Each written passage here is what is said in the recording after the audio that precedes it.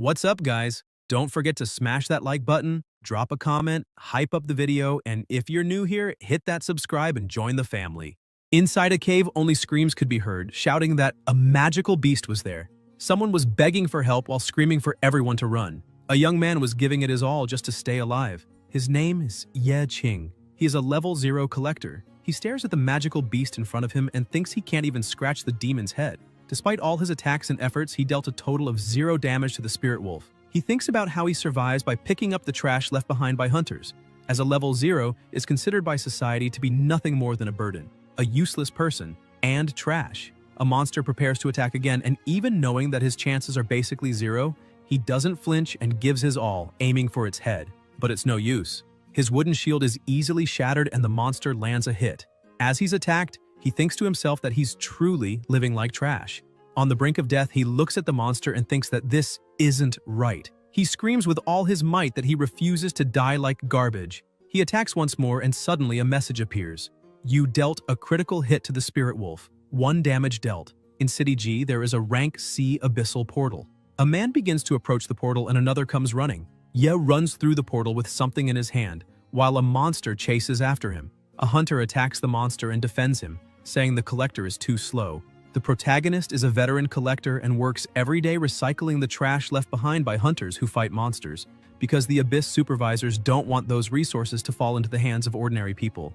After all, those crystals are rank C and worth over 50,000 yuan. Suddenly, someone shows up and steps on a box, calling the protagonist a brat. The hunter says they will inspect the dungeon resources one by one, and warns that if Ye tries to be clever and hide a crystal, he'll face a hefty fine and might even be arrested. The protagonist asks his boss to calm down, saying he's been doing this for a long time and knows all the rules. The collector's job is usually done by those at level 0. If the combat team can't handle the monsters, level 0 lives are in immediate danger. And it's not an exaggeration to say the job is worth a life. The pay for returning from a dungeon is 300 yuan. Each collector gets 1,000th of the value of the trash collected, around 600 yuan. But since the agency takes 30%, they're left with about 540 yuan. The protagonist sighs, saying his debt is over 670,000 yuan, so he needs to work much more. Suddenly, one of the collectors calls Ye and says there's a big job with a 3 1,000ths commission. He asks if Ye wants it. The protagonist is a bit surprised, asking if it's really 3,000ths, as that's very high. His partner says Ye always seems to need money, so if he wants in, he just needs to apply to the group. Ye doesn't waste time and stands up, saying he'll join and will apply right away. On the bus, people were asking if the public mall in Shenfeng is that Abyss Republic they've been hearing about in the news. They say it's rank A. That's why the rewards are so high. They heard that several groups were wiped out. No one made it out alive. One of the workers asks if it's another subcontract, and they say it probably is. Besides cleanup, there are other important missions too, like retrieving the gear of the eliminated teams. Some workers get a bit irritated, saying those businessmen are really cunning. They question who allowed capitalists to commercially manage the abysses. The protagonist just listens in silence, staring out the window. The evolution of business. 10 years ago, the abyssal portal descended from the void, bringing the abyssal beasts with it. Only those who could level up gained special abilities to defeat these beasts. As the demonic beasts were killed, people discovered that the abyss held not only energy products like magic crystals, but also weapons and many mysterious items. When a new world was discovered, humanity went into a frenzy and began exploring the abyss. Many traditional companies went bankrupt and public funds were redirected to support this new market. Ye tried to find work in every possible way. However, he always heard that no level 0 people were accepted. He went to the hospital and the doctor shouted at him, saying the hospital wasn't a charity, and if he didn't pay up soon, he could take his mother and leave. In despair, unable to afford his mother's treatment, he begged the doctor for forgiveness and asked for just a few more days to get the money. Inside his house, the landlord starts banging on the door, shouting for the protagonist to open up because he's already 2 months behind on rent. Everywhere he went, it was always the same thing. They told him to disappear, that he wasn't needed, that he was just trash and should vanish. This drove him into complete despair as he needed money to pay for housing and, most importantly, his mother's treatment. The job market is unprecedentedly bleak for level 0 players who can't level up. Basically, they're already considered useless by society. Suddenly, in the midst of all this desperation, someone shows up and offers him a loan card asking if he needs money. With no other option, the protagonist looks at the person and takes the card. The person says he needs to pawn the most valuable things he has, which in this case are his organs. Back in the present, he sighs. One of the workers looks at the protagonist and says he heard that he borrowed 1 million from a loan shark and lost it all in the stock market, and if he doesn't repay what he owes, he's going to lose a kidney. And on top of that, he still has a little sister who depends on him. Not to mention the hospital bills are extremely expensive. They say it looks like that kid just needs to die already since there's no way he can pay off that debt. And even if he stays alive, he'll live the rest of his life as nothing but trash. Finally, the bus arrives at the location and the combat group was already waiting. One of the fighters says all the collectors are too slow, and they get off the bus already apologizing. Another fighter tells them to hurry up and emphasizes that it's not his fault if anyone dies. Everyone starts climbing and heading toward the portal. Ye also gets off the bus and looks at the portal, thinking that this time he'll work hard to earn money and make it out alive. He steps through the portal and enters the underground city, the Dungeon Republic in Shenfeng, a rank B abyss. He looks around, thinking it's his first time entering a rank B abyss.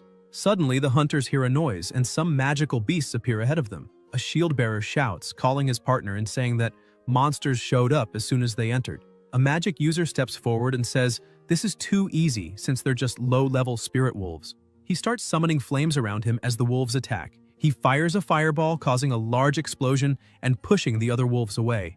The shield bearer tells everyone not to let their guard down as demonic beasts can ambush them in any dark corner. Another team member asks what their destination is. The shield bearer points upward, saying it's the 5th floor. A hooded member says it might just be an illusion. However, the first floor of that dungeon seems 5 times larger and 3 times taller. The guy with glasses says that's abyssification, a replica created based on the real world but whose internal structure has been completely mutated. He asks where the bodies of the groups that came before them are, as there's no trace at all. He tells the collectors to try and find the bodies and not just wander behind, stressing that no matter where a level 0 goes, their only use is being trash. The protagonist starts walking through the place, a bit distracted, and the magic user was crouching right in front of him, tying his shoes. Suddenly, Ye doesn't notice and trips over him, falling face first to the ground. The magic user gets a little irritated and yells that he should watch where he's going. Ye, scared, apologizes.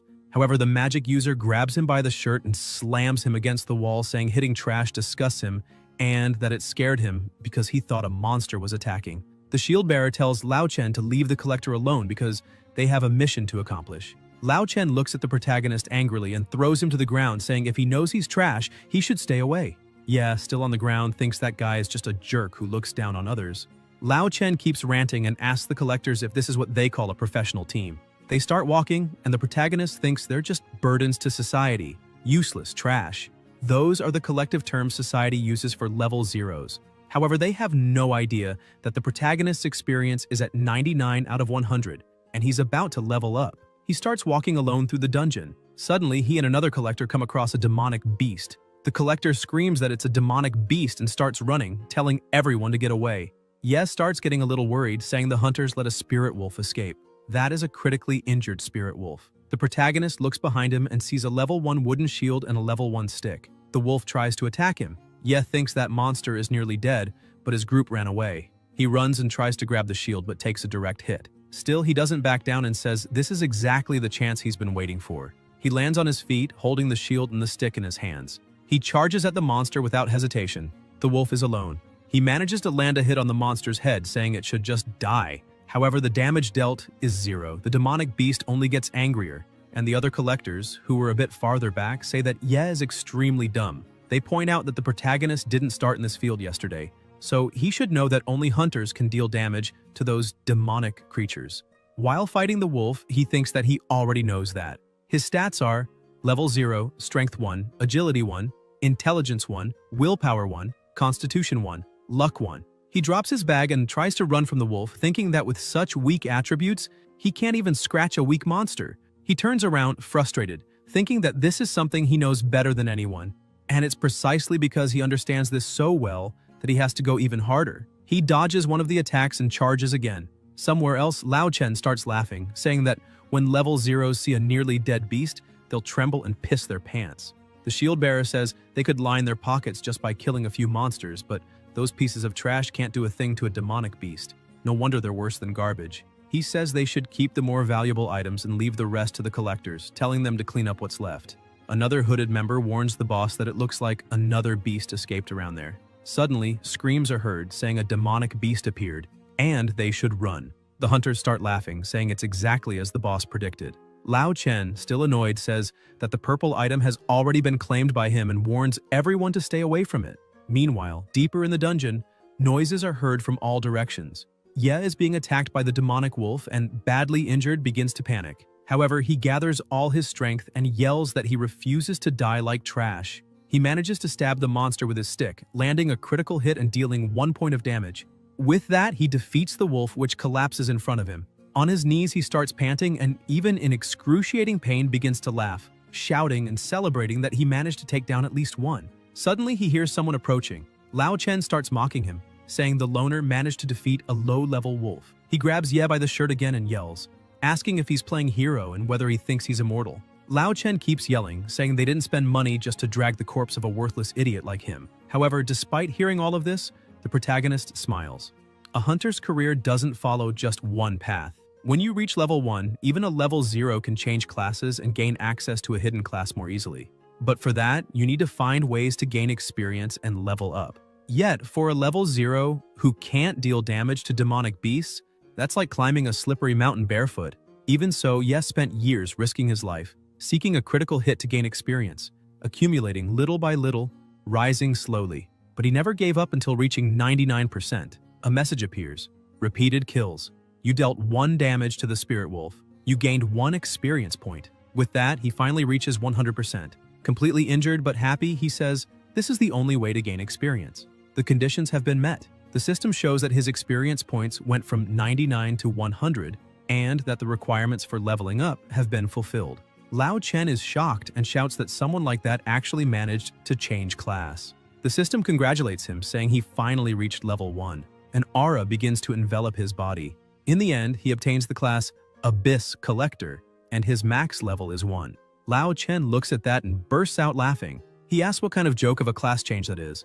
A garbage collector is still a garbage collector, and the max level is 1. He taps Ye's shoulder, apologizing because he just can't stop laughing. He says this was a once-in-a-lifetime chance, and even so, the protagonist managed to get a class that literally means trash. He keeps laughing and says it's perfect for him. Suddenly, Lao Chen stops laughing and gets serious, staring directly at Ye, saying all the other collectors are gone, and that's why Ye will finish the cleanup alone. He turns and starts walking away, mocking and telling the other fighters that they won't believe what just happened. The protagonist looks at his injured hand and asks if collectors really are weak. He thinks that if the max level is 1, then he won't be able to use attributes to level up. He looks at the wolf's corpse and wonders what a collector's ability is. Suddenly, his eyes start to glow and the wolf's corpse begins to emit a strange energy. The system says, "Recyclable trash found.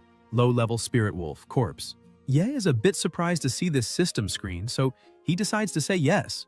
Suddenly, his eyes begin to glow purple and several hands appear out of nowhere. A powerful energy and intense pressure take over the area. He looks back and asks if this is a collector's ability. The hands go to the wolf's body and begin pulling it in. A message appears saying the trash is being disintegrated until the disintegration is complete. Ye asks if that's all and if it's over already. Suddenly, a hand reappears and informs him that he gained spiritual boost, emphasizing that he received 3 attribute points. The protagonist asks if he can get skills and attribute points from corpses. Curious, he opens his attribute panel. The hand says he needs 3 agility points to use it, which surprises him since it's only 3 points. He goes to the panel and says that if that's all it takes, then he'll put everything into agility, raising it to 3. The system informs him that he met the conditions to use the Spirit Wolf's ability and asks if he wants to activate it. Without hesitation, he says yes. Suddenly, he starts feeling something strange in his body. When he opens his eyes, he's a bit confused because he didn't feel any result. Someone yells at him, saying he needs to go clean up that mess, and he yells back that he's going. Afraid of getting scolded, he starts running. But as he steps on the ground, he notices something different. His speed is extremely higher. Not used to it, he trips over a root and falls to the ground, asking if it was the ability that did that. The system screen appears again, informing him that the spiritual boost is on cooldown. He gets up, takes a deep breath, and looks ahead. But when he sees it all, he's surprised. There are several wolf corpses there. With his new vision and collector ability, he can see that all those bodies are recyclable. Ye wonders if he can take attributes and recycle abilities from beasts, because that's the only ability of an abyss collector. He starts using his ability again, saying that maybe it's his only ability, but it's extremely powerful. While his skill devours all those corpses, messages keep appearing saying he gained 4 attribute points, 3 more attribute points, and so on. The protagonist says that when he first touched the spirit wolf's corpse, he gained the spiritual boost ability. One of the hands reaches him and delivers an energy orb, saying he received 1 attribute point. He's surprised and wonders if that really is an attribute point. He points out that apparently devouring the same type of corpse doesn't grant more abilities. Additionally, the reward for recycling bodies of the same species gradually decreases. He asks all those hands if he needs to recycle new corpses to gain new abilities, and they respond yes. He's happy, saying that this class really didn't disappoint him. He opens the attribute panel again and is shocked to see he already has 111 unassigned points. He stares at the panel and wonders what he should raise since points are no longer a problem. Yes starts smiling and says it's best to distribute the points evenly, so he begins raising all his attributes equally. In the end, his attribute panel looked like this. Name Yeqing, level 1 max class. Abyss Collector, strength 20, agility 20, intelligence 20, willpower 20, constitution 20, luck 20. Meanwhile, the group of hunters continued fighting, saying that only those last 2 monsters remained. After defeating them, the shield bearer asked Lao Chen if he's serious about saying that the collector changed class to collector. He wonders if that hidden class wasn't on that class list he always checks. Another member says it's not that important because every year a new class is added to the list, but the most valuable ones remain the same. These so-called hidden classes are usually just a joke. Lao Chen says that considering the protagonist's level is at most 1, then he must be an F rank, just a bit stronger than a level 0, so there's almost no difference. The group leader says they should let it go, continue what they're doing, and stay alert at all times. They keep walking and finally reach a higher point. However, the moment they look at what's ahead, they're completely shocked. A completely dark monster is standing before them. The leader says the mission target has been found, as those are the remains of the captain and the falcon hunting team. The girl with them is confused, saying there's a pile of them, and not even in that shopping mall, especially not on the 5th floor. The man with glasses approaches one of the bodies and says the abyssification hasn't even lasted 48 hours, and yet the corpses are already completely dehydrated. He says it's possible their essence was drained using some kind of magic. The woman says that up until now, they had only encountered low-level spirit wolves. So if the falcon hunting team was B rank or higher, this is really strange since they were all defeated and killed there. They start hearing a strange noise and the leader looks to the side and is completely shocked as several monsters begin appearing out of nowhere. He yells that it's not just wolves that are there. Meanwhile, on TV, the news report announces an important alert. An abyssification has occurred at Shenfeng Public Mall. Initially rated as a grade B mutation, the current number of missing people has already reached 217. Back inside, the leader shouts in fear, telling everyone to retreat immediately, saying it's an ambush. Lao Chen starts using his flame and yells that he had found it very suspicious not to see the bodies of the previous hunting team, but it turns out they were all piled up in that mountain of corpses. The leader says the weak demonic beasts along the way were only there to lure them deeper into the dungeon. As they defend against the first wave of attacks, they begin to see something much bigger starting to move. The leader looks and says that the true voice of that dungeon has appeared. It's a carnivorous plant from the abyss, rank A. Lao Chen shouts for everyone to look up because the hunters who had died came back to life and were attacking. While all this is happening, the protagonist is still recycling the corpses of the low-level spirit wolves. After recycling several bodies, a system screen pops up in front of him, saying he reached the novice collector milestone by recycling 50 corpses. He starts laughing, saying he finally unlocked an achievement.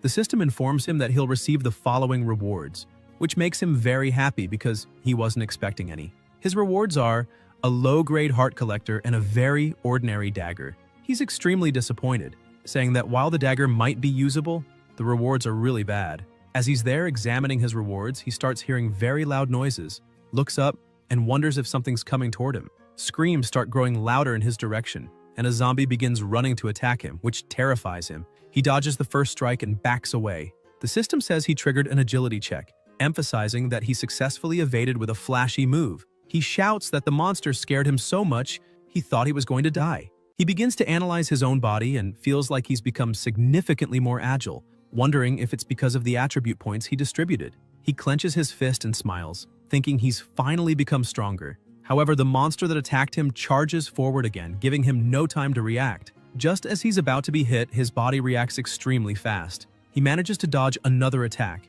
He pulls back a bit and thinks it's not just his agility that's improved, but also his strength. Feeling confident, he activates his spiritual boost ability and charges forward, saying it's his turn to attack now. As he rushes in, he thinks that he's finally become the hunter instead of the prey. He lands a punch on the monster, sending it flying, saying that This time, he won't just tickle his opponents.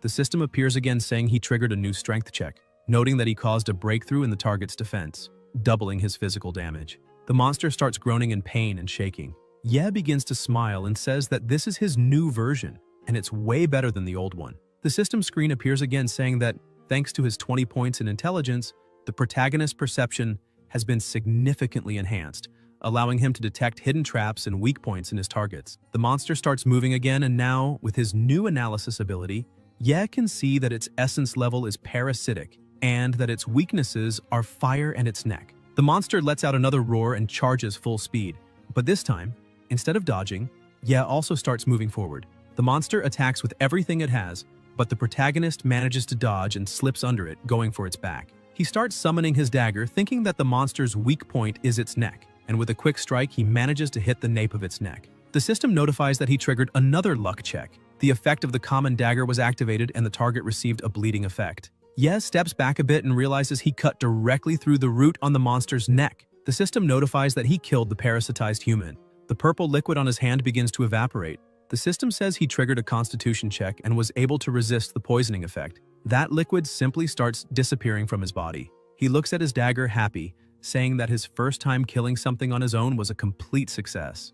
His collector ability identifies the parasitized human and says he can be recycled too, asking if the protagonist wants to do it. He says yes, and his skill begins devouring the corpse. Shortly after, the system says the parasitized human has been successfully recycled, and the protagonist acquired a passive ability, Toxic Evolution. His new skill, the effects of being poisoned are reversed and randomly turned into a beneficial effect for the user. Requires Constitution 15. Seeing this, he asks if that means he can drink spoiled potions as if they were normal. He uses the skill card, and the system confirms that the passive ability, Toxic Evolution, has been added.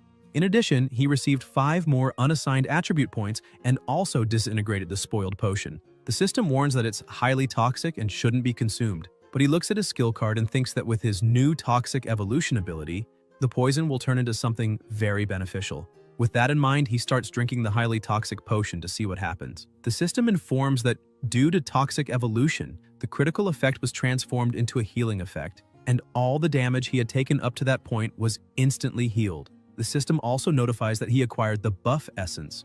All attributes doubled for 10 minutes.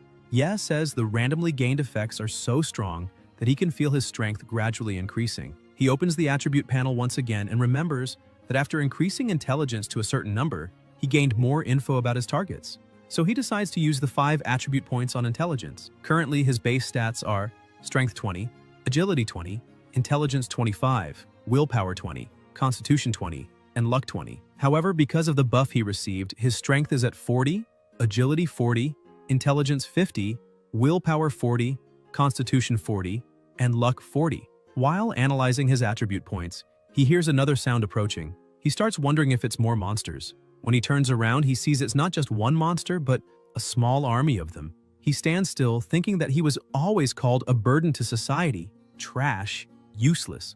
That's how everyone always treated him. But now he can proudly say, his name is Ye Qing, an abyss collector. He activates his ability and grips his dagger tightly, saying they can all come at him because he only has 2 times to fight, daytime and nighttime. Meanwhile, on the 5th floor, their fight was still going. However, they were starting to feel overwhelmed because the entire Falcon team had been parasitized. The leader tries to defend himself but realizes that even though those monsters are just the bodies, they're stronger than they were alive, not to mention the boss itself, the carnivorous plant from the abyss. He shouts to the whole group that they need to retreat immediately. They start running while Lao Chen tries to clear a path with his fire magic, but the woman gets hit in the back and the man with glasses had already been killed. The leader just keeps running, saying the monsters are still chasing them no matter what they do. Lao Chen, trembling in fear, thinks those monsters are too strong and they won't be able to do anything more. With that, he just keeps running non-stop. The shield bearer tries to block an attack while Lao Chen keeps running. He thinks he only came there for money and gear, so dying there would be a waste. Suddenly, the team leader starts being enveloped by a strange magic and can't move properly. He looks at Lao Chen and asks what he's doing, saying they're a team. Lao Chen apologizes to his boss but points out that he needs to hold the monsters off as long as possible. He abandons his leader to his fate and starts running, saying that when he comes back, he'll spend a little more on his funeral. The shield bearer, lying on the ground and unable to do anything, just tries to call for help but is completely ignored by his companion. While running, Lao Chen thinks he won't lose anything if he escapes now, because at least he still has the equipment he managed to grab, and at worst, he'll just have to come up with an excuse for his whole team being wiped out. However, he crashes into someone and falls to the ground. Seeing the protagonist, startled, he covers his mouth, but once he realizes it's Ye, he starts getting nervous, saying that once again that trash kid got in his way. The protagonist begins to get angry, asking if Lao Chen really betrayed all his teammates just to survive. Lao Chen, watching Ye's ability in action, asks if that's all he can do. Suddenly, he starts thinking that he can't let the protagonist leave, because if Ye reports him to the committee supervisors, he'll likely be condemned. He shouts at Ye, asking if he doesn't want to become stronger and stand out from the others. Then he says this is the moment and tries to kick the protagonist, telling him to go and become monster food. However, the kick has no effect on Ye. The system appears, saying that the strength check failed. The kick was invalid and will have negative effects. Lao Chen falls to the ground in pain, screaming and insulting the protagonist, asking what he's doing. Ye begins to release his aura, cursing Lao Chen, saying that he may be trash, but anyone who abandons their friends is worse than trash. Without hesitation, he begins using his ability. Lao Chen starts shaking and screaming, "What is this?" begging for help and calling for his mother, but he is dragged away by the hands. The ability notifies that the trash triangle is in progress, but that trash is not recyclable. The hands throw him back to the ground, and the protagonist says that apparently not all trash can be recycled. Suddenly, another notification appears saying the recycling skill has been upgraded. Now, the target's useless abilities can be recycled with their consent. Additionally, Ye receives another card saying he is the Spellmaster, the 3-minute experience card. If the target is unconscious, consent is given by default, which is very convenient. He uses the 3-minute experience card. With it, he gains control over all flames. The Fireball skill requires 15 intelligence points, and he has 50 in total.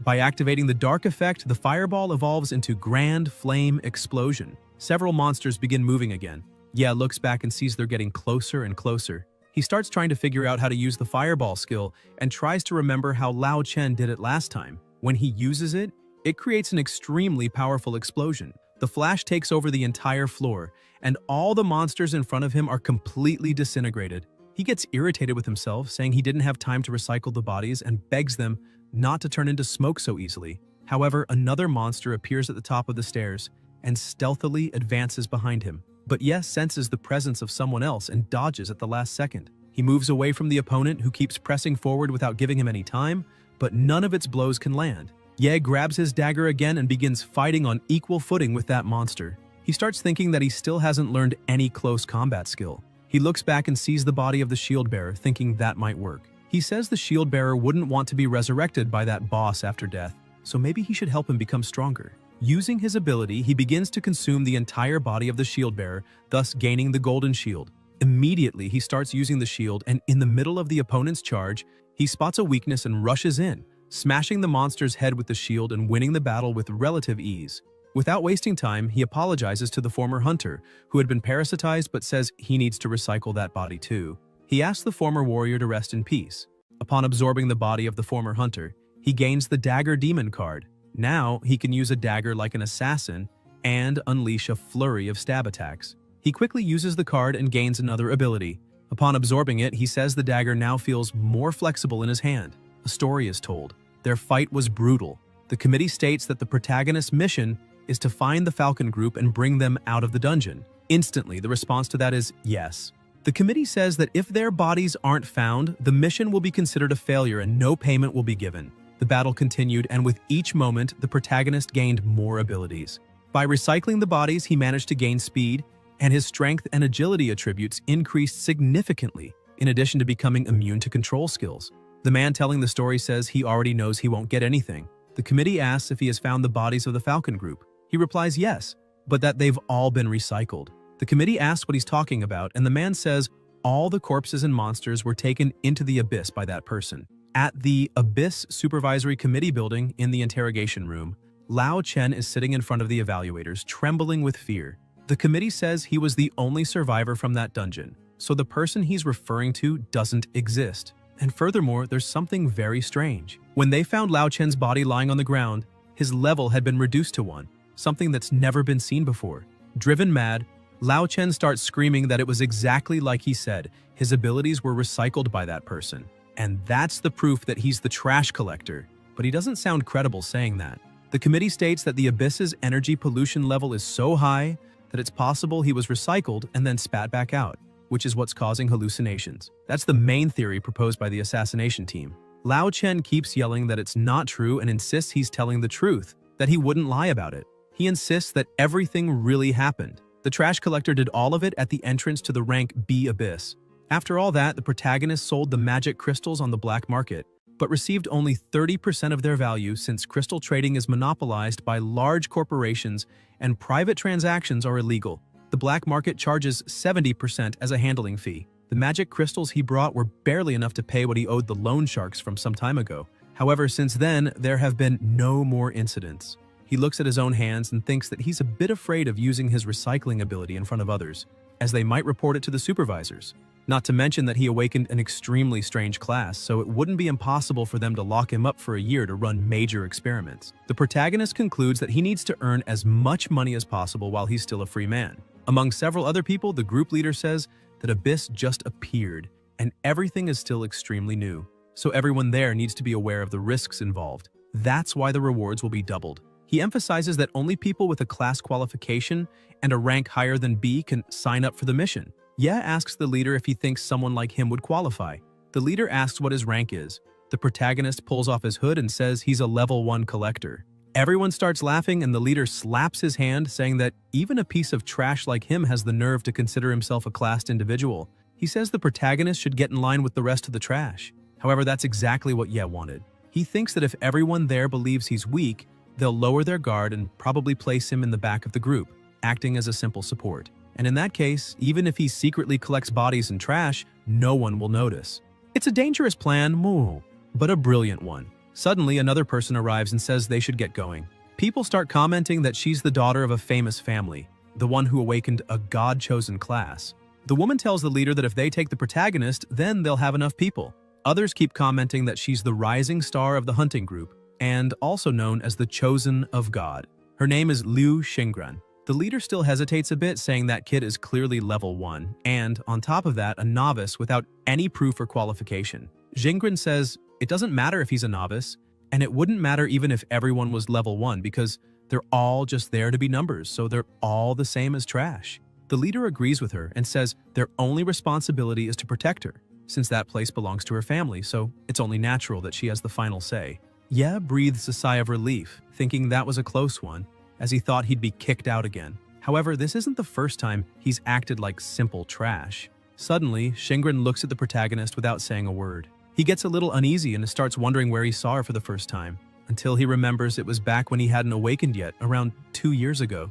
She was in danger, and her weapon had broken, but he stepped in, and without hesitation, managed to land a critical hit on the monster, finishing it and saving her life. Still shaken from the situation, Xingran asks if he's really a trash collector. Then how did he manage to kill demonic beasts? Suddenly, Ye starts celebrating, shouting that he did it, that it was his first time. He finally managed to earn a single experience point. He turns and asks if she's okay. Xingran says she really had heard the rumors, but didn't believe anyone was actually trying to level up that way. She asks if it's true, if he's really trying to gain experience like that and why. The protagonist says the reason is obvious. He needs money. He bends down to pick up the magic crystals and she stands up, saying she can't believe someone is actually doing that, since that method could cost him his life. But the only thing that caught his attention was that the monster gave a lot of magic crystals. He turns to her and asks what she really knows, because people with good classes like her always think they're superior. So how could she understand how hard the life of trash like them is? He continues doing his work while saying she's the one who abandoned the group and went off alone. He asks if she's really trying to waste her life facing that many demonic beasts, since she charged at them without hesitation. That makes him wonder and ask if she's really trying to prove something. She gets irritated and says yes because she needs to get stronger, as she wants to be the first person to conquer that place. Ye asks what place she's talking about, but she changes the subject and asks him to tell her the real reason he wants a class so badly. Without thinking twice, the protagonist says it's because of his family. He explains that he wants to become stronger so he can protect his whole family. Smiling, she asks for his name and the protagonist introduces himself as Ye Qing. Still smiling, she introduces herself and says she truly hopes to see him succeed someday. She emphasizes that once he manages to get his class, he should join her group so they can conquer that place together. She extends her hand to him, but the protagonist is a bit confused since it's the first time he's actually been treated like a human and not like trash. Even so, he ends up accepting and takes her hand, saying it's a deal, and that she better not hold him back when the time comes. She says she'd like to see him again after he changes classes, since she just killed 30 demonic beasts on her own and he only killed one. Actually, half, since he only landed the finishing blow. Suddenly, some people appear there. They say they've been looking for her for ages, and question how she could sneak into the depths of an abyss. The reality of the world returns to normal. People start cursing at the protagonist, saying he shouldn't go near her again. They grab Shingren and start dragging her away, saying the president is furious and nearly ended everything, and even though she asked them to wait, they completely ignore her. At the last second, she throws a crystal up, telling the protagonist to catch it, and with a smile on her face, she says it's his reward for killing half a monster. He turns around and starts walking away, thankful for that. However, he doesn't exactly remember what her name is. He asks if it's Liu Xingren. The leader smacks him on the head, shouting that yes, she really is Xingren, and asks where he's looking, ordering him to get moving and enter the portal. He looks at her and says he'll do his best not to be a burden to everyone. She looks at him without saying anything. A few seconds later, she says it's fine and asks everyone to grab their gear and get ready to enter. Once everyone is ready, they begin heading toward the entrance of the abyss. Make it back alive. He remembers that when he fought to escape the abyss last time, he mastered the warrior's shield, became an assassin, and also gained berserker skills. But what truly made it worth it was that he finally obtained a boss-level skill, super regeneration of man-eating plants. Because of the way he distributes points on his radar chart, no matter what career he chooses, he'll have no weaknesses, as his strength, agility, intelligence, willpower, luck, and constitution are all balanced. His attribute points are equally divided among those 6 stats, and the total he can gather is around 100 points, especially since he was the only one who cleaned up all the recyclables in the last abyss. Still, he starts to wonder what level someone would need to be to match 100 points. He uses his skill, Observation Eyes, Attribute Perception. He observes that the strength attribute of the man in front of him is only 12 points, and his weakest stat is intelligence with just 1 point. He thinks that if the strength of a normal human is 1, then a warrior with 12 points is approximately 12 times stronger than an average person. But his own strength is already at 100, meaning he's around 100 times stronger than a regular human. As he analyzes all this, they keep walking until something moves and a loud noise is heard. The whole group looks back, and the leader asks what happened and whether it was a small earthquake or something like that. In reality, it was a trap. However, Yeb managed to hold it back with just the strength of one arm, pushing the wall back and preventing it from crushing someone. He remarks that the structure of that underground space is very unstable. Suddenly, someone else arrives, shouting that they found a chest, drawing everyone's attention and allowing the protagonist to breathe a sigh of relief for not being noticed. When they reach the chest, the leader says, this is total crap because they don't have any assassins in the team. And that chest looks like it's rank A. The protagonist raises his hand and says he can open it. However, the whole group is confused as to how a level 1 person could open something like that. He walks up and effortlessly opens the chest, leaving everyone stunned. He thinks that opening that lock is as easy as eating, but the rest of the group can't believe he did it so easily. The leader says that lockpicking skills like that can only be learned by assassins above level 5. Ye explains that a level 1 collector can learn a bunch of useful skills because they come across lots of unopened chests while cleaning up trash. The leader ends up understanding and says they'll divide the items once the mission is over. For now, they should keep moving. The group agrees, but they hear a small sound. Ye asks the woman next to him to stand still for a second because it seems like there's something ahead. He throws a rock, and the walls quickly begin to move. This way, he triggers a trap and prevents a fatal incident. The woman looks a bit uneasy and questions whether the protagonist is really level 1. Ye asks her not to think too much about it, saying they just happen to run into something he's good at. He finds a lot of traps while picking up trash, so he usually suffers because of them. That's how he ended up unlocking the trap perception skill, and there's nothing strange about it. Shingren was behind the two of them and hears the whole explanation. However, she remains silent, saying nothing. All 3 members of the group end up accepting the explanation, saying they understand. The system appears saying, Deception check, success. Target has become more persuadable. The protagonist begins to wonder if this is the power of having 100 intelligence points. The leader starts treating him a little better and gives him an item, saying it's a reward, and tells him to use it proudly. He says it's the one-handed broken mace, a normal class weapon that can be used by a level 1. Ye starts thinking that apparently his evaluation in the minds of the others still isn't very high. The leader tells them to keep moving until they finally arrive at a large room with something in the center. The group asks what the deal is with that and wonders if it's some kind of secret treasure at the end of the abyss. However, they start laughing, saying that getting there was extremely easy, and begin to think it might be the kind of abyss with reward rooms, the type that only contains items and no monsters. The system explains that this is the reward room, a room with no monsters containing only some treasures, a unique type location within an abyss.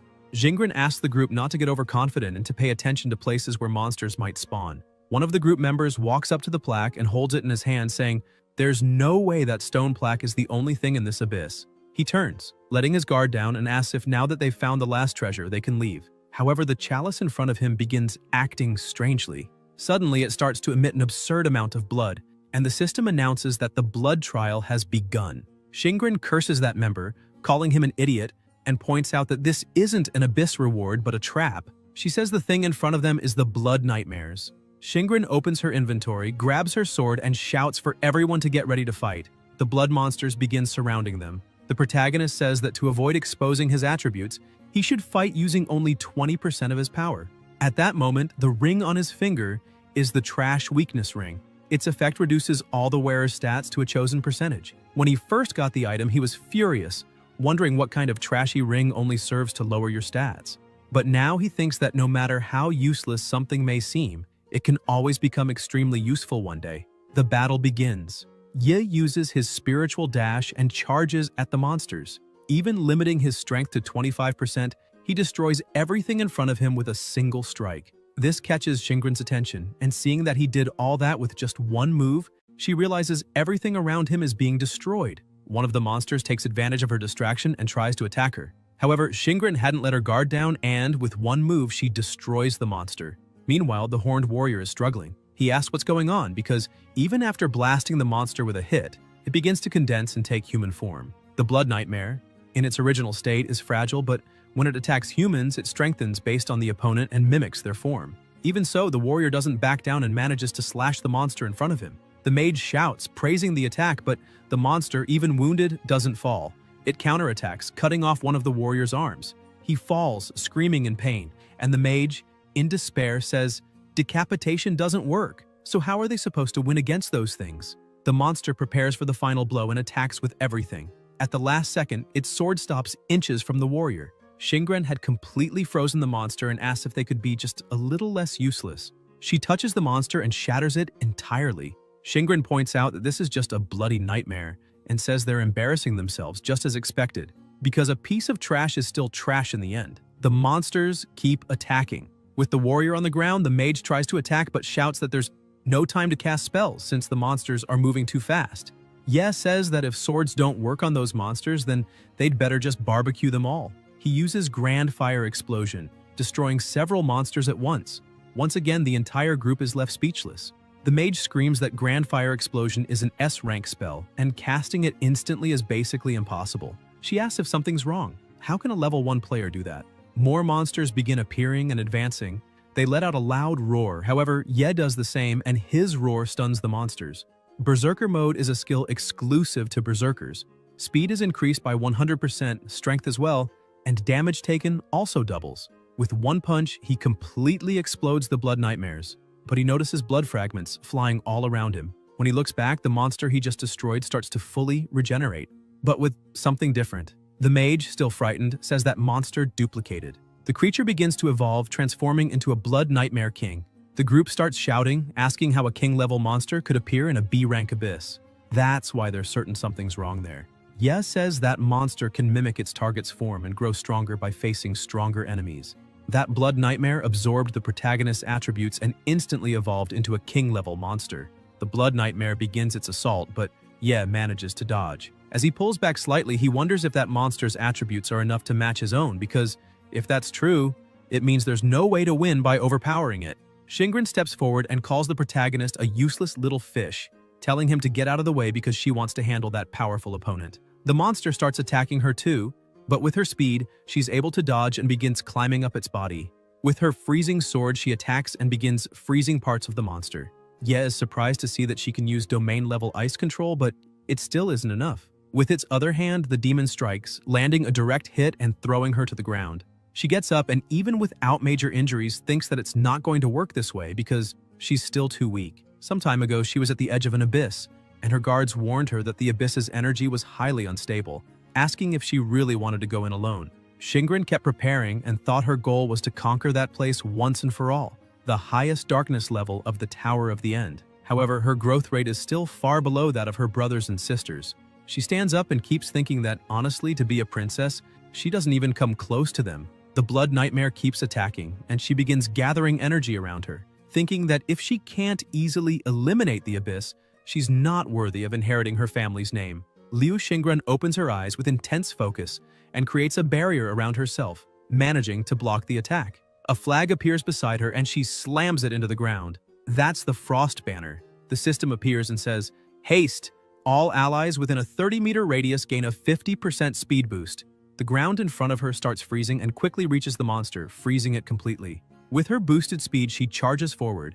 She thinks that the Ice Demon specializes in restraining water-type monsters. Even if it can't kill, it'll no longer be a threat if it's frozen. Shingren uses Comet Strike, an extremely powerful blow that manages to slash the monster. The protagonist watches and says that this must be the legendary God-chosen class. However, he's still uncertain, wondering who is stronger, the King-level Blood Nightmare or the God-chosen Knight. As she finishes her attack and pulls back slightly, she looks at the monster and starts to wonder if her attack had any effect at all.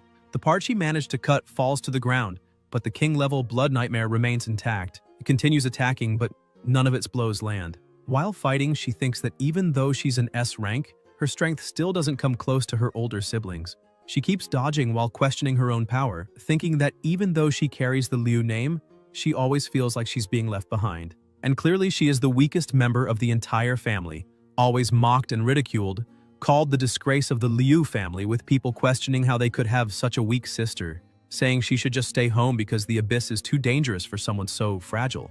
With all that weight and those repressed feelings in her heart, she gathers her strength, thinking that she wants to become the strongest, even if that means starting with a beginner's abyss. Because as long as she keeps challenging greater hardships, she'll be able to surpass everyone one day. And to surpass everyone, she must be capable of facing every challenge by herself. She lands a blow on the monster's head with all her strength, but it's not enough. Ye looks slightly alarmed and she notices something behind her. The monster lands a direct hit, slamming her into the ground with immense force. From that attack, she begins coughing up blood. The team's mage starts panicking, shouting that the monster was able to defeat even Shingren, an S-rank hunter. So everyone needs to get out of there immediately. The Blood Nightmare prepares to deliver the finishing blow to her, but the protagonist won't allow it and once again uses his firepower, destroying one of the monster's arms. The severed arm flies toward the rest of the group, who scramble to dodge. Thanks to that attack, Shingren manages to get up. Ye was going to face the monster head-on. He uses his observation eye skill to find the monster's weakness. He thinks that if that monster really reaches king level, it will gain resistance to abnormal conditions.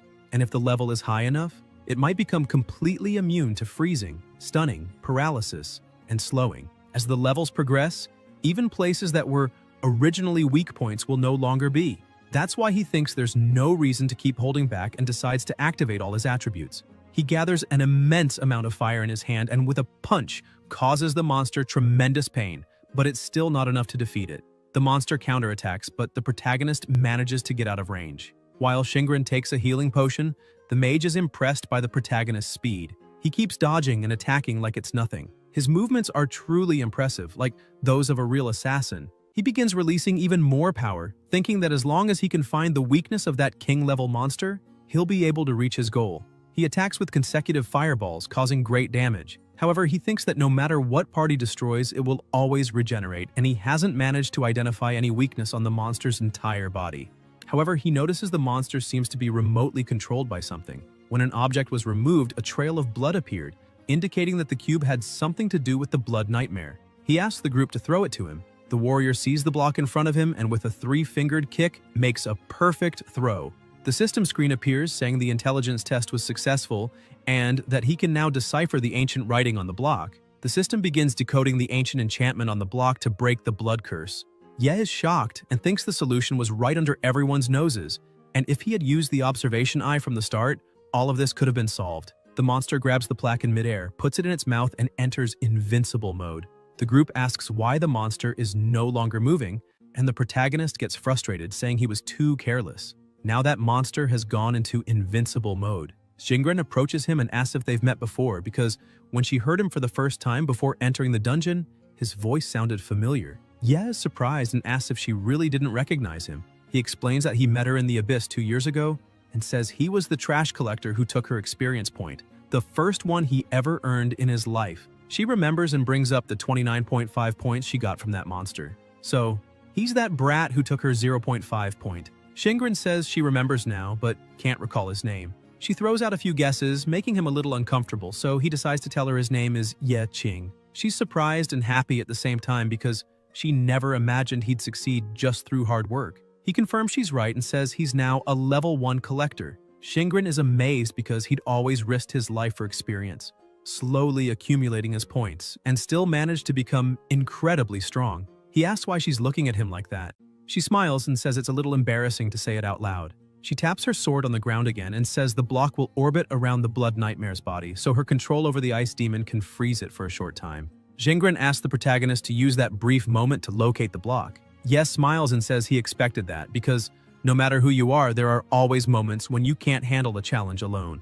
With a smile on his face and confidence in his heart, he tells her to consider this a 0.5 reward and emphasizes that they'll work together to defeat that monster.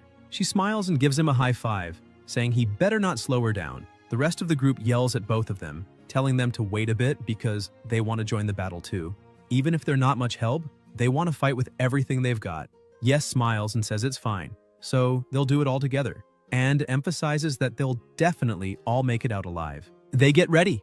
Meanwhile, the plate starts acting inside the monster. The protagonist pays attention to this and says they still have 5 seconds until invincible mode ends, and after that the monster will enter berserker mode and attack non-stop for 30 seconds. He turns and tells the whole group to listen carefully because these are the last 30 seconds of opportunity they'll have, and they must return alive no matter what. Even though they're very afraid, the whole group gets fired up and shouts that they'll return alive no matter what it takes. A system alert appears stating that the intelligence test was activated and the spirit boost was successful. Shingren also receives this buff, and the spirit boost on her caused her fatigue value to decrease by 100%. Her magic recovery rate increased by 15% for 30 seconds. She's surprised by these effects and turns around in disbelief. She smiles and says that it seems she really can't underestimate the protagonist. She begins to coordinate the first attack and orders the warrior to keep the monster's rage low. Without hesitation, the warrior charges at his leader's command, goes up to the front of the Blood Nightmare and starts insulting it, trying to grab its attention. This works, as the monster's rage is now focused on the warrior. Wasting no time, Shingren continues coordinating her team and asks the beloved to hit the monster's newly formed tentacles and cover the collector. She immediately gets to work and manages to restrain the monster for a while using her magic. Ye observes the situation and says the block with the griffin is the key to ending the blood trail, and that if it gets destroyed by the fireball, the blood trail will never end. Shingren asks what they should do. Even without being sure of what he's saying, the protagonist says maybe he can pull it out with his bare hands. Shingren is shocked by this idea and shouts that there's no way he can do that with his bare hands, questioning if he really plans to dive into the Blood Nightmare's stomach.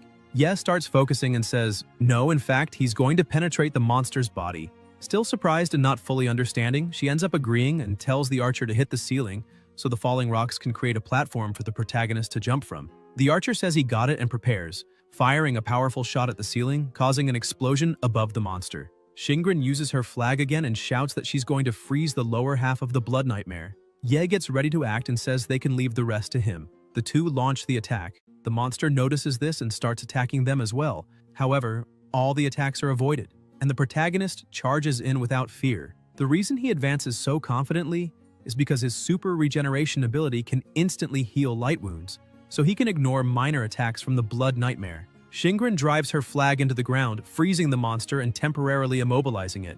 Ye takes advantage of the opening and leaps. She shouts for him to hit the chest area since it's the easiest to penetrate.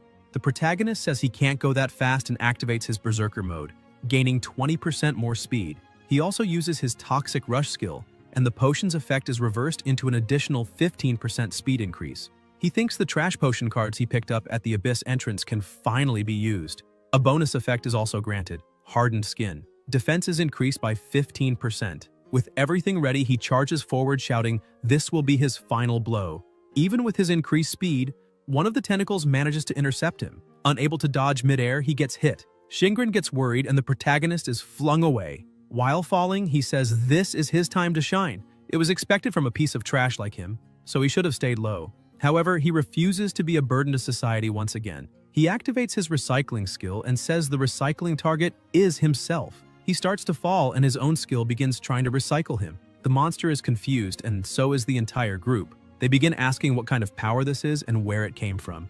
Yeah stands up as the system notifies that it's not possible to recycle a living organism. So, the recycling fails. The protagonist laughs and tells his skill that if he can't be recycled, then he wants to be thrown away with all its might. He begins to smile, knowing his plan is about to begin. His skill throws him again toward the monster, and this time, the speed is even greater since the force of his ability is astronomical. In the blink of an eye, he pierces through the monster's body, grabbing the griffin.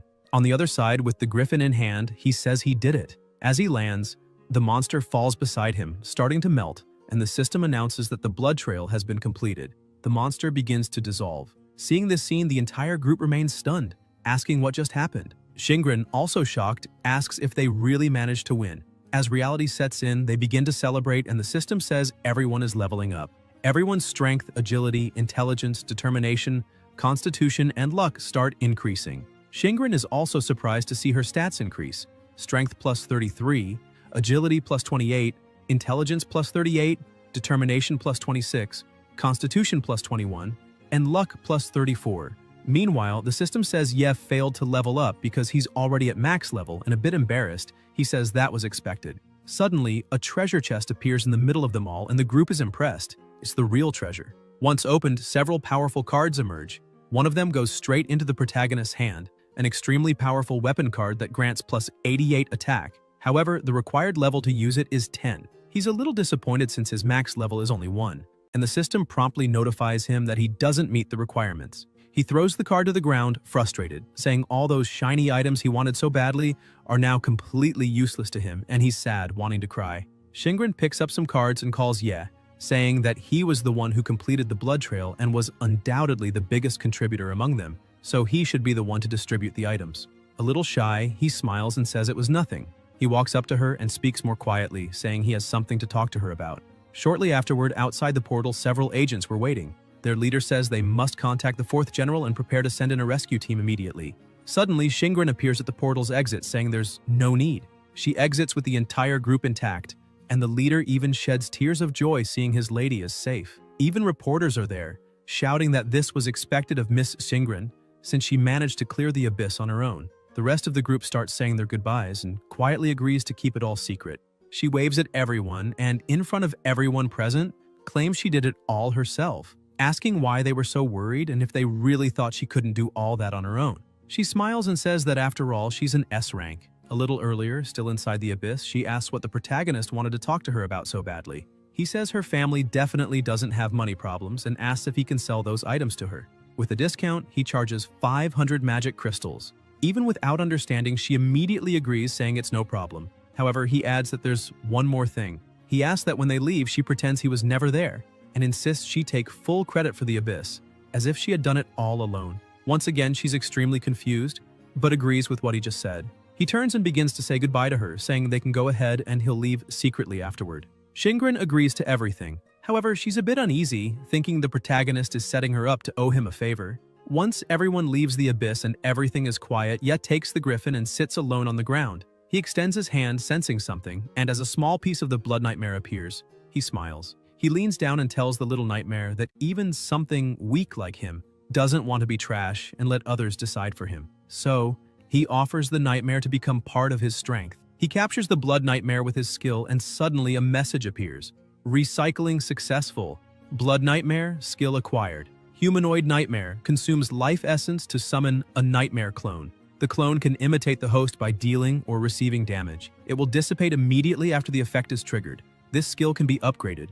Cooldown time, 305. Upon seeing the full description, the protagonist says it's a great skill, and that in future battles, he's really looking forward to working together with the nightmare. Sometime later, in another place, the protagonist is sitting at a table drinking coffee while analyzing his card system. He thinks about how he gave all the higher requirement items to Shingren. However, now that he thinks a bit more about it, an unknown collector holding several shiny pieces of equipment would definitely be noticed by a group of supervisors. However, all that trash he's been wearing is so unnoticeable that the supervisors wouldn't even care, even if he were selling it in secret. He leans back in the chair and takes a deep breath, thinking he's overthinking it because no one would buy that trash anyway.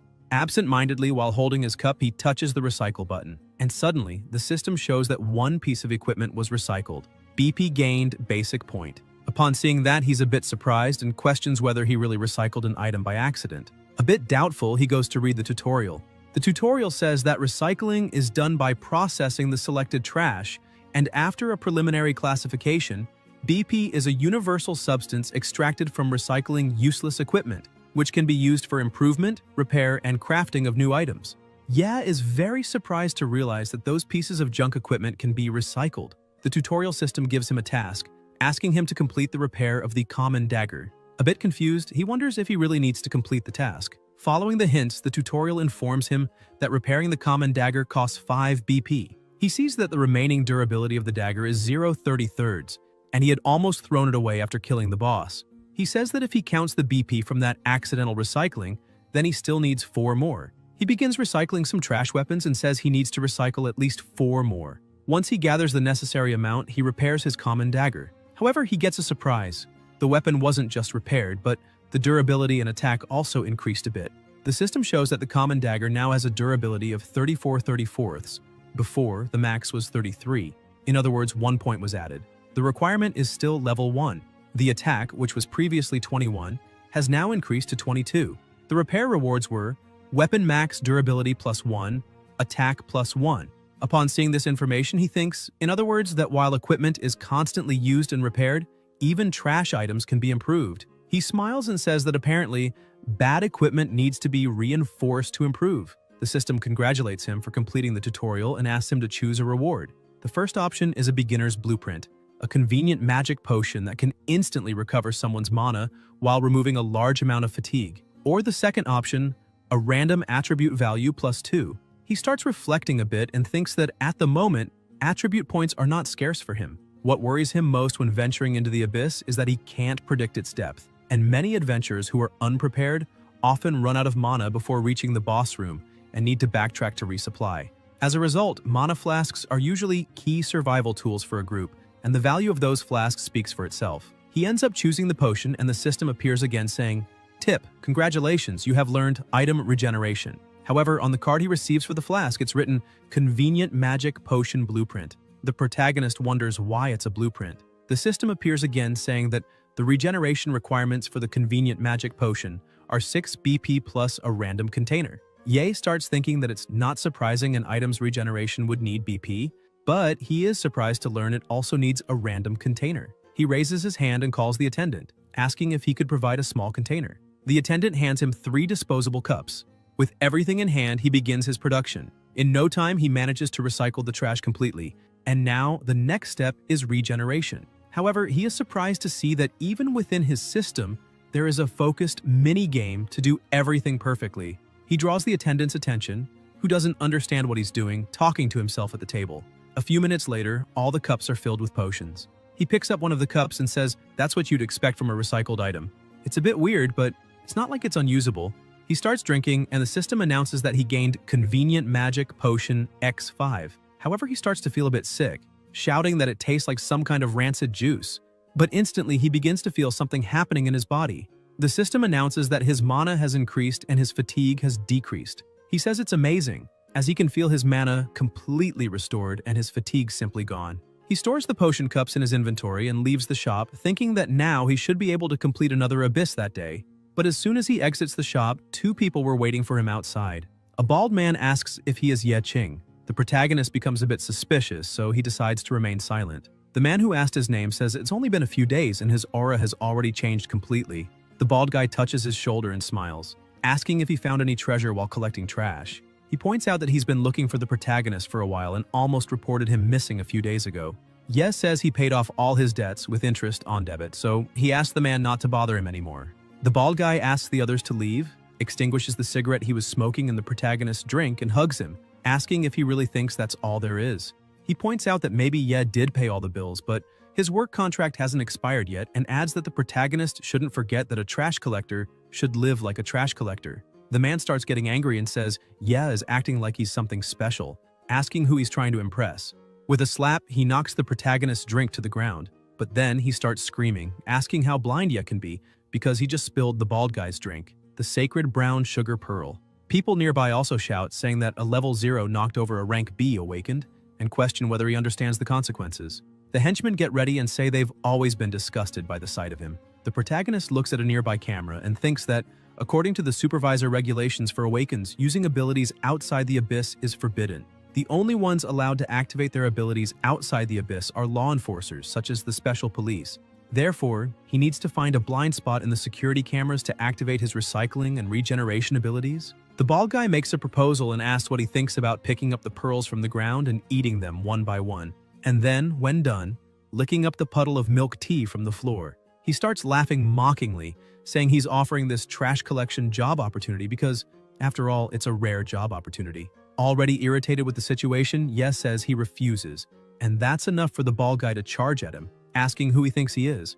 However, someone starts approaching. This person is so powerful that upon getting close, the bald guy starts trembling. That man is Rodrigo, known as Caesar, from the S-rank hunting group, Blood Oath. Caesar grabs the bald guy by the tie and asks if he has gathered enough people. The bald guy, trembling, says he's almost there, only one person left. Caesar starts getting irritated and asks where the last person is. Suddenly, he turns and calls the protagonist, saying he's hired. The bald guy says that kid is just a trash collector. The protagonist observes the two, and the bald guy keeps saying that the kind of person Caesar wants should be someone who can defend himself and promises to find that person right away. Caesar replies that when entering the abyss under the Red Moon state, all monsters become extremely fierce, and what he really needs is someone who can be used as bait, so the individual's strength doesn't matter. Upon hearing about the Red Moon, the protagonist begins thinking that during that state, monsters in the abyss go into a frenzy. Rare monsters also appear, rewards are doubled, and the quality of the magic crystals is purer.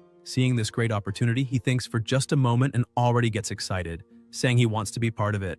Caesar says that's an excellent answer and emphasizes that he likes the protagonist's determination. He calls everyone else to gather, and suddenly the protagonist hears a shout. Lao Chen appears behind him, saying it's him, but before he can say anything else, Ye charges at him, telling him to shut up. With that, they start fighting in front of everyone. The protagonist drags him to a corner, and a bit more calmly, they try to talk.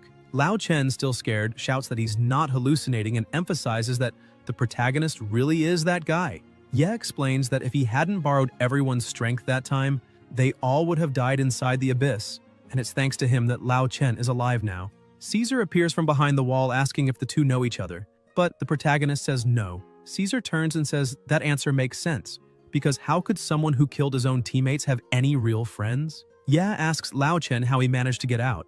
He starts shouting that the committee originally planned to sentence him to 15 years, but he sacrificed all his assets and paid a 1.5 million fine to be released. He keeps saying that it's all the protagonist's fault and now he has no money left and lost all his levels, so he has to start over from scratch like trash. He continues yelling and threatens the protagonist, saying that if he doesn't return his levels, he'll report him to the World Committee.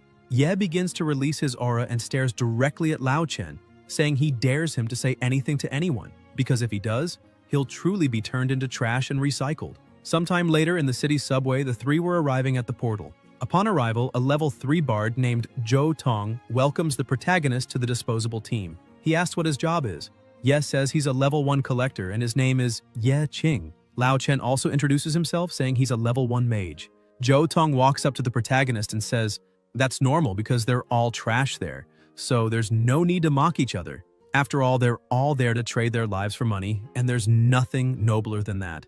Ye looks at that guy beside him and thinks that apparently this trash team will really be going with him. Zhou Tong keeps talking and says he'll introduce the other two disposable teammates. They stress that they need to choose a leader for the small disposable team. As a level 3 bard, he believes he's the most qualified for the role.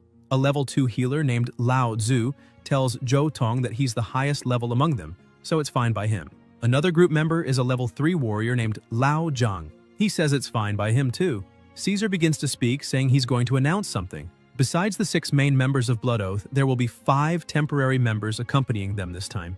One of the Blood Oath members asks Caesar not to speak so loudly about the disposables. Another member says, "Once disposable, always disposable," mocking the rest of the awakened. Disposables are used as bait to reduce the losses of the main members. Caesar continues explaining that this abyss has the form of a labyrinth with various traps distributed in each room. He emphasizes that the disposables have the duty to find a passage to the boss room as quickly as possible and bring the information back to the main team. He He starts laughing and opens the labyrinth, saying he doesn't expect any of them to have combat skills. So, if they encounter a monster, just run. In addition to all that, he explains that if they really want a share of the money, at least one of them must survive because if only one survives, that person will get all the rewards. The healer starts to cheer, and the warrior asks if he's feeling okay. However, Lao Tzu says that doesn't matter because he can't give up, since he still has 4 daughters waiting for him to bring dinner home. The warrior sighs, saying his wife is seriously ill and needs money, and begins to question what other reason he would have to accept this kind of job. As the portal fully opens, Zhou Tong calls his disposable team to enter.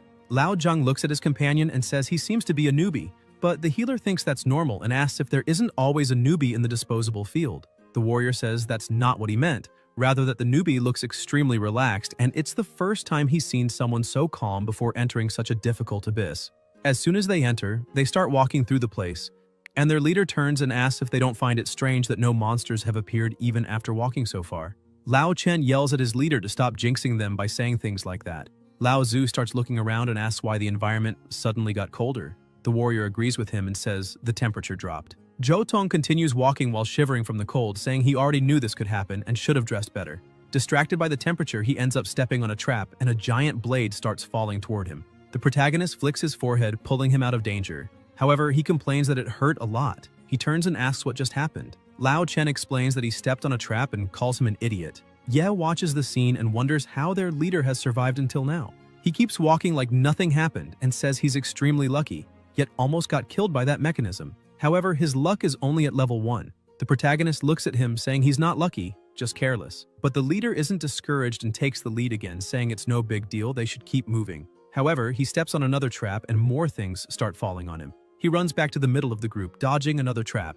The healer stares at the things that fell and asks if those things might be alive. Suddenly, spikes start coming out of the cocoons and turn into level 5 demonized spiders, elite creatures. Demonic insect spits poison. Zhou Tong starts screaming, saying those disgusting bugs are terrifying.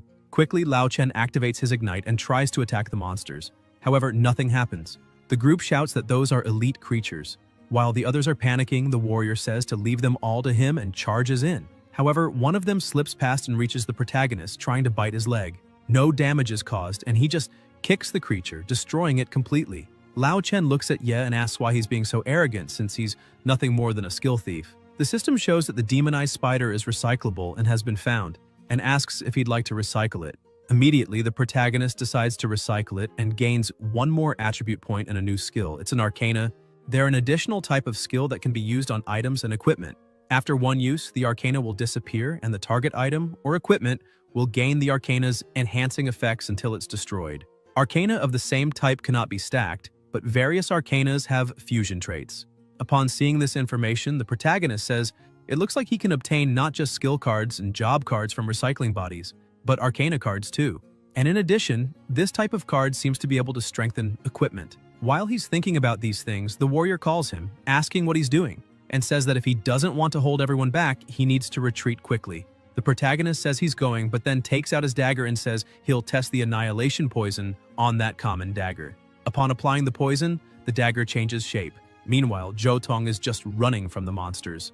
While running, he thinks that even though he's the highest level person on the team, he's still scared to tell them something. One of the spiders tries to hit him, but he manages to dodge. He thinks his job actually barely has any combat skills. He can only buff others. And seeing how dangerous the situation is, he thinks the only thing he can do is buff himself with a life preservation buff. First, he starts saying that he's the elegant bard. During the battle, he must always remember to be merciful and doesn't care whether the situation involves monsters or ghosts.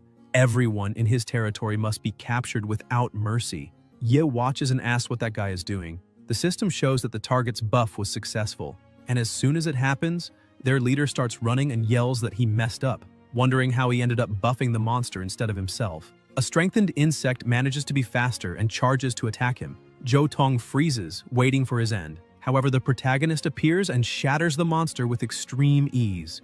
But all the other monsters also got stronger. The healer starts getting worried, and the warrior yells for everyone to retreat immediately. Lao Chen can't retreat and tries to defend himself with his fire skill. However, being weakened, he can't do anything. Seeing this, Ye charges forward without hesitation and starts destroying all the monsters in front of him like it's nothing, and within seconds he completely annihilates them. The team members are shocked by what happened and ask if it was their leader who did that. The warrior agrees, saying it must have been him. The protagonist was so fast that his team couldn't even see him destroy all the monsters because his speed is extremely high compared to theirs. While the healer and the warrior are beside their leader praising him, Ye thinks that the demonized spiders have poison resistance, which weakens the poison's effect. And for that reason, he's not impressed, since the annihilation poison is an arcana extracted by the very demonized spider. Used on itself, the effects definitely won't be obvious, but they overflow only with physical damage. Zhou Tong remains confused by the situation and asks if he really managed to defeat those spiders. He thinks he had only planned to activate a buff to oil the soles of his feet. Other monsters appear a bit farther back, and the protagonist stares at all of them, thinking that the monsters in that abyss have a certain intelligence, and if they perceive an invincible opponent, they won't attack. That will make them turn and run as their primary strategy. The monsters, sensing the protagonist's aura, begin to tremble and immediately retreat, and he says that was to be expected. Lao Chen observes the situation and comments that apparently the monsters are retreating. The healer says that's just the first room, and it's already extremely scary, so he can't even imagine what comes next. Ye starts thinking and says he already has many recycled annihilation poison arcanas, and decides to keep one card as a reserve, converting the other 27 into basic BP points.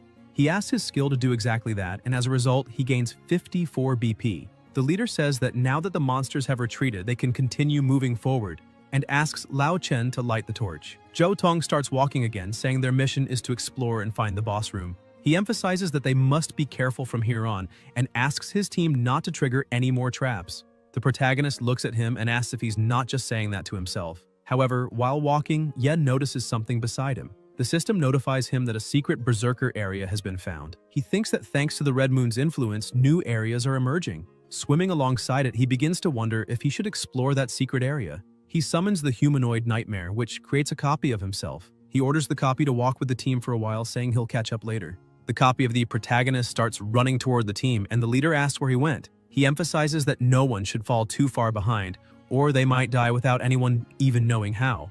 Meanwhile, inside the berserker area, Ye begins to explore and suddenly hears a loud scream. A gigantic monster was stuck to the wall behind him like a trap. He turns to see what it is, but the monster attacks. With extremely fast reflexes, he manages to dodge the first attack and distances himself from the creature. The two face each other, and the monster keeps attacking non-stop. Ye dodges again and tries to counterattack, but his attacks do absolutely nothing to the monster. This surprises him, as its physical defense makes it almost completely immune. The giant spider attacks again, and without time to dodge, the protagonist tries to block it with his arms. However, the impact is so strong, it throws him against a wall. He uses the Observer's Eye skill, and his eye shows that the monster is a level 20 Blood Mother, Rare, and Elite class.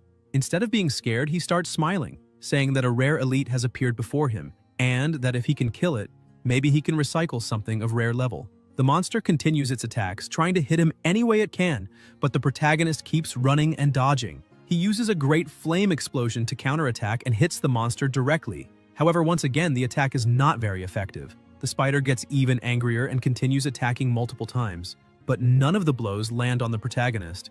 While dodging, he thinks the monster has fire damage immunity, so he can't use that attribute as an advantage. He charges in, saying that if that's the case, then maybe he should just kill it directly. He grabs his dagger and goes on the attack.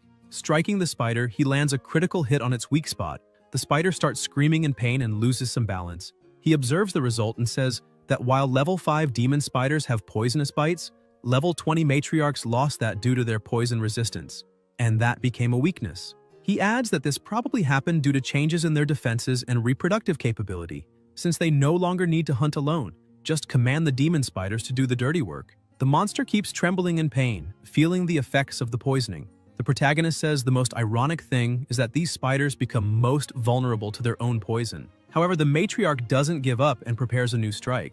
Yes sees this and says he didn't expect this option to be available.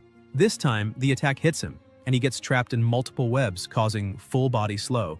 The spider starts approaching. Still smiling, he activates his berserker mode. With extreme ease and sheer physical strength, he breaks all the threads binding him and charges at the spider with his bare hands, landing a direct punch. He simply explodes the spider completely. The system announces that the berserker card can now evolve and asks him to choose one of two routes. First route, Blood Carnage, increases berserker mode efficiency. His physical attack can ignore part of the enemy's resistance, but his life will gradually decrease until he dies or the time ends. Route 2. Unshakable Fury increases the Berserker mode duration and halves the cooldown time. He comments that most people would choose Unshakable Fury because it's the safer option. However, he's been facing monsters with high resistance, like the Matriarch Spider he just defeated. That's why, if he chooses Blood Carnage, he'll undoubtedly strengthen the Berserker. Still, the life loss is a heavy side effect. He starts laughing and says the choice is obvious. Of course he'll choose Blood Carnage, because with the regeneration he already has, he'll be able to counterbalance the side effects. Upon choosing, the system announces his skill has just leveled up. He states that with Blood Carnage active, he'll be able to deal damage even to enemies with high physical resistance. And that's the core of this skill. Other items appear in front of him and he quickly collects them. The protagonist says those are pieces of equipment he can bring back from the Abyss as an official member, especially one that he can sell for 15,000. After picking up the items, he activates his skill to recycle the rest. The system says he obtained 20 tribute points, but what excites him is discovering what kind of skill he'll get. The system shows that he obtained the rare card, Matriarch. With it, he can summon up to 4 demon spawn to fight alongside him, and evolve as they gain combat experience. Ye is surprised by this, as he now has a summon that can choose its own evolution. Meanwhile, somewhere else, the disposable team managed to find a place full of crystals. Zhou Tong is impressed, saying he didn't think they'd find a mine in that abyss. Lao Zhu points out that, besides that, those magic crystals are highly concentrated S rank. He wonders if this is another influence of the abyss during the Red Moon, since each of those crystals is worth a fortune. Without hesitation, the healer places an item among the crystals, the Eye of Argos. It marks a 60-meter radius around, allowing nearby adventurers to be notified on the map. Lao Chen gets angry about this, grabs the healer furiously, and yells asking if he's stupid, emphasizing that with those crystals they could have been rich for life. So why is he marking it for other idiots to come and take it? The healer yells back, telling him to forget about enjoying the riches, because they'll be in serious trouble trying to stay alive if anyone finds out they're hiding something like that. The warrior approaches and says the disposable team's job is only to pave the way to the bosses. If they die, it'll be called an accident and no one will care. Experiencing this firsthand, Lao Chen is speechless, thinking about the word trash. He remembers how he used to behave, kicking, hitting, and shoving disposables, saying they were just garbage, and that it made no difference if they lived or died. However, he also remembers the moment he was recycled. Extremely irritated, he looks to the side and sees that the protagonist's clone didn't care at all, just gazing in awe at the crystals. Lao Chen thinks that even if his level is gone, as long as he can get a little money, it'll all be fine. He looks at the crystals and decides to take one, thinking that if he gets good equipment to make up for his stats, maybe he can enter the main forces of the raider group. So he sees no issue in escaping with a few. However, upon picking up the crystal, a trap system is activated. A glow at the top of the cave intensifies, and suddenly a laser blast shoots between the two, hitting Lao Zhu, who was behind. They stare at the scene, wondering what's going on. Still inside the secret area, the protagonist had summoned the demon spawn. He looks at his first summon and says the level 1 spawn seems very weak and lacks combat ability. The system announces that the spawn can evolve up to level 5 demon spider with battle points, BP, and informs that 5 BP are needed for the next level. He comments that if he wants those creatures to survive in the battlefield, he must at least bring them to level 5, so he decides to invest his points there. The spawn becomes very happy with the news, and as soon as it begins evolving, the system announces that the little spawn has evolved into a silk spider and learned to weave webs.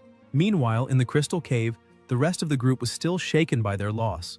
Lao Chen tries to explain, saying it was an accident. However, the warrior was extremely angry for losing one of his closest companions. Lao Zheng grabs Lao Chen by the shirt and starts shouting at him, saying that because of his greed, they lost a comrade. Emphasizing that Lao Zhu was the foundation of his family, he worked himself to the bone to support everyone. And now, because of that greed, it was all thrown away. Lao Chen shouts back asking if it's wrong to want to make a little money, because if he hadn't dropped to level 1, he'd be living well by now. And he adds that on top of that, he still has to deal with people like them. A bunch of idiots. Lao Zheng begins to lose his patience and curses Lao Chen, calling him a traitor. But Lao Chen fires back saying Lao Zheng is no better than him, because in that damned world, power and money are the only things that matter, along with luck. While they were arguing, someone starts to approach and suddenly begins clapping, saying those words were well said, and that he likes that kind of worldview. Caesar shows up and asks Lao Chen if he wants to join Blood Oath, saying they've got a spot open for one more. They are surprised to see Caesar there. Another man arrives and says the body of that person is still warm. Caesar says that death is common there, and just as Lao Chen said, without power all that's left is to trade your life for money, and wanting to make money isn't shameful, just as dying isn't either. Caesar walks up to Lao Chen and hugs him, saying that those magic crystals that appear during the red moon are worth entire cities. So, if he gets one, his life is set. But he forgot to mention one little thing: the price to take one of those crystals. The price requires someone to offer a humble, useless life. Another warrior appears before the three of them, and the red-haired one says that what his boss meant is that they're going to take the magic crystals from the walls and toss them in the basket. He asks if everyone understood because if they try to run, they'll be killed on the spot.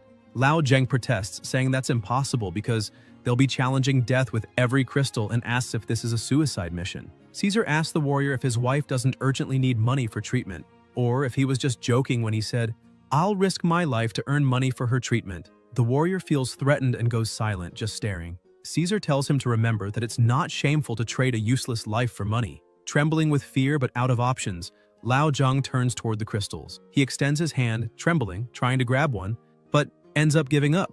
He lowers himself, apologizing, and shouts that he can't do it. He starts yelling that, to be honest, he lost a lot of money gambling and is only here to pay off his debts because he doesn't want to die. Caesar says they're useless, as expected. Lao Chen analyzes the situation and realizes Caesar is extremely strong, and not even at his peak could he come close to defeating him. He decides to call Caesar boss, and says he mentioned earlier that Blood Oath was recruiting and asks if he's interested. Lao Chen points out that he's just a fire mage, but would like to join. Caesar asks his companion if he really said that, and the companion confirms. He tells the fire mage to come to him. Lao Chen kneels in front of him and begins to say that he's willing to sacrifice his life for, but before he can finish, he's struck in the face. Caesar yells, asking if he really thought he was someone important, and says he'd never let trash like him into the elite group, emphasizing that he's nothing but a useless traitor and would be sentenced to death either way. He's just doing this to add a bit more value to his death. Caesar keeps kicking Lao Chen, saying he can be as angry as he wants because he's not leaving alive, emphasizing that he'll turn all of them into corpses and have necromancers control them to collect the magic crystals. While all of this is happening, the protagonist arrives and quickly pulls his clone out. Caesar keeps shouting that they've all already died once, but for some, it's no big deal. Zhou Tong starts getting irritated with everything that's going on and yells, telling Caesar to shut. Ye arrives just in time and touches his shoulder, asking him not to be hasty. He takes the lead and asks their leader to leave everything to him, and in the meantime, just wait in the corner. He asks how dangerous collecting those crystals could really be. The other two group members walk up to the protagonist and ask what kind of trash would show up at a time like that. But Ye just ignores them, goes to the crystals, and picks one up. Everyone runs and hides, begging him to give a warning before grabbing one, because if he keeps doing that, he'll end up killing them all. The mage asks if no deadly trap works on that brat. The redhead questions whether it's possible that the trap becomes useless after being triggered once. The protagonist thinks that even if it's a deadly trap, if he has enough luck to meet the requirements, he won't die but might get injured. Or it might have no effect at all. He's gained so many attribute points that his luck must be at the threshold where nothing happens. He keeps collecting the crystals and receives some alerts that the trap wasn't activated. Caesar is impressed and says the trap is working normally, but the boy's luck is far above 60 points. The mage asks if it's possible for a level 1 collector to have over 60 luck, since in most class changes, luck doesn't increase by itself. Caesar says that if that's taken into account, there's only one possibility: the deadly trap failed. The redhead goes to a crystal, saying it's already happened twice and clearly must be that. So he decides to grab one and smugly says nothing happened. But in the next second, he's also hit by a laser blast and falls dead on the spot, leaving the mage stunned. Caesar says that, eliminating all other possibilities, the boy named Ye Qing has an abnormally high luck stat, and it may be a rare trait related to his class since, in the Abyss, it's more common for power attributes to increase. However, he wonders if the protagonist really spent all his growth potential on something as useless as luck. Ye thinks to himself that he didn't do any of that. He just distributed the points equally. Caesar says the original plan was to turn all of them into corpses he could use, but now he can change the plan because he only needs one corpse with high enough luck. As for the rest, he can discard the bodies. He calls the rest of the group and orders that none of them escape. Lao Zheng starts trembling, saying they're finished now because their opponents are qualified members of Blood Oath, so they're not capable of winning that fight. Lao Chen gets up all beaten and shouts that there's still time to run. He tries to escape with one of the crystals in his hand. The protagonist turns and asks why he's running, because the numbers are on their side. The warrior calls the protagonist an idiot, saying they're still missing one. but he corrects him, saying they're not missing anyone. Suddenly, the mage asks his companion if he heard something, and looking up, sees that small spider-men were coming their way. The system announces that the summon is complete. The group shouts that there are monsters there. Jootong starts to worry and says this is bad because now they have to worry not just about the enemies but also the monsters. Ye says he picked up some spiders along the way, so those are on their side. The leader is confused, asking how he controls those spiders and since when he can do that. Ye begins using his ability to scan the enemies. The first is a level 20 enemy necromancer. The second is a level 17 enemy berserker.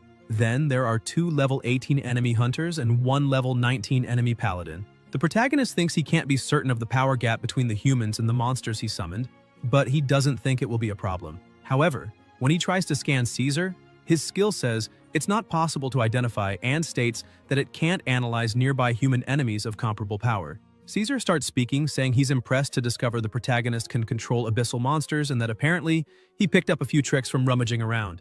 Ye thinks that in that case, the guy's stats probably aren't much lower than his own and may even be higher. Caesar shouts that if they're not level 10 monsters or above, they're not even worth mentioning. He orders his group to take care of the monsters first, then eliminate everyone else, and tells them to be careful not to damage the crystals. The protagonist says the plan has changed a little. He looks at his group and tells them that if they don't want to die, they need to run immediately in the same direction as Lao Chen. The warrior is surprised and thinks he already knew the protagonist was an idiot, sacrificing himself like that to stop the enemy group. However, he thinks it's fine as long as he does it alone. Without thinking twice, he also turns and starts running away.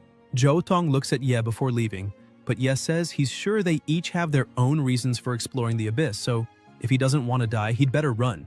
Jootong says he'll never forget this sacrifice and also starts running. However, thanks to his luck being one, he ends up stepping on a trap and an avalanche of rocks comes their way.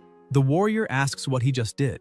Jootong screams an apology, saying that ever since he entered the abyss, bad things have been happening one after another and he doesn't know why. Meanwhile, the battle between the two groups begins, and the paladin charges at one of the spiders, landing a direct hit. He says he's going to crush those bugs one hammer strike at a time. However, the spider manages to counterattack and spits web in the paladin's face, causing a distraction. When he finally looks forward, he sees the real demon approaching. He manages to defend himself and says the protagonist is an idiot for trying to take on a level 19 while being level 1. However, he realizes that this strength isn't normal and uses a shield strike to push the protagonist away. While in midair, he thinks his spiders are level 10, so they're good enough to scatter their forces, but against an organized group like Blood Oath, it's not enough. With a quick move, he turns and cuts both of the paladin's calves, who screams in pain. Seeing the opening, he charges in to finish the attack, but 2 shots come toward him. He notices and dodges easily, impressing both archers. One of them asks how a level 1 can dodge that attack. The other says he probably missed and tells him to adjust the speed and try again. The archer does that and fires, but Yes sees the arrow coming and slices it in half. The archer is even more impressed, saying that this time he blocked it. The protagonist ducks and uses the great flame explosion on the ground. The blast destroys the floor beneath the 2 archers, making them fall into a pit full of fire. They scream that the protagonist really is someone extraordinary. The enemy warrior gets ready to deliver a finishing blow to one of the spiders. He manages to defeat it, impressing the rest of the group. He looks at the 2 and charges. Jootong begins to panic and says he didn't do anything. Lao Zhang doesn't hesitate and steps in front to protect him from the attack.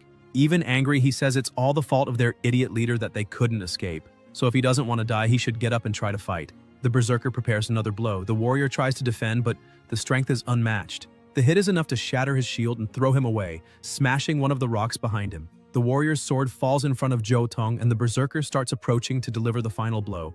Jootong stands up, trembling in pain, and starts laughing, saying he shouldn't have come to the abyss. Either way, he's doomed to die. He yells that his debts will be paid when he dies, so it's nothing, and tells the berserker to get it over with already. The berserker charges in, but is paralyzed mid-run and shouts that he can't move. Looking back, he sees that Jootong is the one doing it.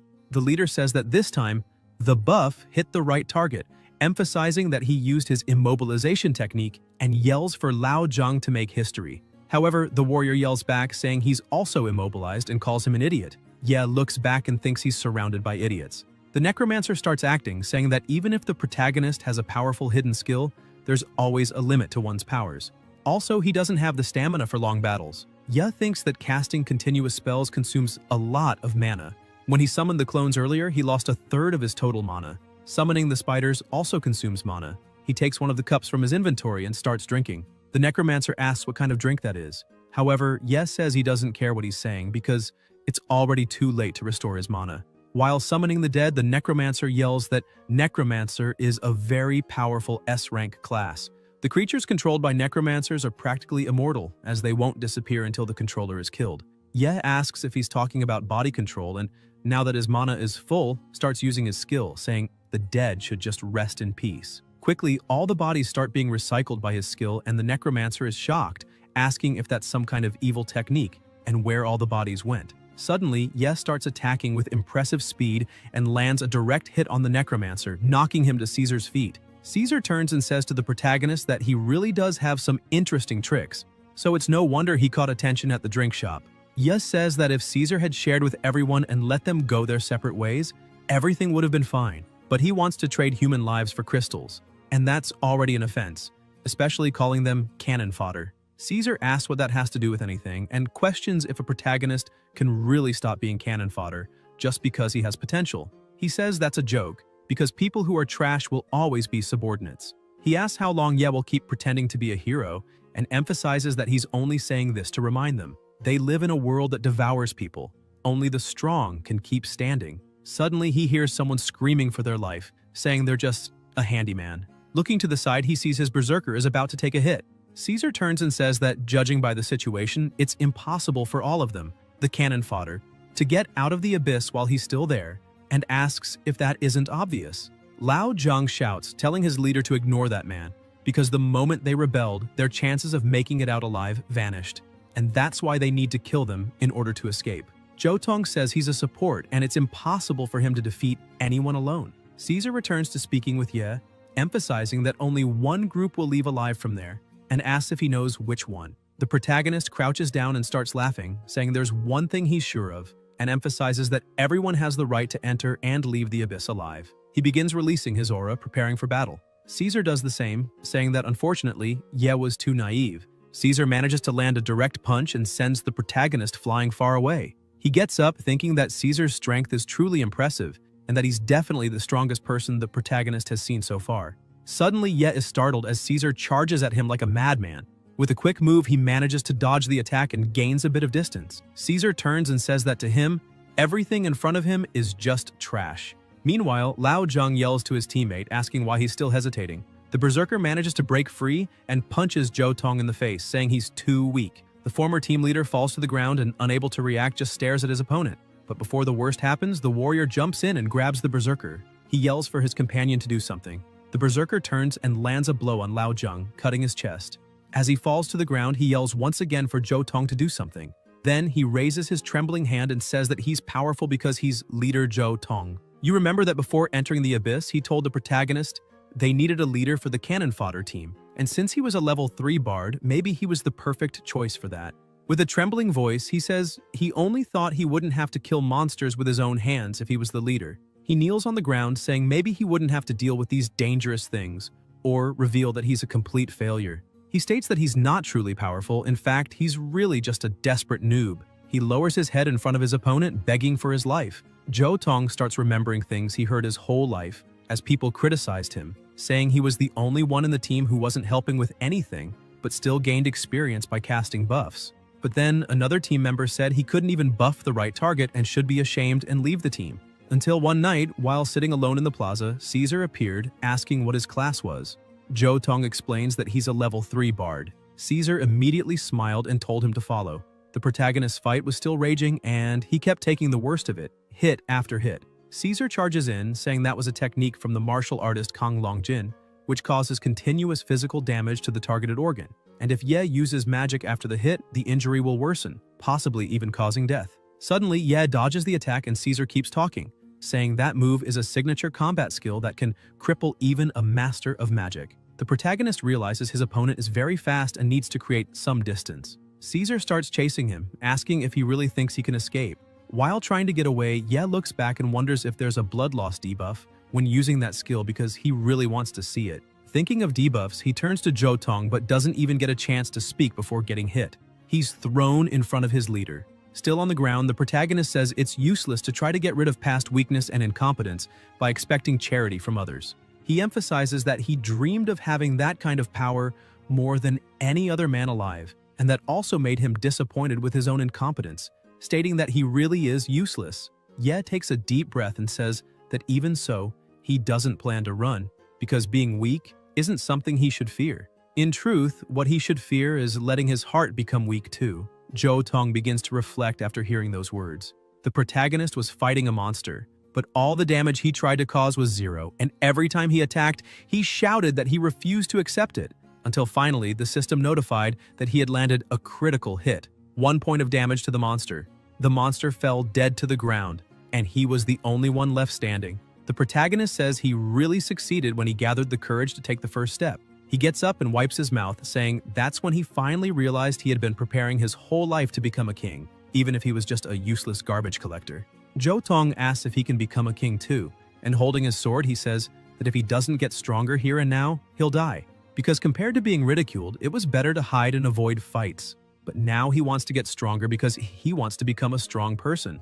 The berserker starts laughing, saying that's a joke, because how could a mere level 3 support cut his level 17 armor? Confident in his power and defense, he says he'll stand still and let Zhou Tong try to cut him. However, Zhou Tong throws the sword aside, confusing his opponent. He grabs his microphone and starts singing the poem, Great Dispersion.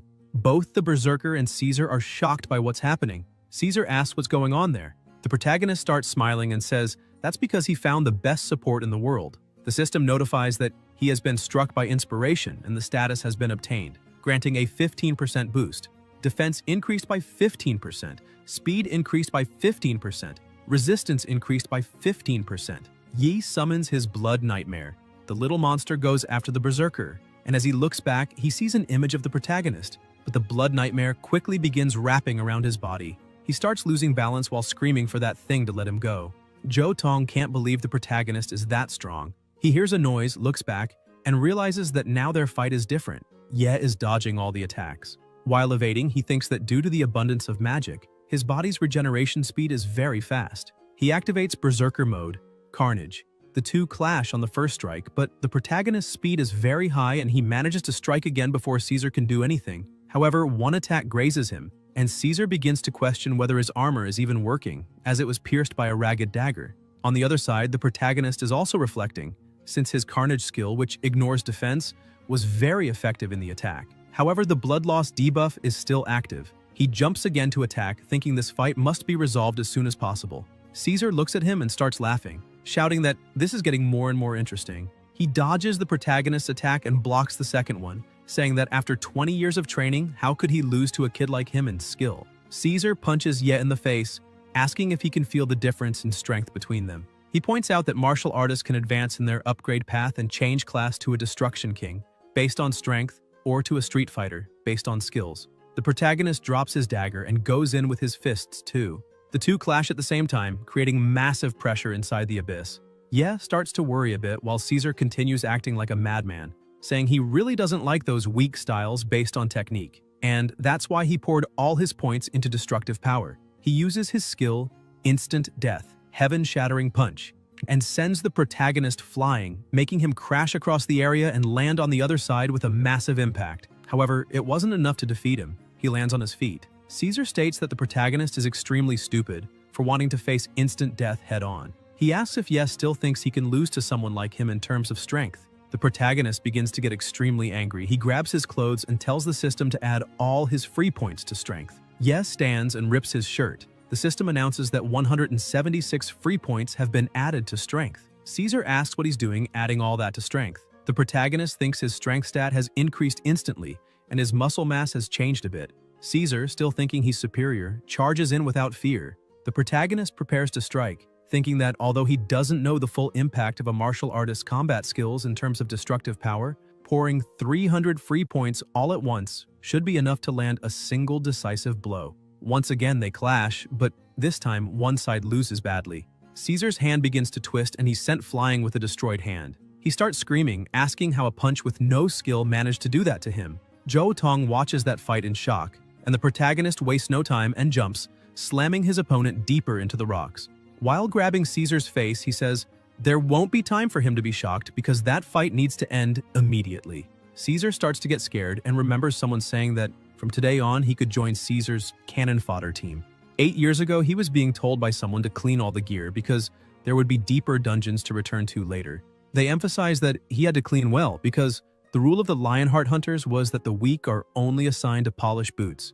And he also used to hear that if he wanted to become an official member, he had to prove himself. However, it seems he's destined to be cannon fodder for the rest of his life. In a battle against a giant beast, he thinks that if he can prove he's not incompetent, then he'll be able to rise from the ranks of rookies. He thinks he needs to prove it and charges forward, landing an extremely powerful blow on that massive beast. He looks at his hands and thinks it doesn't seem so hard. He manages to bring the monster down but lets his guard down, and the monster strikes back, slamming him into the ground. In the infirmary, a doctor says his jaw was crushed, 8 ribs were broken, his heart was pierced, his liver, spleen, and kidneys were all damaged. He highlights that the entire setup inside his body cost many magic crystals, since abyssal technology can now extract high-value cells from abyssal creatures and transplant them into human bodies.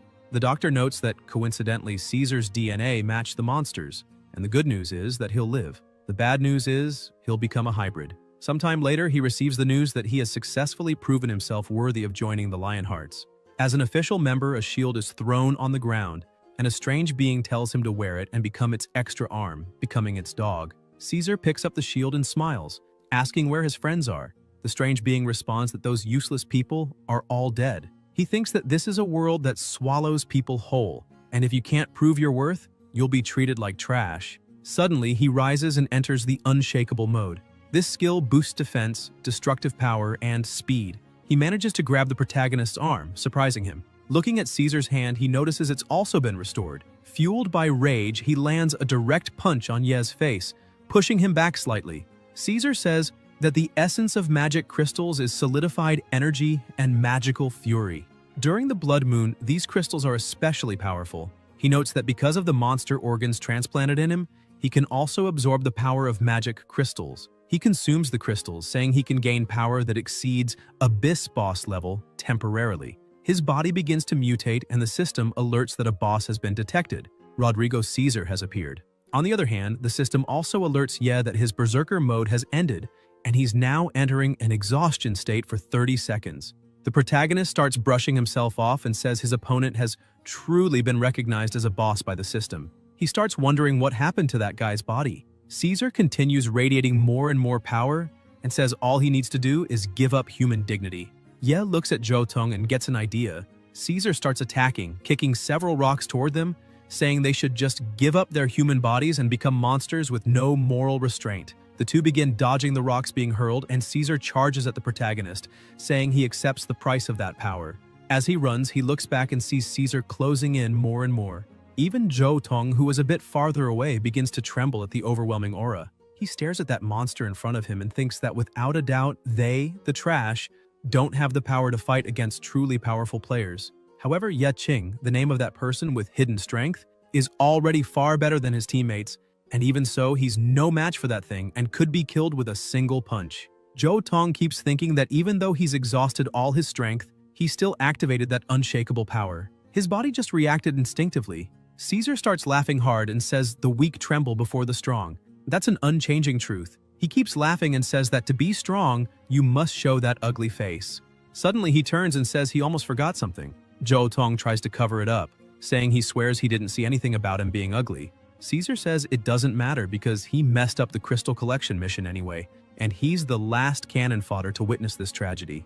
Caesar begins screaming that he'll give him a heroic death. However, Zhou Tong pleads for a moment and says that if he has no choice but to die, then he'd like to say one last thing. Caesar grabs his neck, saying he talks too much, and asks what his final words are. Behind them, the body Caesar had defeated, the protagonist starts to dissolve, revealing it was the blood nightmare. Zhou Tong says his last words are that he wants to leave the abyss alive, and that maybe he's not the only cannon fodder to witness this tragedy. Caesar is confused and turns, seeing blood bubbles forming. The protagonist appears among them, saying that thanks to the bard he gained a little more time. The exhaustion state was cancelled by that drink. Ye grabs the blood nightmare in his hand and emphasizes that it was impossible to get a read on his opponent's body by relying only on his observer's eye. So he had to rely on the blood nightmare's traits to gather hidden information by making contact with the Caesar's body. The Abyss boss is a bit confused and starts questioning if that thing he tried to kill was just a clone. He asks, "Since when has this been happening?" The The protagonist says that the price of these superhuman powers may be heavier than it seems. Although the berserker combat skills increased his strength in a short time, the price of forcibly relying on that power beyond his physical limits was 30 seconds of exhaustion. However, since Caesar has a body that blurs the lines between humans and monsters and he stretched his greedy hands toward the abyss itself, then the abyss will naturally want him to pay the price. Caesar gets angry, telling the protagonist not to joke about it and asks, if that power is his own, what does the abyss have to do with anything? Suddenly he feels something strange in his arm and upon looking, realizes it's taking on a monstrous form and begins to scream in pain. His arm starts growing, becoming more monstrous. Caesar looks at Ye and thinks he's the one doing it. He charges forward, but the protagonist is extremely fast and easily dodges the attack. Caesar keeps trying to attack, but Ye thinks that the change in his opponent's body shape slowed him down and now it's way too easy. He keeps dodging with ease and thinks that if he had a weapon now, everything would end faster. Zhou Tong acts quickly, passes behind the protagonist and shouts. As Ye turns, he throws a dagger, asking him to catch it. The protagonist grips it firmly and tries to create some space, but Caesar continues charging without hesitation. Seeing a small opening, the protagonist blocks and with a quick move, manages to get behind Caesar and stab him with the dagger. Caesar starts feeling unbearable pain and asks if every strike is a critical. The protagonist just watches and asks Caesar not to forget that he's just a guy who doesn't bother anyone. He just put a few points in agility. Caesar starts getting furious and charges in, shouting that humiliating him will only make the protagonist's death worse because he is of a superior existence. Ye dodges again and says Caesar isn't anything special. Landing a punch imbued with flames, he states that in his eyes, Caesar is 100% a monster. As Caesar catches fire and screams in pain, he grows even more enraged and loses complete control of his body, transforming fully into a monster. Seeing this transformation, Ye says that unfortunately, Caesar is already gone. There's no saving him now, he's completely transformed. A strange aura begins to surround them, and the protagonist asks if he's beginning to hear the abyss's call. Caesar gets a bad feeling but keeps screaming that the protagonist should just die and not drag him along. Suddenly, he starts swinging at the air, screaming that he already proved his worth, so why can't he leave? He says he's not cannon fodder and doesn't want to die and keeps yelling while trying to hit nothing. Zhou Tong says that man has gone completely insane and that now's their chance. A few minutes earlier, Caesar was laughing, thinking he had won the fight. However, Ye appears behind his leader and calls him, saying his body is being swapped by the blood nightmare. Zhou Tong breathes a bit easier, saying that for a moment he thought Ye had died. The system notifies that a challenge has been activated. Win the battle without killing Caesar and earn rewards.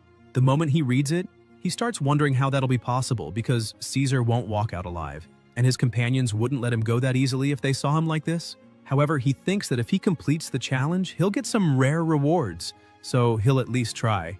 While turning into the blood nightmare, the protagonist asks his leader to remember his words. Because he needs to find a way to snap that madman out of it, 5 seconds would be enough. Back to the present, Ye says there's no need to finish that man off. Zhou Tong asks what kind of madness he's talking about. Ye explains that monsters belong to the abyss and, therefore, cannot leave it. Those who abandon humanity and fall into the abyss are welcomed with open arms. That's the law of the abyss. He notes that he heard monsters go into berserker state during the blood moon. But unfortunately, during this blood moon, the one who gave into madness was a person. Caesar starts walking through the abyss. Meanwhile, Lao Chen keeps shouting that everything is a mess and that he'll be lucky if he survives this. However, he feels confident, saying that this time it's finally his turn to strike it rich. He manages to open the chest and shouts that it's full of treasure. Happy about it, he says he's finally rich and now has freedom, equipment, and a new identity. Caesar appears behind him as a monster while he keeps laughing, saying it's amazing and telling fate to screw itself. Later, outside the abyss, Zhou Tong bows, banging his head on the table in respect, and asks the protagonist to let him call him boss, emphasizing that he'll follow him forever. Ye says he can't accept something like that.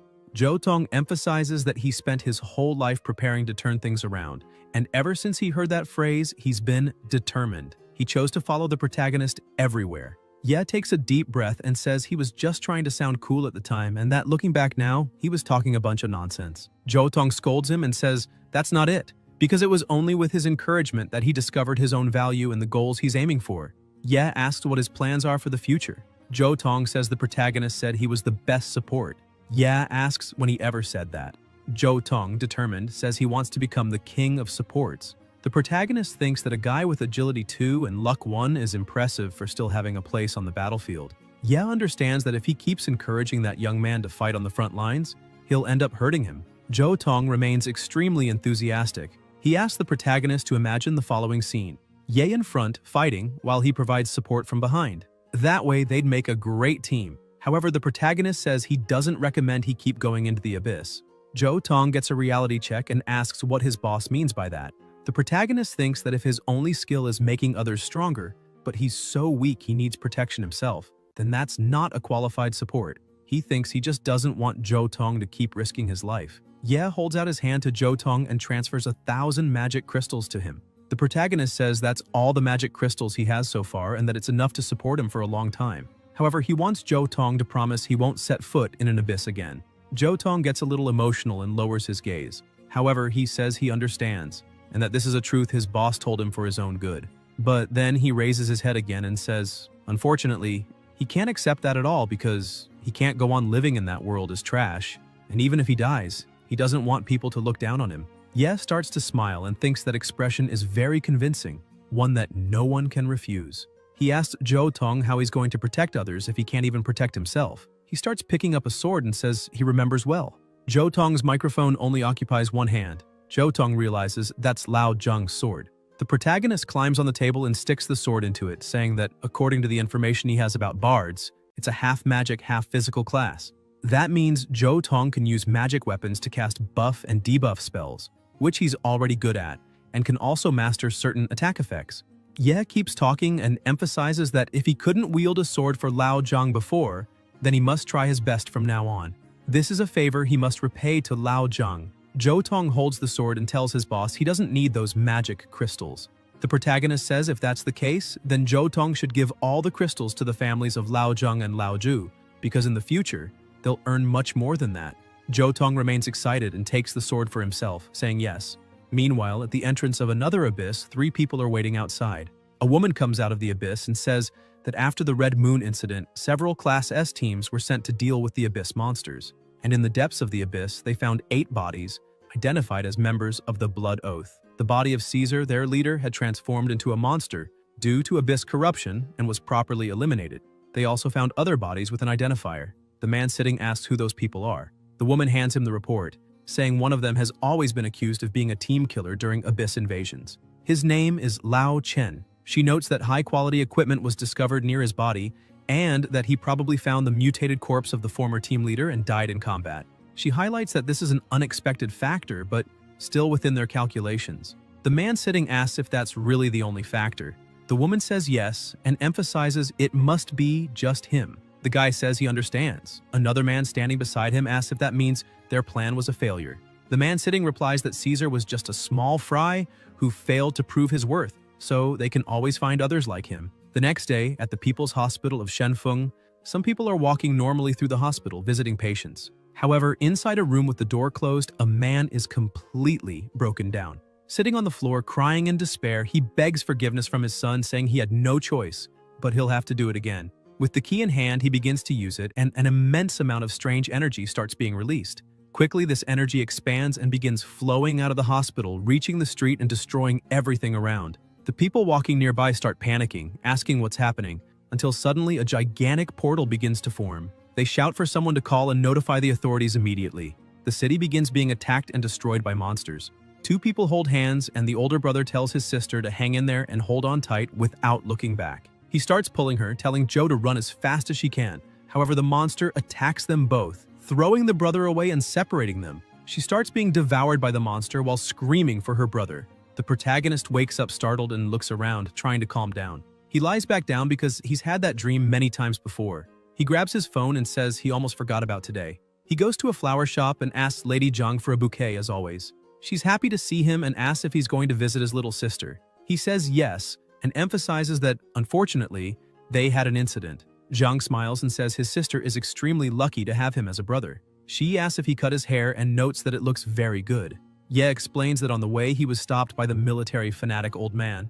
He takes the chance, goes over to some flowers, and tells Zhang that he imagines she'll put those flowers out too, so he'll help her. She smiles and thanks him for his kindness. Outside, they see several police trucks passing at high speed. She comments that she's been seeing a lot of vehicles going to the hospital lately and that apparently they all seem to belong to explorers. She asks if something's going on. As soon as the protagonist hears the word hospital, he activates his power and immediately leaps, using all his speed to get there as fast as possible.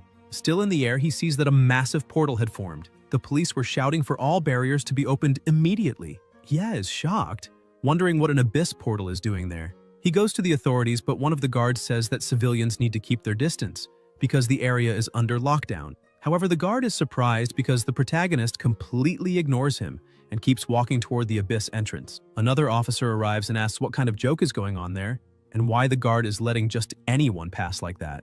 The guard replies that her supervisor shouldn't ask him that because that guy and the people who came before him are folks they should never mess with. The protagonist keeps heading into the portal angry and says his sister must wait for him because this time he won't fail.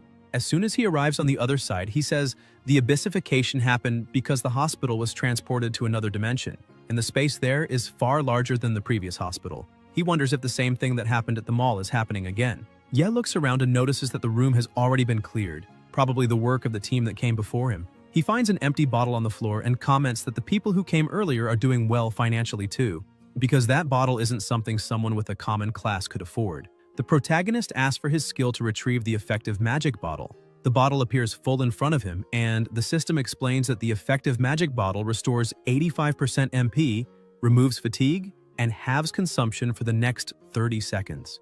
He stores that small bottle and says that even if he faces the abyss alone to find his sister, the magic consumption will be heavy, so he must be as prepared as possible. He keeps walking until he reaches a fork. He uses his exploration vision skill. The system gives a hint, saying that both paths lead to a point of no return.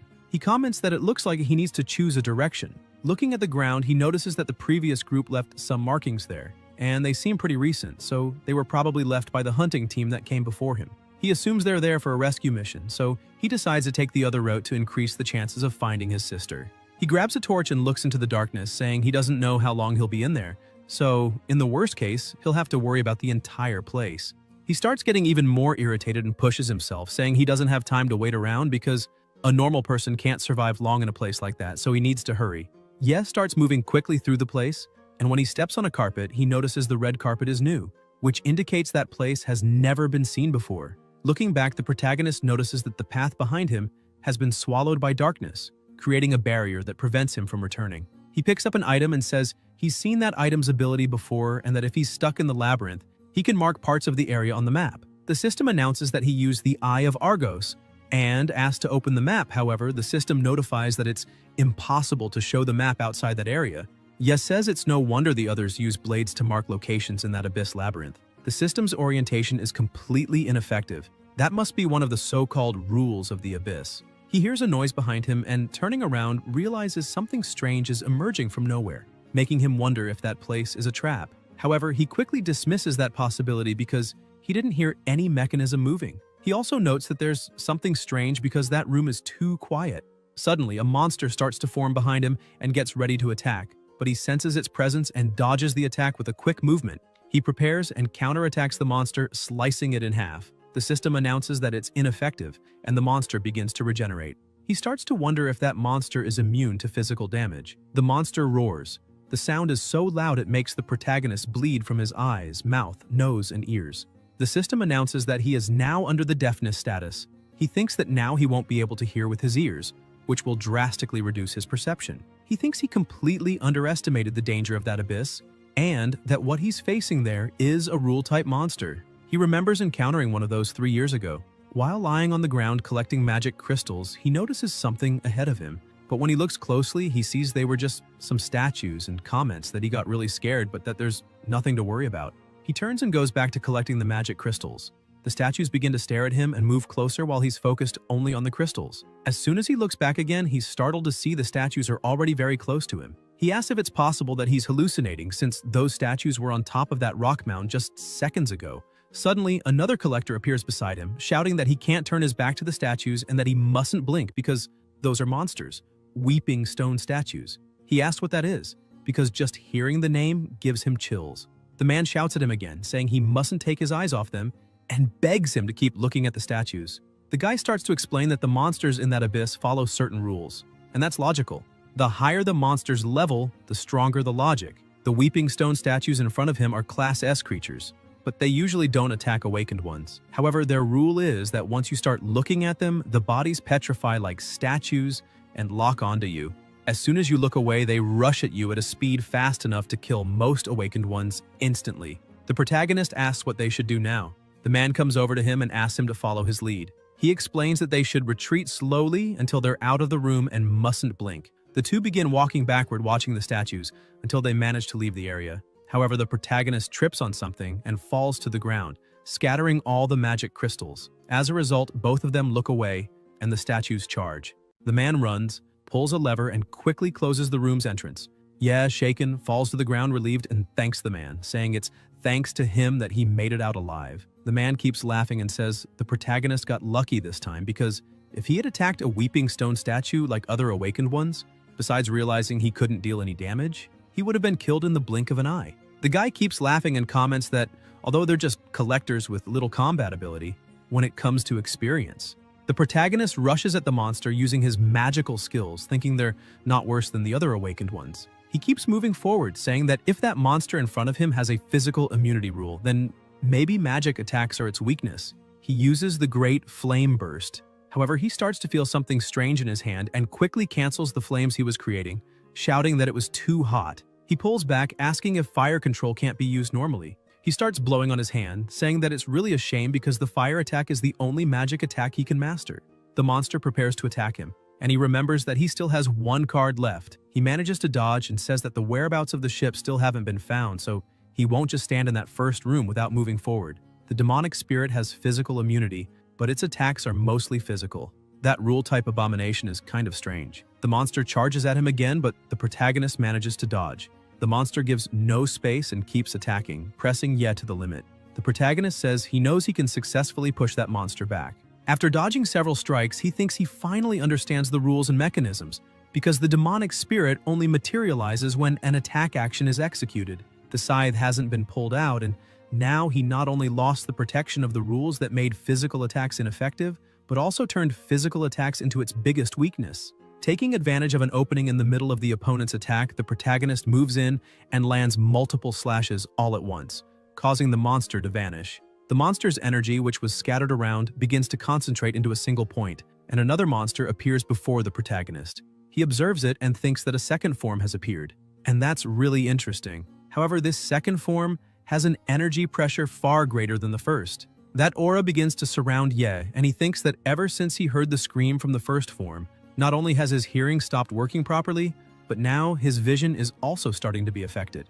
This makes him wonder if he should use his blood plan to try to save himself. But he dismisses that idea too, because he just used it to lure the first form's attack, creating an opening for the counterattack. Besides, his skill requires at least 30 seconds of cooldown, and his remaining magical power wouldn't support the cost of continuous summoning. The second form attacks him with everything, and he realizes he's been slashed on the shoulders. The protagonist thinks there's no way to react. The best he can do is avoid fatal blows with luck. He thinks he's just encountered an assassin he couldn't beat even with all his stacked stats. He activates his carnivorous plant card, Regeneration. The system notifies that all wounds have been successfully healed, including the abnormal deafness. He thinks he needs to increase his health so he doesn't die from a single blow. The second form observes the situation, and it surprises it. The protagonist says that the demonic spirit, in its second form, is afraid of luminous things. Even the faint light from the healing magic makes it back off. Determined, Ye begins to smile and ignites flames in his hands again. The second form hesitates, and the protagonist intensifies the flames, spreading them over his whole body. He starts to catch fire, but that prevents the second form from coming at him. The system warns that he's burning, but he keeps laughing and says things are finally getting interesting. He begins to run toward the second form, which, terrified, runs from him as much as it can. He keeps running, saying that the demonic spirit fears flames because flames are its life force. It's just an innocent soul that died in a fire. However, fire element abilities were cursed, becoming unusable. So, if he can't launch a fireball, he activates his spirit charge, saying that he himself will become the fireball. With the spirit charge, he manages to reach the second form and uses the great flame explosion on his own body, causing a massive blast. He's thrown far away while the evil spirit catches fire. The system reports that he has successfully defeated the evil spirit, however. His health is below 1/10. Additionally, the system also says his arm is severely burned and he cannot wield weapons or cast spells. Ye starts laughing, saying that the price of that victory was a bit high and that now he needs to wait until the regeneration skill finishes its cooldown. He looks at the second form, shouting, and says it can't burn to ashes because he still needs to recycle it. He uses his skill and commands it to recycle immediately. With that, he manages to obtain a Soul Reaper artifact. With it, it's possible to summon the demonic spirit to advance and unleash a wide-scale harvest with the scythe, dealing 5 times the base damage. If any target dies due to this ability, Despair Harvest will be activated immediately, restoring 5% of the user's health and mana. If Despair Harvest is triggered more than 5 times at once, then he will enter an incorporeal state for 1 second. In the incorporeal state, he will be immune to physical attacks and obstacles. His attack will not cause death, or the user will suffer backlash equal to the damage dealt. Artifacts cannot be equipped, as they are bound to the user's soul and cannot be swapped. The protagonist stares at the card and says that the cards he got this time are different, as it's the first time he's seen a soul-bound artifact card. Ye says that the Soul Harvest Blade seems capable of converting the dead target into human health. If summoned inside a large group of soldiers, it can wipe out the entire group in a single move. However, the cost of using the artifact is that if the attack doesn't kill the target, he will suffer the backlash of the damage dealt or even die suddenly. So, he must use it at exactly the right moment. The protagonist looks to the side and sees that the door that was previously locked has now opened. The system also notifies that the regeneration cooldown has ended. Immediately, he begins healing and asks his sister to hold on just a little longer because he's coming. In another room, something terrible was happening. A butcher was doing his work and throwing something into a bucket. Xiaozhou gets up with a bottle in her hand. She throws the bottle far away, causing noise. The monster that was near her looks to see where the noise came from. She uses this moment to get out of the pile of trash but falls clumsily to the ground. She looks ahead and sees the doll her brother gave her. Even without strength, she struggles to grab that doll, saying she will never let them hurt him. However, the doll is crushed right in front of her.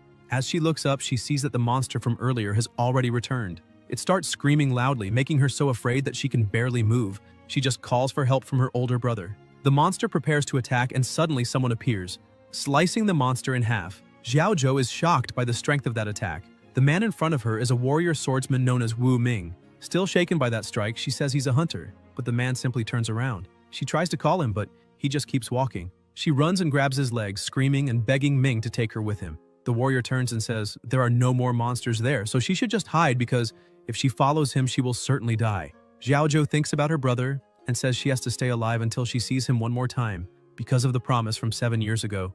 Ye was sitting with his sister's doctor. He says her spinal nerves were badly damaged and therefore fears she may never be able to walk again. The doctor emphasizes that it's a miracle she can still move her upper body. The protagonist asks if that means she really won't be able to stand again. The doctor says that's exactly it, as spinal nerve damage is theoretically irreversible. At least theoretically. Ye asks why he says theoretically, and, thanks to that word, becomes filled with hope, saying that means there's still a chance. He asks what needs to be done. The doctor takes a deep breath and says that theoretically science can't do anything. But he's heard of cases where blind people recovered their sight inside the abyss. Because in recent worlds, there may be a way to heal his sister in a way that science still can't, with any tool. That mysterious power can't be explained by any science. And if his sister's condition was caused by a monster in the abyss, then the solution might also be in there. Ye starts looking at his hand and says that if the cure may be in the abyss, that means if he can enter the abyss, then he might be able to cure his sister. The doctor puts a hand on his head and tries to explain that only researchers can go in there, and someone like him entering would only be committing suicide. The doctor tries to say that instead of worrying about that, he should worry about the problem in front of him, and says that even the hospital's routine treatment costs an arm and a leg. The daily treatment is at least 8,000 win. The protagonist, without hesitation, bows to the doctor and promises to do his best to gather money, asking him to take care of his little sister. The doctor says he'll do everything possible to keep her healthy and safe. However, the hospital bills must be paid on time. Ye starts walking away, saying he understood, and emphasizes that he'll gather the full amount as soon as possible. While walking down the hallway, the nurses start whispering, asking if they were talking about that boy, because his parents died that day and his sister became disabled. He's the only one left. They begin to say they feel sorry seeing such a little boy in that situation. With tears streaming down his face, he reaches his sister's hospital room door. Before entering, he puts a smile on his face, wipes his tears, and, as he opens the door, tries to look as cheerful as possible, shouting that he's back. Xiaozhou, worried, looks at him and asks where he had gone. He jumps onto her bed and says he was talking to the doctor. All happy, he tells her he's going to a place called the Abyss. His little sister, not knowing much about the world, asks what the Abyss is and whether it's safe there. The protagonist keeps smiling and says yes, emphasizing that it's not dangerous, and he just needs to stay behind other people. She just listens quietly. Then Ye gets up and starts to leave, but before leaving the room, he says he almost forgot. Suddenly, he turns and shows her a teddy bear. He says he won't be able to show up for a while, so while he's gone, that teddy bear will take care of her for him. Xiaozhou gets worried and says that he's her only family and she doesn't want him to put himself in danger again. She asks him not to go anywhere that has monsters. Ye approaches his sister, still smiling, and says, "There's no way around it. He found a job that will pay very well, and then they'll be able to treat her legs. And as long as she waits just a little longer, she'll be able to walk again." Xiaozhou says that if her brother has to go to dangerous places for that, then she'd rather stay in a wheelchair for the rest of her life because she doesn't want him to go to where the monsters are. She says this is a pinky promise.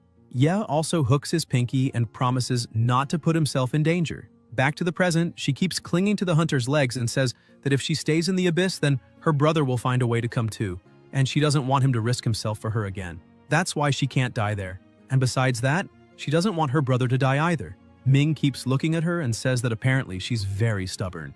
He picks her up and places her in a wheelchair, saying that's actually interesting. However, if a monster tries to attack her, he won't protect her. She manages to recover the teddy bear her brother had given her and is happy her chair is intact. The hunter turns to her and says she's not his employer, so whether she lives or dies isn't his concern. She says that's fine and asks him to just do his job, while she watches from a distance and won't get in the way. He introduces himself to her, saying his name is Wu Ming and that he's a warrior swordsman. Meanwhile, elsewhere in the abyss, the protagonist was walking and says that although he worked as a scavenger for a while, he saw many potions capable of healing wounds that could only heal those caused by monsters, with just a few exceptions.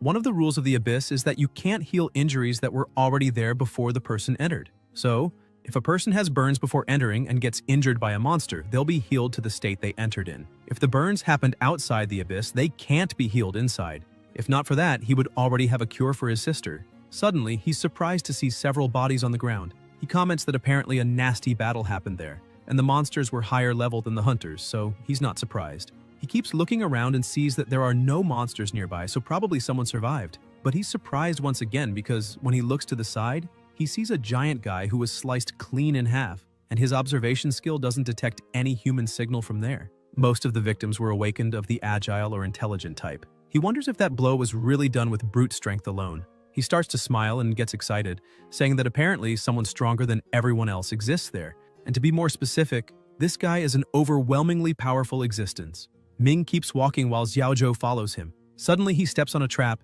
and she gets scared. Some lights begin to appear on the ceiling and strike the hunter's body, making her panic and start screaming. However, the hunter remains standing as if nothing happened, and his wounds start closing immediately. She asks if they should really keep doing this and says it hurt too. Ming doesn't understand what she's talking about. 4 years ago in the ancient tomb of the abyss, the boss-level king was defeating every hunter who approached him like it was nothing. Ming was one of the hunters who entered to face him. He remembers an old man yelling at him and his group, saying he paid a fortune for nothing, that they were mercenaries and should do anything for money. The old man pointed at them, shouting that they should never forget he could buy their lives twice over. Ming thinks he's a criminal, and having no legal support, could only join private hunting parties as a mercenary. And among those crazy groups, there were some truly indifferent to life and death. They took on virtually suicidal missions and charged double for it. That old man shouted he'd give 100,000 points to whoever killed the overlord. He kept insisting that the person would get everything because he couldn't lose that treasure. The man got so desperate that within seconds he changed again and said he'd give 200,000 points to anyone who could do it. Sword warriors who gamble everything for money, like someone at a casino. The mercenaries started negotiating, saying they'd do it for 250,000. The old man agreed and promised to pay 250,000 to anyone who killed that thing in the abyss. The overlord finally appeared and with a terrifying roar began summoning his minions. The old man shouted again, saying he'd pay, so they had to kill it for him. One of the warriors shouted and two decided to attack at once, but were instantly destroyed in milliseconds. Ming also tried something, but took a direct hit and was sent flying. The overlord turned and looked at the old man. He started panicking and begged to be saved, shouting that they'd only get paid if he got out alive, and reminding them he bought all their lives. Ming started getting up and charged at the monster with everything he had. Catching it off guard, he managed to land a direct hit. The monster vanished and a chest along with a gem appeared in its place. The old man shoved the warrior aside, yelling at him to move because he wanted to open the chest immediately. Ming got up, badly injured, and said the pay was double. The old man laughed, saying he was practically dead anyway. So what did he need money for? Was he going to spend it in the afterlife? He opened the chest laughing, saying he'd be rich, that he hadn't wasted money on hidden abyss info for nothing. As he opened the box, a strange light emerged, and he was shocked to see it empty. He kept screaming, saying he worked so hard to get there. But something started happening to him. His head began to swell. That was the sand curse. The sword warrior wondered if it was cursed. He noticed some sand leaking from his own eye and questioned if he'd also been affected. In front of him was the corpse king's jewel, and whether it could be used or not depended only on him. He picked up the immortal relic, a soul-bound artifact that transforms the bearer into an undead creature. Holy and healing spells deal fatal damage to the user. Ordinary damage doesn't hurt the undead. The cost of the transformation is the loss of pain and all other emotions. Ming thought he became someone who couldn't die. After telling all this to Xiaoju, she asked if his blood was actually sand and what kind of curse it was. Ming just ignored the question and turned away. She yelled not to be ignored like that. Meanwhile, elsewhere, the chaos was on. Countless monsters gathered and charged. Ye began walking toward them, defeating one after another. He thought he had rushed too much and hadn't distributed his points carefully, so he ended up spreading them evenly. Now all his stats were over 200. Even so, before entering the next room, he had no idea what awaited inside, and going in without thinking might land him in a tight spot. Although abyss monsters weren't that strong, the endless battles were exhausting. He kept moving forward non-stop, defeating everything in his way. He leapt, looked at the remaining monsters, and used Dagger Frenzy. The system warned him his mana was below 5%. That worried him. He couldn't use any spells or skills anymore. One monster noticed a small opening and charged, but Ye was alert and said he'd have to rely on fists now. With absurd strength, he crushed the monster's head. Looking back, he saw more monsters coming. Frustrated, he shouted that it never ends. After fighting through 4 rooms in a row, his body was worn out and mana was barely at half. The small mana potions in his bag were nearly all used. Only the large ones he found at the start of the abyss remained. He rushed toward the monsters, thinking he'd only use the large mana pots if things got truly dire. He kept defeating monsters with brute force like a beast. He used his artifact card, Soul Reaper. While using it, he thought that due to its big side effects, he wouldn't use that scythe for just anything. But if he faced a beast on the brink of death, the Despair Harvest effect could activate and restore his life. The Reaper swept through the monsters, obliterating them, and the system said the Soul Reaper artifact activated its effect. Life and mana fully restored. Now he had 100% life and mana. He sighed in relief, saying he managed to save the mana potions and reduce his use of super regeneration. The system also notified that cooldown times increase the more a skill is used. While walking, he stepped on something that made a sound. Looking down, he saw a pair of glasses and noticed someone hiding in a barrel. He turned and asked who was there. The barrel tipped over and the person inside screamed, begging him to wait and not attack, claiming to be human too. A man crawled out and asked if the protagonist had seen his glasses. Ye picked them up and handed them to the man, who introduced himself as doctor and researcher Song Qingshan. The doctor said he didn't know exactly what happened, but earlier several monsters showed up where he was, the same ones Ye had just killed. He said he was so terrified he only thought about running and ended up in that weird room with no choice but to hide in the barrel. Ye asked if he knew of any other survivors. Qingshan said that was impossible since it was a hospital, and if people with all limbs intact couldn't survive, let alone those sick or missing parts. Ye got furious and grabbed the doctor by the collar, asking how he could say things like sick or missing parts. If he really was a doctor, he shouldn't speak like that. Qingshan asked why not and said he was a doctor, not a hero, and couldn't fight those monsters. He asked if Ye understood. He added that even when rescuing others, one's own life must come first. If he were strong, he wouldn't have been hiding in a barrel. Then asked if Ye came to save him. If he was paid to, he shouldn't be talking crap. Lionheart must have offered a massive reward if he got him out. Ye remembered that name and thought of the Emperor. A few days ago when he defeated the Emperor, a small shield had dropped and he got 150 points. Ye had asked Zhou Tong what that guy just dropped. Zhou Tong said he'd seen it before and thought it was the Lionheart Hunter's emblem. Ye said that was the group of super hunters who only accept the strongest, with entry requirements so absurd they were nearly impossible. Back to the present, Ye just turned away and ignored the doctor. Qingshan yelled at him, saying he just came from that direction, so the exit had to be the other way. Ye said the doctor came from the infirmary, but Qingshan didn't understand and asked what that had to do with anything. He said Ye shouldn't care about saving those weirdos since they're all trouble and wouldn't be able to pay for a rescue. Ye said sadly that he was sorry, but his sister was there. When the doctor heard that, he realized Ye wasn't there to save him and wasn't part of Lionheart. Ye confirmed it and said he just collects trash and doesn't usually rescue it. Ye begins unleashing his power, saying that when it comes to trash like Qingshan, he doesn't even want to bother collecting him. The passage that had been sealed now starts to open, and the protagonist moves toward it. The doctor runs after him, warning that the place has become a confusing labyrinth, and if Ye happens to take the same path he came from, he will certainly encounter an absorption, and they could end up getting lost. Still, he offers to help, saying he can guide the protagonist through the abyss so they can find his sister together and return safely. Ye keeps walking in silence. Qingshan steps in front of him and says he'll take that silence as agreement, urging him to follow since that's the path he had taken. The doctor leads the way through the first portal with Ye right behind. Qingshan asks what group Ye belongs to. The protagonist replies that he works alone. The doctor is shocked, questioning who would work alone in such times, since anyone capable is quickly recruited by major groups like Tartarus, Lionheart, or Cloud Top. He explains those groups pay hunters very high salaries and then suggests that once they get out, he could introduce Ye to some of them as a reward for his help. The protagonist grows irritated, glares at him, and says his sister's name is Ye Xiaoju. If he really wants to guide and help, then he should shut up and do it silently. Upon hearing that name, Qingshan becomes desperate. He recalls a past conversation where he had asked about the condition of those two test subjects since, according to the documentation, both were underage. A man laughed and told the doctor not to worry because those girls' families had no means. One of them was Ye Xiaozhou, who lived with her older brother. The man explained her brother was a mercenary who risked his life in the abyss to make money, and sooner or later he would die there. The other was Lin Shugu, whose father had just gotten out of prison and survived on scraps. The doctor stared at the man and asked how he had convinced them. The man responded mockingly, asking if he really thought persuasion was needed. He had only asked if they wanted to be a burden to their families. He told Lin Shugu that her father was unemployed, struggling to afford her treatment, and had been visiting her less often. Maybe she was already a burden to him. Then he pointed at Ye Xiaoju, saying he told her to think about how her brother constantly risked his life to pay for her treatment, and asked if she didn't want him to be safe. Ye Xiaoju immediately said yes. Seeing their interest, the man laughed and said there might be a new treatment that could cure them both and prevent them from being a burden, asking if they wanted to participate.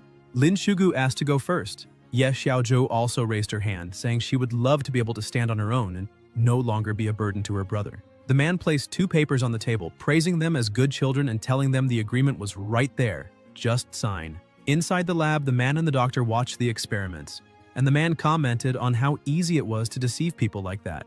Qingshan said that what was truly amazing wasn't the trick, but that even this kind of trash could hold value for humanity. The man praised the doctor, calling him the best director, and saying the research could help job changers push past their limits to become stronger, making his contribution to society extraordinary. Qingshan grew excited, agreeing and declaring that each subject could be sold for billions, a great contribution indeed. One of the other doctors in the room asked if they could start the experiments. The chief doctor gave the order to proceed. A physician injected a syringe into the patient's blood bag, announcing her as experiment number 1. But immediately her body began bleeding and decomposing inside the chamber. Everyone was shocked, and Qingshan demanded to know what was happening. A woman involved in the project explained that the abyssal cells were rejecting the host, with no energy variations coming from that incompetent vessel, so the abyssal stem cell injection had failed. Qingshan looked at the grotesque sight and dismissed it as just a corpse, saying it didn't matter. They still had one more chance. Suddenly, the woman says there's a big problem because someone is causing trouble. Qingshan asks who it is, and she points to the screen, saying it's the father of the girl they just tested. Qingshan becomes irritated and orders that the man be brought in. The doctor's accomplice says he will fetch him personally. By the time he arrives, the guards have already restrained the man. He demands to know what they're doing, saying they can't beat a patient inside the hospital, and stresses that the director ordered the man to be brought in. On the way, the father starts smiling, saying his daughter is with the director. When they reach the experiment room, Qingshan introduces himself and says he's the director of that hospital and that the man's daughter is right there. The father looks around in confusion and asks where his daughter is. The director points at the tank and says she's inside. He explains that unfortunately she agreed to it, but there were complications. Qingshan says he's sorry, that it's truly a pity, but they will compensate him as outlined in the contract his daughter signed. Seeing this with his own eyes, the man is shocked and begins to cry. The director tells him that he won't even be allowed to keep what remains of his daughter's body because the hospital needs it for research. The father loses control, punches Qingshan in the face, calls him a worm, and screams at him to give his daughter back immediately, asking why such a horrible experiment would be allowed and where their humanity is.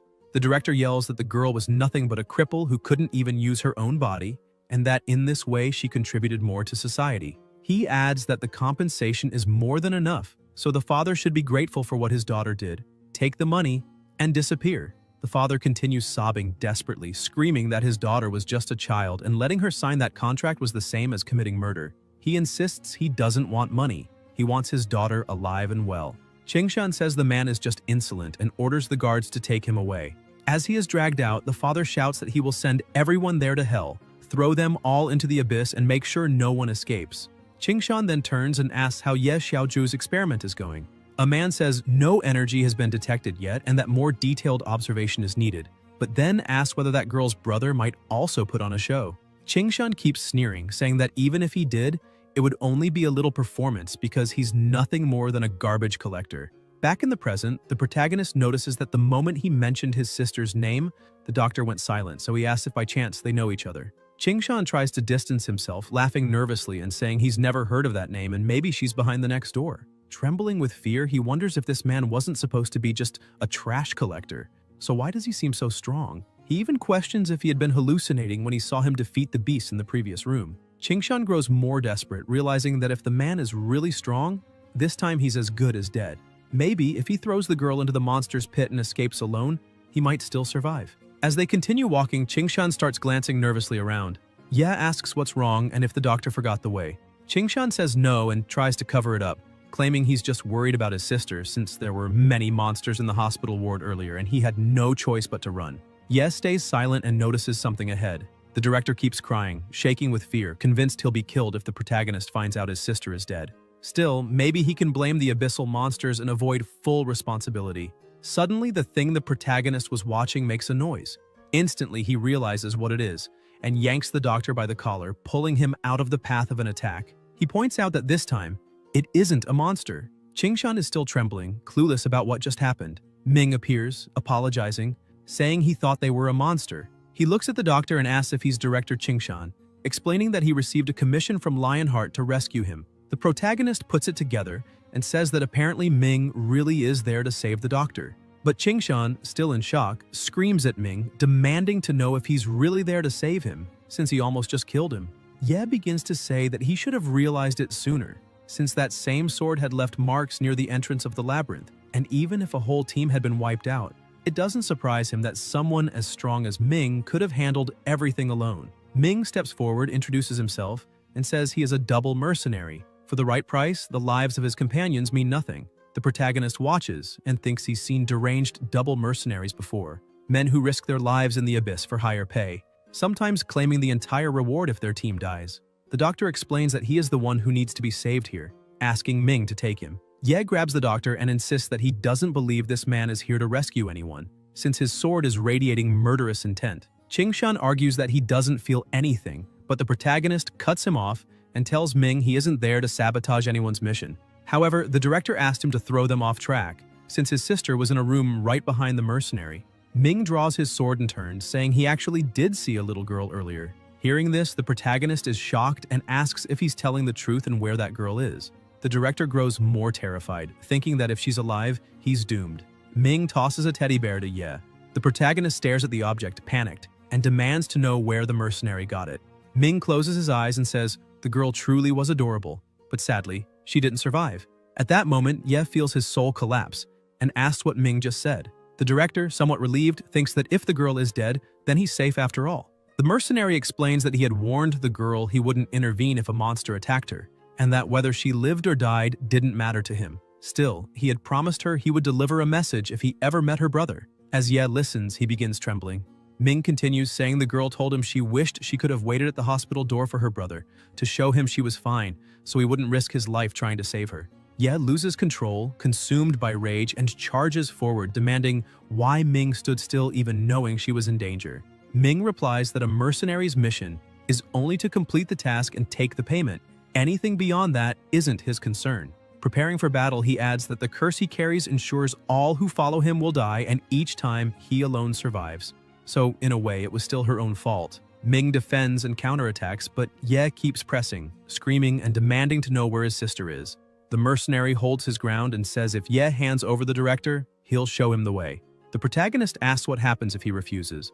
The director interjects that he's still standing there, hearing everything. Ming answers coldly that if Ye refuses, he'll show no mercy to anyone and send them all to hell, even comrades he once fought beside. He launches another strike, but Ye dodges and finds an opening, disarming his opponent. He rushes in, demanding what Ming can do now that he has no weapon. Ming simply studies Ye's movements and manages to grab both his hands at once. He activates a skill called Disarm, which disables any weapon for 8 seconds, then headbutts Ye and throws him back. Ye steadies himself to continue fighting and admits that, for a moment, he thought the mercenary only knew how to use that weapon. But this was unexpected. Ming explains that double mercenaries in dangerous situations are always the first to be used as human sacrifices, even against unknown monsters. As a result, they must learn to use their bodies as weapons when needed. He adds that he hasn't even used half his strength yet. Picking up his sword again, he points it at Ye and declares that now he doesn't stand the slightest chance of winning. Ming prepares to attack once more with the emerald blade. Ye watches the weapon and thinks that although the sword is extremely powerful, its size and weight make it slow, and as long as the target moves before the strike is completed, it can be avoided. Ming continues his assault, but the protagonist manages to dodge, though only with great difficulty. Ye realizes his opponent is truly fast and, without hesitation, summons his creatures. Ming is caught off guard when Ye's spiders manage to entangle him, but with sheer brute strength, he rips through the webs and charges the creatures, declaring that Ye will never succeed if he relies on them to defeat him. Ming unleashes his rock-shattering strike, tearing up the ground in front of him, and says that if the protagonist really thinks he can defeat him with such tricks, he is completely mistaken. But Ye suddenly appears behind him, surging forward like a missile. Ming notices at the last moment and turns, blocking the punch with his sword. The impact is so strong that it sends him flying. Looking at Ye, he admits that if it weren't for the weight of his sword, which managed to absorb the force of that blow, he would probably be in pieces. Seeing the aura emanating from Ye's body, Ming says he's beginning to think Ye isn't one of those level 0 incompetents. The two lock eyes, and Ming comments that the protagonist's strength likely goes far beyond what he's shown. Ye retorts that his combat skills aren't far behind the mercenaries and, growing angrier, says he'll only ask one more time where his sister is. Ming remembers being with Ye Xiaoju, who once said her brother was very strong, and he asked her who was stronger, him or her brother. Ming had been confused, asking who her brother was. Ye Xiaoju had explained that she had the best brother in the world. Even though he was just a collector, he strove every day to become stronger. She admired him deeply and hoped one day to be like him. Ming had looked at her and asked if she really believed her brother was strong, since from what he knew, collectors were usually level 1 or low-class jobs and had nothing to do with real strength. But she had refused to believe it, shouting that he was lying. She explained that whenever she saw her brother's determined eyes and his muscular arms, she knew he was a true warrior. Ming had grown curious, wondering what kind of person her brother really was, and she had said that when the time came, she would introduce them.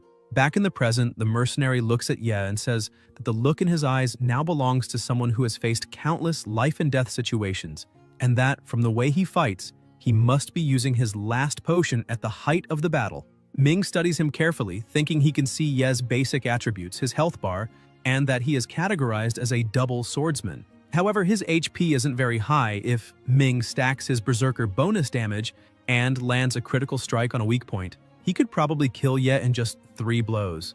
But even as he assesses this, he realizes Ye is different from the other class changers he's fought before. Ye wears no armor, and besides the sword in his hands, carries nothing else. The mercenary lunges with full force.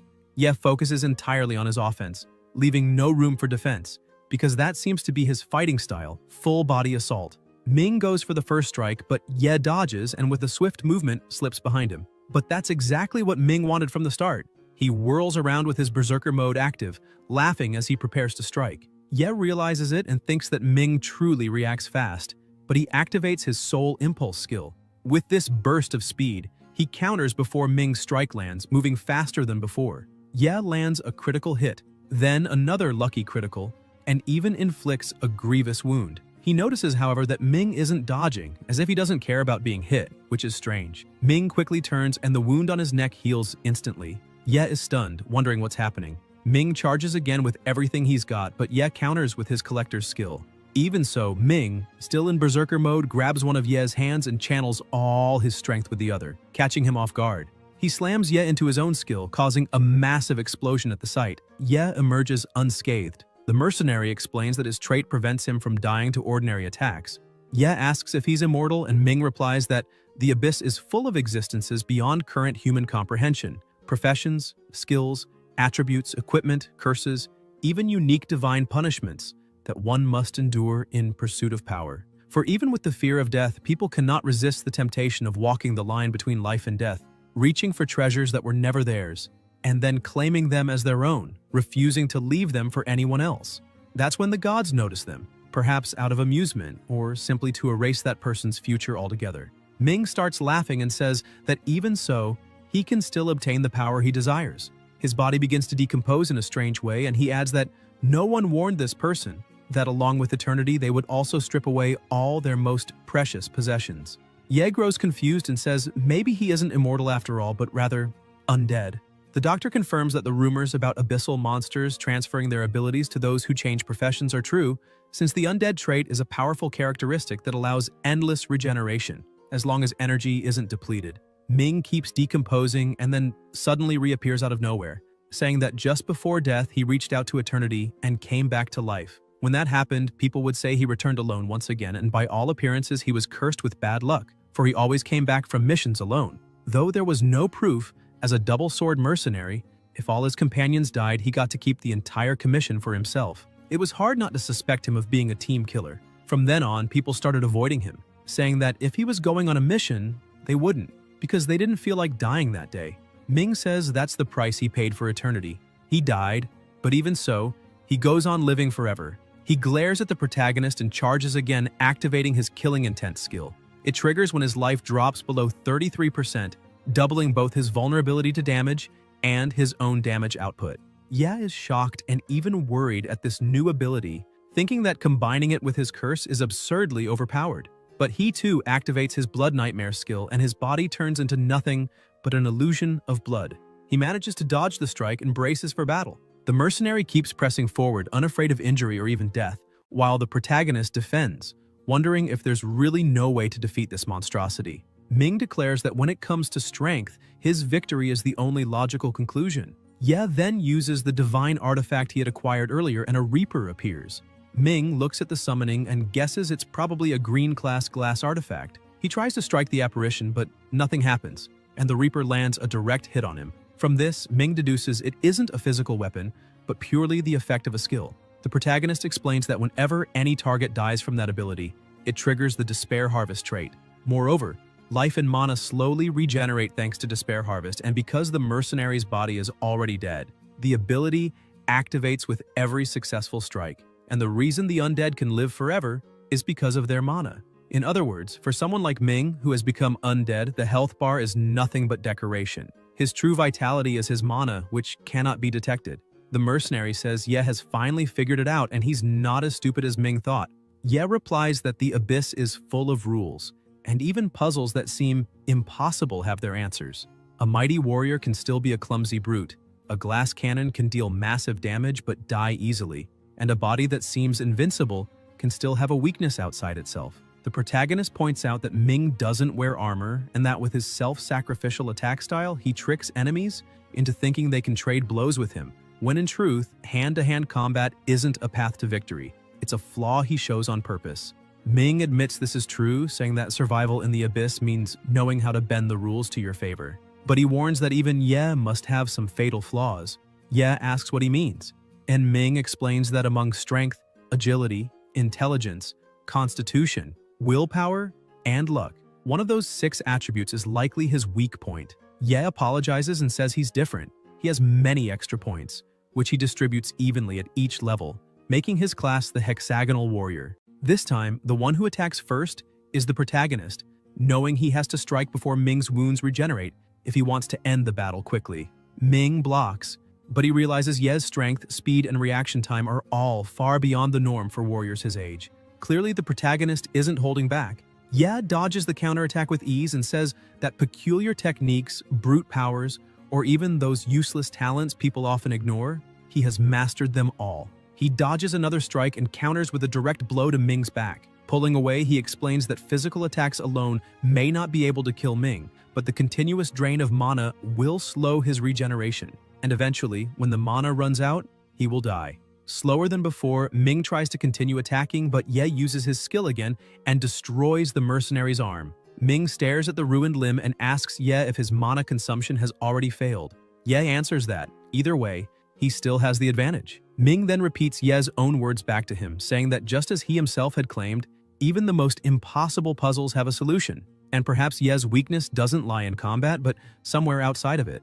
Ye glances back and sees his sister's teddy bear lying on the ground. He wonders when it fell. Seizing on the moment, Ye lowers his guard, Ming lunges forward, slams the protagonist's head into the ground, and says he shows no sympathy to anyone trying to stop him, even former teammates. He'll send them to hell without hesitation. Yet he adds that Ye is different from everyone else, because he still carries the morals of the living. Even knowing the person he's trying to protect is worthless trash, he still fights to protect them.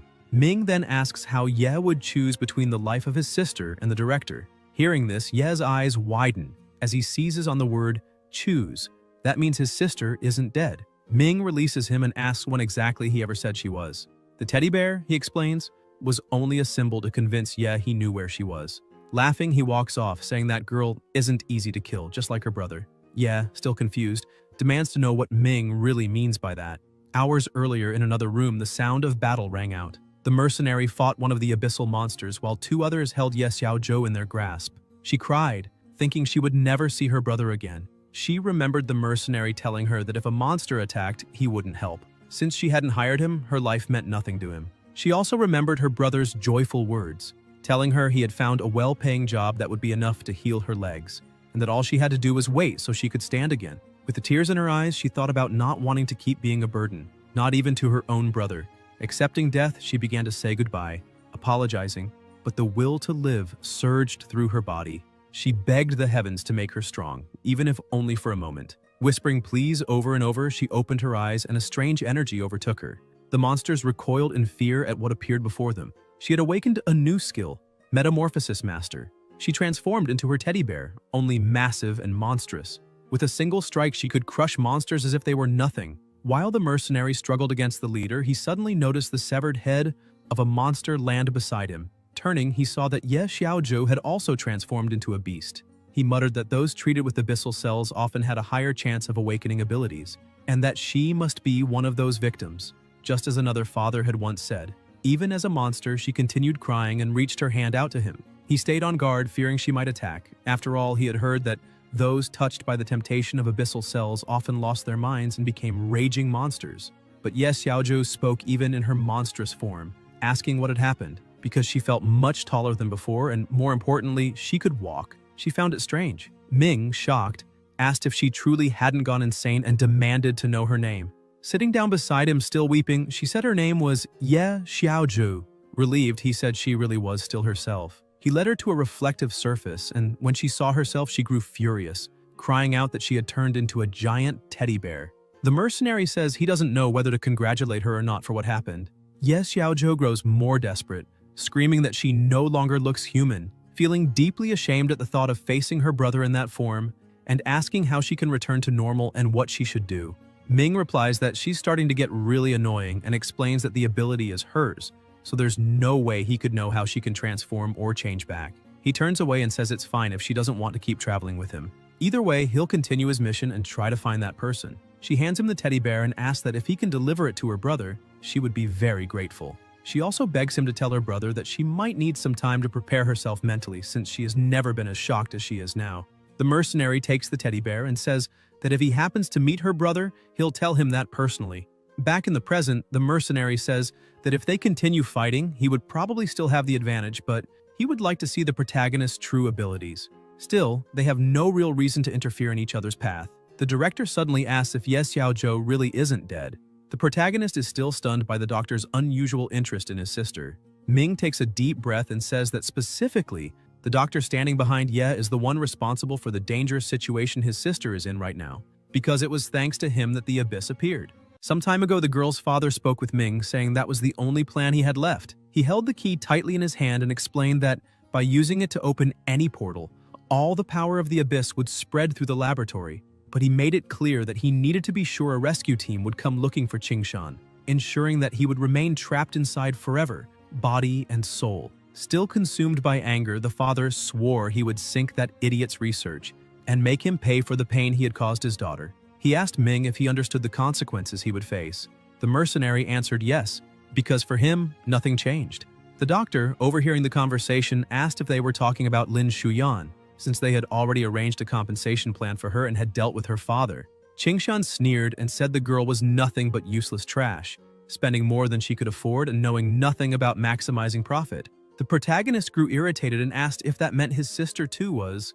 The frightened doctor begged him not to misunderstand and explained that she had simply fallen into the abyss before he could help her. He tried to justify himself, saying that even if she was used in an experiment, it was her own choice, and if Ye was dissatisfied, he could be compensated. Standing up, he tried to calm the tension, claiming it didn't matter if she was alive or dead. Ye laughed with contempt and punched the doctor in the face, asking how he could speak so casually, thinking that a life could be bought with compensation. Qingshan fell to the ground, bleeding and trembling, not understanding. He asked why the protagonist wanted to save a cripple who couldn't even walk, saying he only used his weapon to maximize her potential. He insisted it was a small sacrifice for science and that, in the name of all the awakened, she should be proud.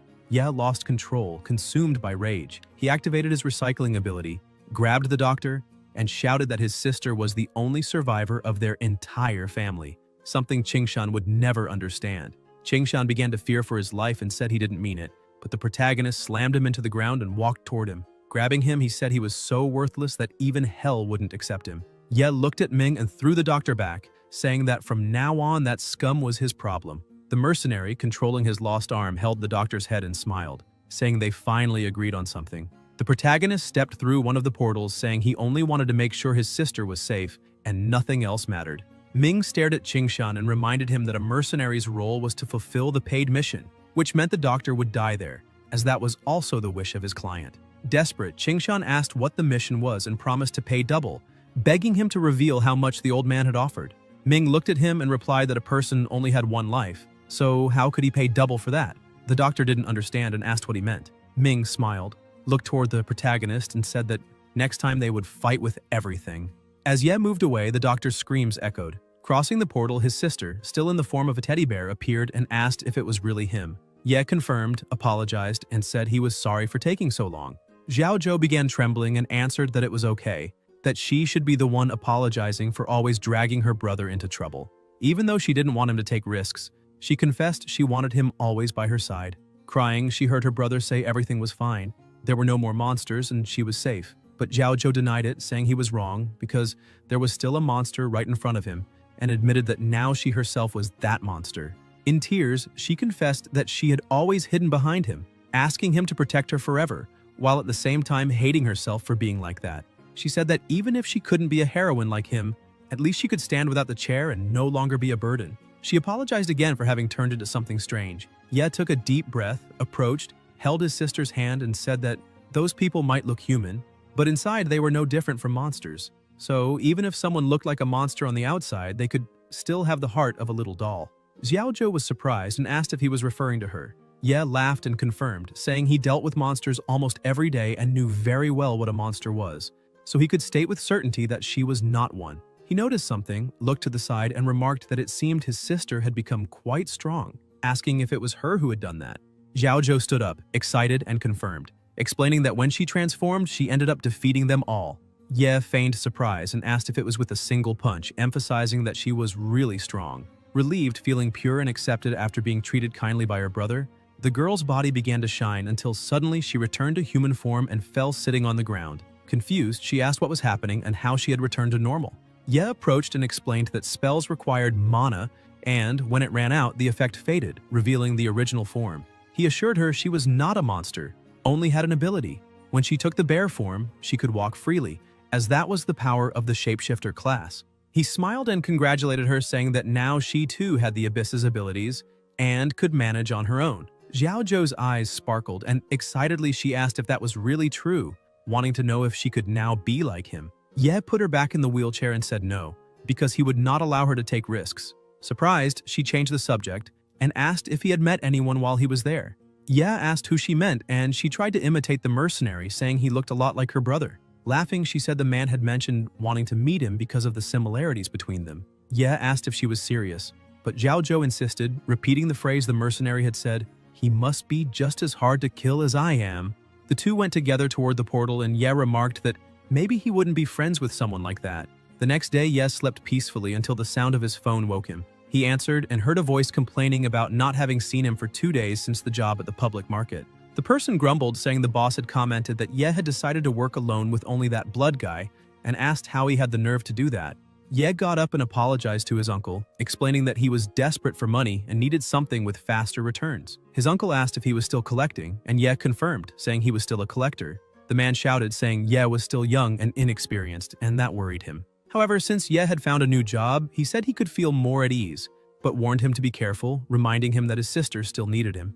Ye replied that he understood and thanked him for the concern. Suddenly, the phone rang again and a notification surprised Ye. He had received a transfer of 2,400,000 from Xingrun. He commented that he had expected something like that from a noblewoman, as fast as she was. Opening the message, he saw she had written that she sold everything in her own name and asked him not to forget to thank her. Delighted with the amount, Ye smiled to himself, acknowledging that he really had used her name. After all, with her reputation, no one would doubt the authenticity of the items. The night before, the two had met in a private place. Ye had poured out all the arsenal he had managed to gather, leaving Xingrun surprised, who asked where he had been to return with so many valuable materials. He disguised it, saying he'd just gone into the abyss to collect. Xingrun pressed him to tell the truth, but Ye answered that he no longer had any use for high-class items, so he had simply gathered them. She laughed and asked if he was still a level 1 collector, calling it shameful. Yet, observing his body, she noticed he had grown a little. Ye admitted he had been through a lot and was now more mature. Xingrun analyzed and concluded that the collector profession was new, not yet officially recognized at the Great Profession Exchange Table, so it was impossible to level up, but still possible to get stronger. Ye joked that he was just a guy picking up trash, but it made sense that he could get stronger that way. Xingrun then asked if he wanted to go to the World Committee and take the Hunter's test, since he needed a legal justification for the things he had brought from the Abyss. He asked Xingrun if, by getting the Hunter's certificate, he would then be able to enter the Abyss as an official hunter. Xingrun confirmed and explained that, until now, he had been sneaking in illegally and could be arrested if caught. She emphasized that the test was meant to persuade the instructor and convince him that, even as just level 1, he deserved to be recognized as a hunter. With a smile, she added that she truly believed in his ability and suggested recommending him to ensure his success. Ye was suspicious and asked if that was really possible. Xingrun replied in front of everyone that they should say she was the one who had found those items. Her bodyguard confirmed with an "understood." Xingrun continued, saying Ye had helped her a lot and that because of that she was indebted to him. Ye got up from the bed and began to walk, thinking that, in truth, it was he who now owed her something. As he walked through the room, he bumped into something and upon looking at the floor, realized it was a delivery. His sister appeared, saying that, since he didn't even have a kitchen, the least she could do was buy him a meal box. Ye remarked that she had woken up early, and Zhao Zhou replied that of course she had. After all, it was her first day back, and she didn't want to just lie in bed all the time. He sits at the table, starts eating, and asks how her leg is. Zhao Zhou explains that since the previous night, her body has been changing little by little, and now she can move, standing up from the chair. Ye almost chokes, rushes over to her, and asks if she really evolved that much in just one night. She sits back down and says she was afraid of turning into a huge bear and breaking the house, so she focused the magic only on her legs. Ye scolds her, saying she doesn't need to rush so much and shouldn't push herself for nothing. Zhao Zhou says she understands and promises to be careful, believing that soon she'll be able to stand for real, assuring him she isn't forcing herself beyond her limits.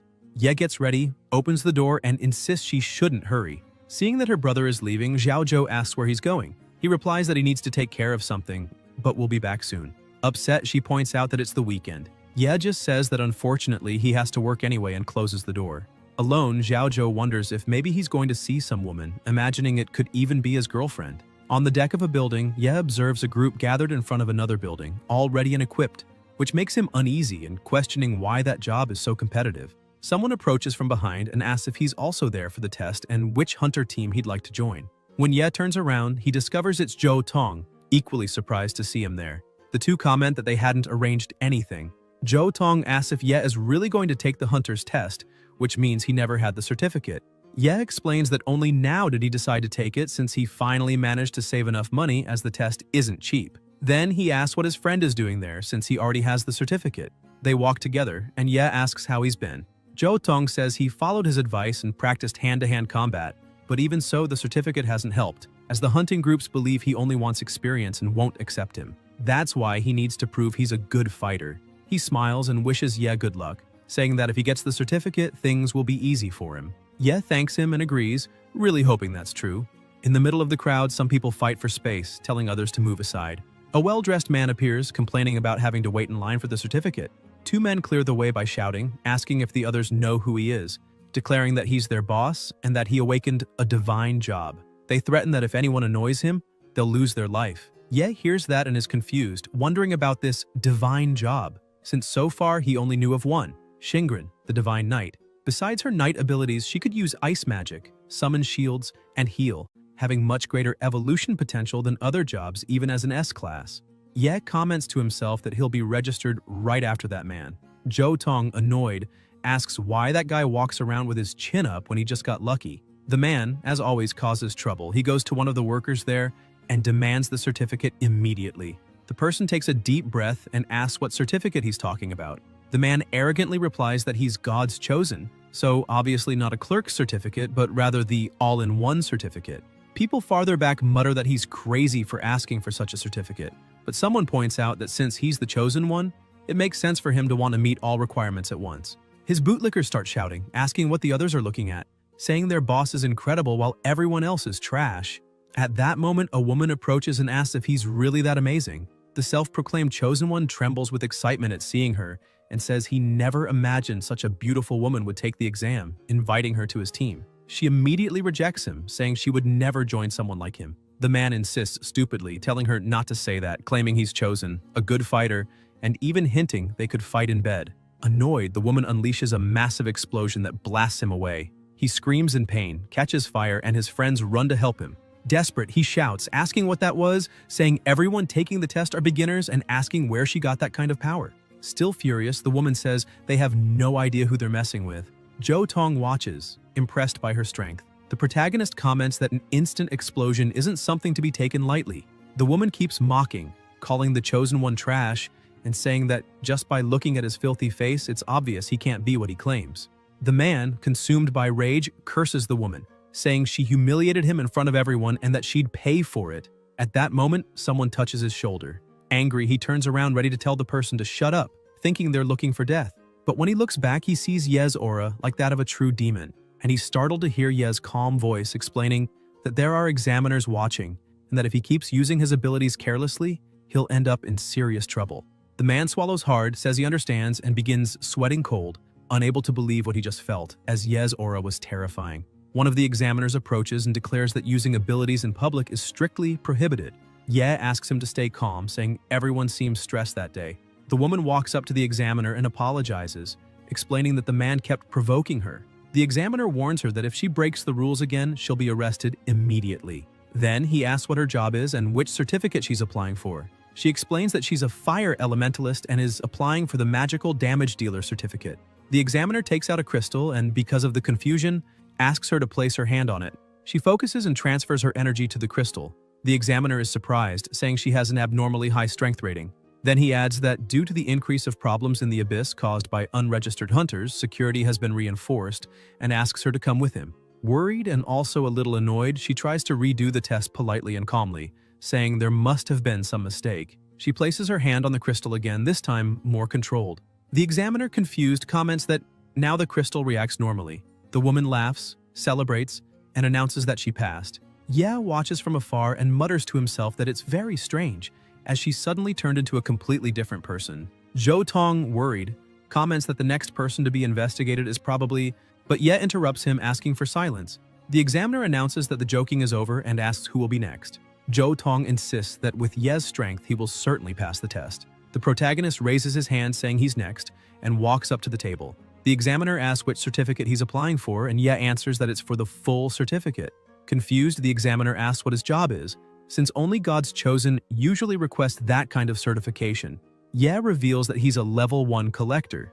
Immediately, the awakened around him start laughing and mocking, calling him trash and despising his profession. Jo Tong defends him, telling everyone to shut up. and reminding them that if Ye wanted, he could crush them with just one hand. Ye then tells the examiner he only wants a function suitable for his team, so he can handle any situation, and asks if that's a problem. The examiner admits that technically it's possible, but asks if Ye knows what the tests for the full certificate are. Surprised, Ye asks if there really is a test. The examiner yells to confirm. A woman at the front watches curiously and wonders if collector is some new job. The examiner explains that all applicants must gather and enter the abyss in a group to complete missions. However, by applying for the full certificate, Ye will have to do everything alone. Even a mission considered simple becomes nearly impossible to complete by just one person. That's why he says Ye is digging his own grave. Ye looks at the board and asks if completing all the abyss missions really grants the certificate. The examiner answers that those missions are reserved for experienced hunters, and that if a rookie attempts them, it's basically suicide. He throws the crystal to Ye and says that with that level of arrogance, he must either be an idiot or a master in disguise. Then he asks him to touch the crystal. Ye holds it, but nothing happens. The examiner is stunned and concludes that he must just be an idiot. The other awakened keep mocking, telling Zhou Tong that his friend is nothing but a joke, and that trying to enter the abyss without magic is the same as wanting to die. Ye takes the key and asks if there's anything else he needs to know before entering. People around him wonder if he's really going to do this, thinking he's way too stubborn. The examiner says that if he wants to die, they won't be responsible, and explains that there's a tool that blocks teleportation, so the use of the key is necessary. Zhou Tong runs up to Ye and wishes for him to return safely. The thug from before interrupts, asking them to wait, and runs to the portal, outraged that someone like Ye could challenge such a difficult dungeon. He demands the same key, wanting to try too. The examiner apologizes, explaining there's only one key per difficulty, and that if he wants that one, he'll have to wait for the next round. The man insists, asking if he can go along with Ye, but the protagonist refuses to form a team. The examiner questions if they're suggesting entering together to compete. One of the guards comments that although the rules forbid forming groups, nothing stops them from competing. The examiner warns both of them and declares that the contest will be decided by whoever comes out with the boss's reward. That will be the true winner. He emphasizes they can't secretly cooperate because the dungeon's difficulty increases exponentially with more than one person. In that case, it becomes nightmare level, which is why they only allow solo entry. 2 people inside means stronger monsters and unexpected special enchantments. He reinforces that even though the company controls most of the abyss, abnormal circumstances like this bring infinite possibilities. After explaining, he asks if they still want to challenge the dungeon together. Ye thinks the examiner is probably referring to elite monsters with special enchantments. Some increase health or attack, others grant immunity to certain blows, or can only be defeated with specific mechanisms, things he has seen before. The thug leader laughs and claims he has the strongest items, so those dungeons are easy for him. The protagonist analyzes the situation and admits to himself that the man has a point, since he clearly carries only high-class items that grant powerful buffs. The equipment is clearly well enchanted, and even a rookie can greatly boost potential with them. That's the advantage of being a true pay-to-win hunter. The examiner notices Ye's silence and asks what he's thinking. Ye replies that he doesn't care about any of that because all he wants is his certificate. Deep down, he's pleased, because if the dungeon really has become nightmare level and contains rare monsters, then he'll have valuable corpses to collect. Zhou Tong warns him not to tempt fate, reminding him that if he enters a crazy dungeon where the boss room appears randomly or one that nullifies magic, he won't be able to handle those debuffs. Ye tells him not to worry, saying that the thug has excellent armor and they can take advantage of it if necessary. The so-called God's Chosen turns to him and reminds him that they're competitors, saying that if Ye dies inside, he won't lift a finger to help, since only one can pass the test. Ye tosses him the key and says that if he's so excited, he can open the door since he trusts the luck of a chosen one. The man grabs the key and starts laughing, saying the protagonist finally recognized his place. He runs to the abyss and opens the entrance, boasting that everyone calls him God's Hand. The system immediately announces that the abyss has risen to nightmare level.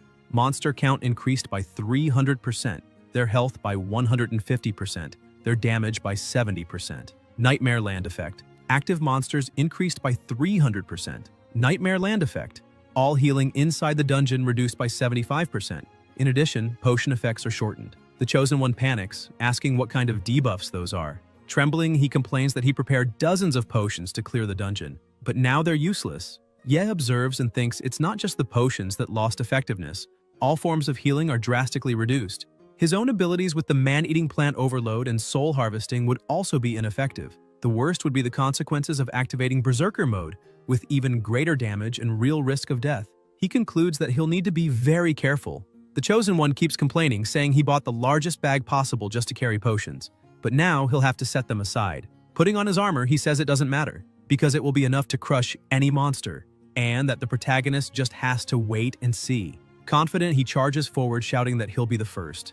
Another system alert pops up. One more member joined, and the difficulty increased even further, transforming into a special nightmare level. From outside, the entrance color changes, and the system announces that it's now a legendary challenge with a legendary monster inside the dungeon. It doesn't have a designated room, and defeating it will grant legendary rewards. The examiner is stunned and shouts that it's a legendary mutation. He explains that even with a luck stat above 300, the chance of this happening is only 0.01%. He wonders how much luck that guy has and orders the guards to immediately notify the higher-ups and request reinforcements without delay. The others, about to start their own challenges, stop in front of their portals, shocked. Zhou Tong, before his easy-level portal, raises his sword and reminds himself that he needs to hurry. Looking at the entrance he had just entered, he sees the drastic change and, worried, only wishes for his friend to return safely. Inside the dungeon, the Chosen One is still bragging, saying that right upon entering, they came across a huge house, almost like his 2,000 square meter mansion. In front of it, two statues remain motionless. The idiot keeps muttering, mocking those statues and claiming his front yard is much better. The protagonist calmly interrupts, saying that this is the boss room. The God's Chosen keeps his arrogant posture, asking what Ye is talking about, since they had barely entered the abyss and were already facing the boss room. The two statues begin to move, and the system announces Immortals, extremely fast attacks capable of causing permanent bleeding, along with overwhelming strength. Ye braces himself for battle, thinking this was obvious. After all, statues like these carry all four attributes of a nightmare-level dungeon, making them incredibly hard to face. He quickly reasons he could summon his spiders to the front to draw aggro and then use his speed advantage to move from behind. Knights of Purity have heavy armor in the front, but their weakness lies in the back. That's why he cannot activate Berserker mode now. He needs to aim directly at their vulnerabilities. Ye focuses on summoning his spiders, but the God's Chosen interrupts, ruining his plan. The man charges forward, yelling that the statues must die, calling them trash, and making it clear he won't let Ye claim the boss reward. He leaps toward the statues, boasting that he'll show why he's called the Crushing King. Ye watches and thinks that at this rate, that fool is already done for. One statue reacts immediately. It swings violently, hitting the Chosen squarely and smashing him against the ground with brutal force. Trembling in pain, he complains that the statues hit way too hard, thinking they'd go easy since it was only the start. Ye notes his state and realizes the armor seems to be accumulating defense. But even so, it's a miracle it didn't break after the impact. Suddenly, Ye feels killing intent behind him. Turning, he sees the other statue already moving, targeting his back. He dodges quickly but realizes the statue is now fully focused on him, shattering his initial strategy. He leaps to counterattack, but the statue tracks his movement, striking even while he's airborne. Ye keeps dodging, but the statue accelerates, its blows almost impossible to evade. As he evades, he remembers the system's warning. The Knights of Purity's attacks cause permanent bleeding, meaning even the smallest cut here could be fatal. While Ye fights, the Chosen starts getting hit by falling rocks caused by the clash. He yells in protest, asking why he's being struck if the statue is fighting Ye. The protagonist shouts back that the Knight of Purity doesn't care about that, and if he doesn't want to get hit, he should hide in a corner. Outraged, the man yells, "How dare Ye call him a burden?" claiming he just slipped. The statue shifts its attack pattern, and the system announces, Knight of Valor, immovable armored defense, destructive power. Ye dodges, realizing this strike was designed to shatter defenses, especially effective against tanks. Seeing the danger, he uses his spiritual dash and manages to escape again. The Chosen stands and charges once more, saying Ye is struggling too much, and that he'll finish it quickly. But his attacks have no effect since he insists on striking the statue from the front. Ye observes and thinks at least the guy helps relieve some pressure, so he's not completely useless. Still, the bigger issue is that they're facing two bosses at once, and it would take a full hunting team's coordination to defeat them. The Chosen is struck again and flung back, groaning in pain. Ye analyzes and concludes that he really is a tanker, since he can still stand after two blows that could have killed anyone else. Even so, it only makes the monster angrier. Suddenly, the statue releases a strange energy, spreading suffocating pressure across the area. The system announces, Taunt ability activated. The target can only damage the provoker, and all homing spells are automatically redirected to it. Ye feels uneasy, realizing this is a huge problem. He mutters that they can't focus only on one enemy since the other, even bigger one, also has to be dealt with at the same time. At that moment, one of the statues charges at him with full force. Ye dodges and counterattacks, stabbing the statue's arm with his dagger, but a notification immediately appears.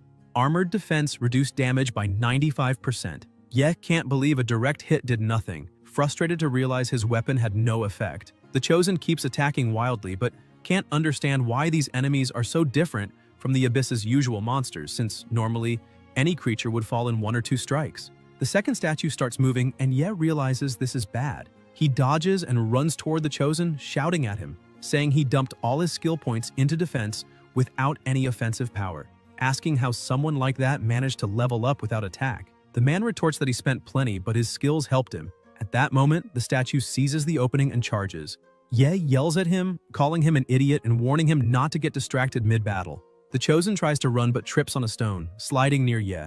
The protagonist glares with disdain and explains that his fighting style is agile and doesn't fit with that heavy armor at all, since it completely limits his movements. The man replies that no one had ever told him that since he always let others finish fights for him. It's clear now that Wu Sangxie, the conglomerate's heir, had simply paid his way up by hiring others to power level him. He doesn't know how to fight. He just stacks defense, thinking that as long as he doesn't die, he can win. The statue attacks again, and Ye has to shove Wu Sangxie aside, saving him at the last second, and sternly scolds him, saying the Abyss was never a playground, but a place where people trade blood and sweat to feed their families. Ye starts running and concludes that if cuts don't work, he'll need another method: brute force. He gains momentum, leaps at incredible speed, and lands a direct punch on the statue, nearly knocking it down. Aloud, he declares this is the tactic of the poor, empty hands. Wu Sangxie is dumbfounded, shouting that Ye managed to push back an armored creature with his bare hands, proving he really can wound those statues. The second statue strikes, but Ye dodges and counters again, punching it square in the face. A notification appears. Critical hit to weak point, status effect applied. Even Ye is surprised, thinking luck must have influenced the result. The system confirms critical hits on weak points have a chance to apply status effects according to the luck attribute. Taking advantage of the lowered guard, the statue strikes brutally, slicing Ye in half. Wu Sangxie panics, believing the protagonist has been torn apart, but the body turns into a nightmare of blood, and the real Ye emerges behind, saying it's just the same as always. He evaluates the situation, realizing the Chosen's DPS is far too low to keep the monster pressured, and as a tank, he also can't withstand enough hits. For Ye, this was expected, since he never counted on Wu Sangxie putting in any real effort here. Even so, he concludes he'll need to control the entire flow of the battle himself. The two statues charge together, and Ye orders Wu Sangxie to flee. The man obeys immediately and hides in a corner. Ye restarts the fight, leaping and weaving through simultaneous attacks. He gains momentum from the ceiling and strikes from behind, landing another critical blow that nearly destroys one statue in a single hit. The second lunges, but Ye evades again, giving it no room until he finds an opening and punches its leg. Wu Sangxie watches in shock, realizing Ye avoided all the most protected areas and struck only weak points, showing a technique sharper than any expert he had ever hired. Pointing at him, he asks how Ye, being a novice, can fight like that. Ye replies that while he is technically a novice, having just been classified, years of excavation teams and fighting monsters to the brink gave him enough experience to evolve once he gained his class. He explains that his enhanced physique multiplies all the senses he trained with blood and sweat, hundreds of times over, always facing death head-on. Wu Sangxie retorts that Ye is overcomplicating things, asking if it wouldn't be simpler just to use better gear. Ye answers that gear is nothing but disposable tools, replaced every level, while his true and supreme equipment is his own body, which only grows stronger. At that moment, more statues appear and the system announces, Berserker mode activated, attack speed greatly increased, each strike empowers the next, and every physical damage received reflects an equivalent amount on the attacker. Ye glares at the situation and declares that the only supreme equipment he carries is a body that never stops growing stronger. The protagonist grows irritated upon realizing that even more mechanical monsters surround them. On top of that, their damage reflection ability means melee attacks bounce back, making it impossible to fight them up close. Because of this, they can only strike at the spikes from a distance. Wu Sangxie rushes over to Ye and says it's finally his time to shine. He tells the protagonist not to assume that, just because he's a dual swordsman, he only knows how to fight with blades. He also masters magic, and a monster that can only be hit from afar is the perfect stage for him. Wu Sangxie starts gathering energy in his hands, shouting that he can conjure something amazing, like lightning arrows. While he shows off, Ye ignores him and charges forward, casting a powerful fire spell that explodes right in the giant statue's face. Wu Sangxie is stunned as the statue collapses. Ye analyzes that resistance to all elements decreases when the spike is active, making it easier to land critical hits. He continues his assault, unleashing another huge blast of flames that destroys another statue, sending its head rolling to Wu Sangxie's feet, leaving him shocked at such strength. Shouting, he asks if that was a level 3 fire spell, and cast without chanting. Just an instant explosion of flames. He demands to know if the protagonist is hiding something, since physical classes shouldn't be able to learn elemental magic. Ye, however, keeps ignoring him and moves on to the next enemy. The statue swings at him, but he dodges. Suddenly, the system alerts that the spikes have been activated and started reflecting damage, causing the statue itself to crumble. Wu Sangxie watches in awe, saying that using the spikes as a counterattack was a technique he never expected. At that moment, another statue tries to strike Ye, who panics because his spiritual dash is still on cooldown and there's no time to dodge. He quickly activates another card and summons a shield, determined to withstand the hit. The blow is devastating. The shield shatters instantly and Ye is thrown back. As he recovers, he thinks that the knight's attacks are truly formidable, able to pinpoint and strike even weak spots in players, stronger than any elite monster he has ever fought. If his body didn't have high enough attributes, that single strike would have killed him. The statue charges again and Ye shouts that the knight's attack speed will only increase until it lands a hit. Otherwise, it will never slow down. He understands that this is the knight cult's mechanic. The more you resist, the more inevitable the strike becomes. So he clenches his teeth and decides to face it head-on, proving that this truly deserves to be called a brutal, hell-rank mechanism. The protagonist grips his dagger and prepares to fight, leaving Wu Sangxie confused and yelling if he's gone mad, asking if he's some kind of idiot to want to clash head-on with that thing. If he wants to die, now is not the time. But Ye ignores him, gathers fire, and blasts another explosion at the statue, making it even angrier. It tries to hit him, but he dodges again and yells that he's not trying to kill himself. Ye activates the Mangekyo Sharingan, thinking he needs to be faster and stronger, and his recycling ability starts manifesting. Wu Sangxie can't understand how someone can possess so many skills. The hands of the underworld grab the statue, but the system warns that living beings can't be recycled. The enraged statue bursts free from the spectral hands. Ye seizes the opening and charges, activating Carnage Berserker mode. While in this state, he becomes unstoppable. His physical attacks pierce some of the enemy's immunities, but he constantly loses life as the price. Bleeding from his eyes, Ye rushes forward, screaming at the statue that it's time to see who is truly stronger. He lands a direct strike on its eye. The system announces a critical hit, an armor-breaking blow to its weak point. He keeps attacking, shouting that he has enough time to destroy that trash before his life runs out. A notification appears. Only 20 seconds of life remain. The protagonist presses on, but the statue manages to hit him, slamming him to the ground. His instant self-heal automatically triggers but also heals the statue.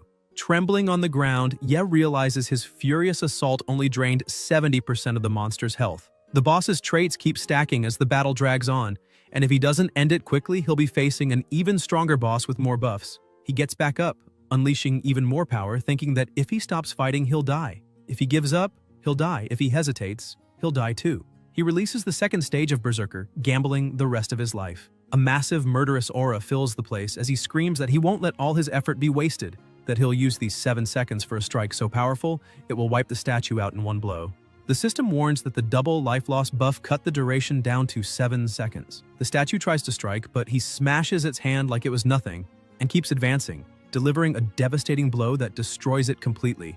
Wu Sangxie, stunned, shouts if, for a moment, the protagonist really surpassed the boss in physical strength, or if it was just his imagination. Ye walks on as if nothing happened, and Wu Sangxie, utterly terrified by the true monster in that room, admits to himself that for an instant he considered challenging that man. The system congratulates him for defeating the 2 Guardian Knights and announces that the portal trial is complete. The Abyss difficulty debuff is lifted, but Ye's current life drops to 10%, finally allowing potion use for recovery. Without wasting time, he gulps down potion after potion until he's fully healed, letting out a nervous laugh and saying he almost died again. Then he looks at the shattered statue bodies and mutters into the void that it's been a while since his last proper meal. Smiling, he orders his skill to begin the feast, and the 2 monsters are swiftly devoured by the void. Wu Sangxie, still shaken by everything he witnessed, recognizes those same monstrous hands from before, and watches as the knights' bodies are consumed.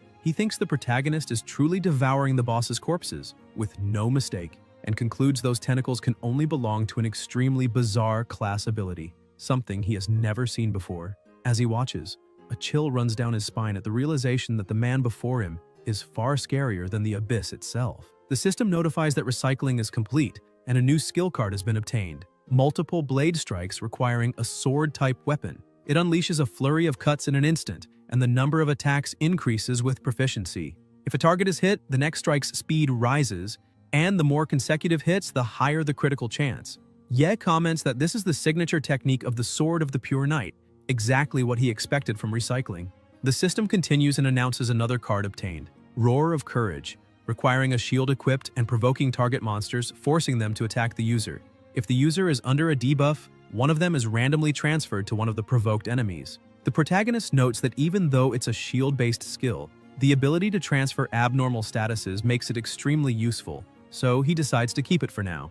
Wu Sangxie remains terrified, saying those two giants were devoured in an instant, and aside from the bloodstains scattered across the battlefield, no trace remains of their existence. As he speaks, something begins to shine above his head. He looks up, startled, and runs back as a box falls to the ground. The system notifies that an equipment item must be inserted, as the knight's souls will merge with it, with a chance to create a new random piece of gear. Ye recognizes the phenomenon and says, "This is the legendary Abyss Reward event, known for its extremely low chances of occurring." He recalls hearing his former team leader mention that once, after a full Abyss room clear, a similar forged altar appeared, marking the start of a rare reward event. Wu Sangxi approaches, saying that this is indeed one of the rarest reward events the Abyss can offer. Ye reflects that the stacked difficulty modifiers boosted his chances thanks to his extremely high luck attribute, turning a low probability event into something practically guaranteed. He grips his dagger with a faint smile, commenting that the harder one works, the more unexpected rewards come, and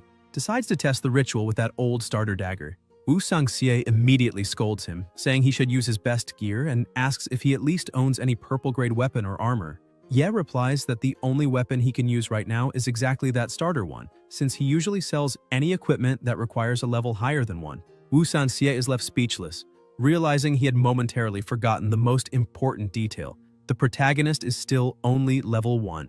That means he fought all those overwhelmingly powerful enemies without even possessing any high-level equipment. Ye then offers the dagger to the altar, saying he has no other choice and that he'll strengthen that weapon anyway. The dagger begins to be enchanted, and the system notifies that there are chances of failure depending on luck attribute and the weapon's base level. Condition detected. Level 1.0, weapon type, dagger. Estimated success rate, 200%.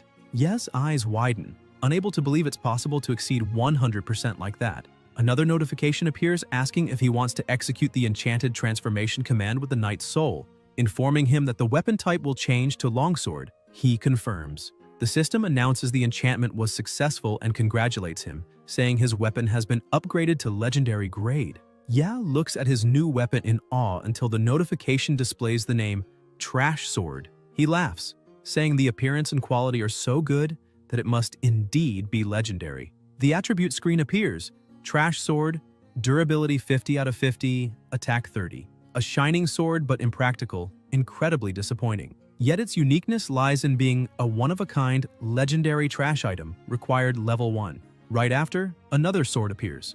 Trash Sword, durability 50 out of 50, attack 30. A replica of the original, equally useless but also a unique, legendary trash item of required level 1. Ye holds both swords and smiles, saying it's not bad at all. In fact, he likes them. Wu Sangxie watches in disbelief, asking if that really counts as trash. He starts laughing, saying the stats are ridiculous, and that even luck-based things have bad days.